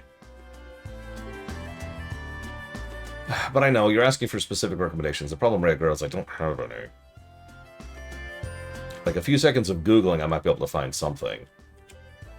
But ultimately, just look for a mod tracker or MIDI software program. Something that's probably free. And honestly, you're probably going to be good with whatever you could come up with. Unless it's filled with malware. Don't play those. Those don't work. Okay, so let's kiss. Very important. It's lightning. Very important. Let's kill. Very important. So multi-scorch.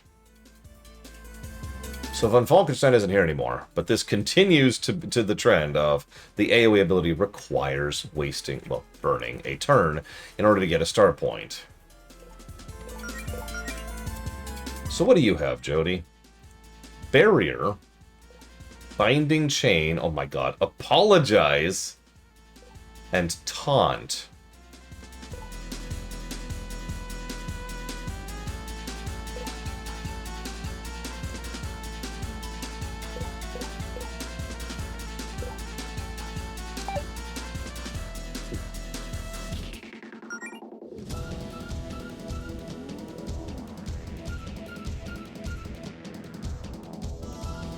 Okay. Let's just attack for now.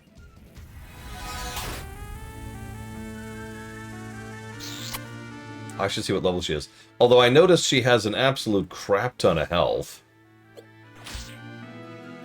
More than anybody else in my party.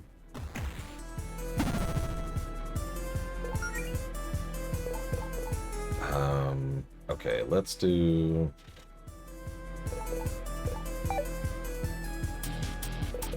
Honestly, just attack for this round. You attack him. You do an attack boost on her. And you... I mean, having a straight-up tank would have been useful several times. And it looks like Taunt is a party skill. In other words, I don't target an enemy and taunt them, I'm just taunting. And that's it. And it doesn't work immediately, because they then attack Allison and Melody. Thanks, game.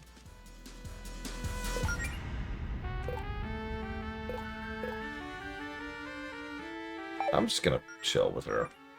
You kill him. You...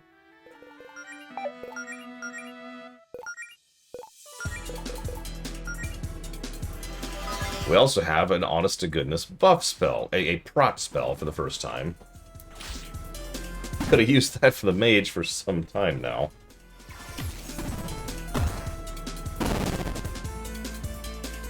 No, Dream Whisperer. I would never work long hours. God, kill me. Kill me, Dream Whisperer. Alright, so... I guess her only SP ability right now is Binding Chain, so sure. It's a CC, which means it can break from damage. But it is a CC, so it's something. Hang on, what level are you? 13, same as the rest of us. She's just buff. Alright, whatever. Dream Whisperer's right, though. My eyes are starting to burn a little bit. Let's get to a save point.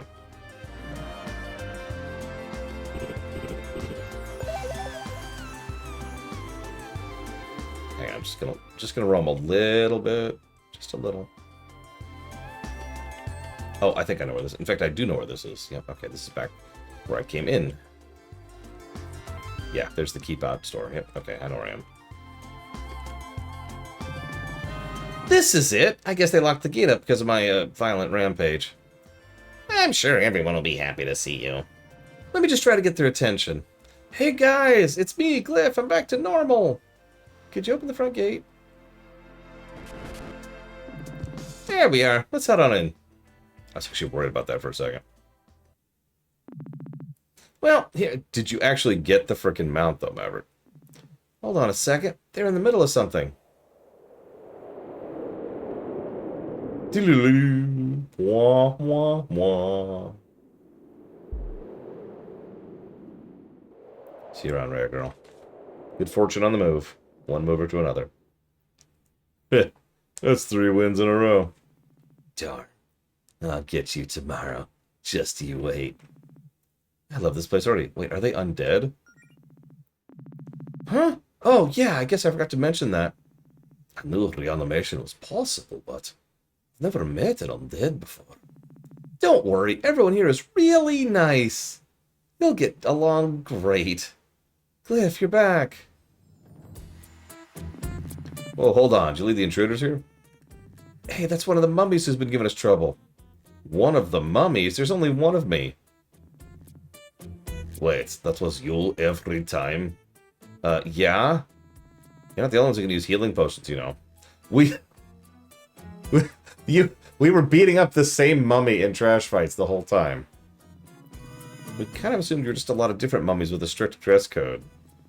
You literally could have asked me at any point. You had a big knife! Okay, let's be civil. I'm sure this has just been a stressful couple of days for all of us. Yeah, we're all friends here. No need for violence. New best friends, say hello to Neff. Oh, ha ha ha. She helps keep the peace around here. Hello. What, this thing? This is custom, Centaur. Yeah, we've met. I kept trying to kick their asses.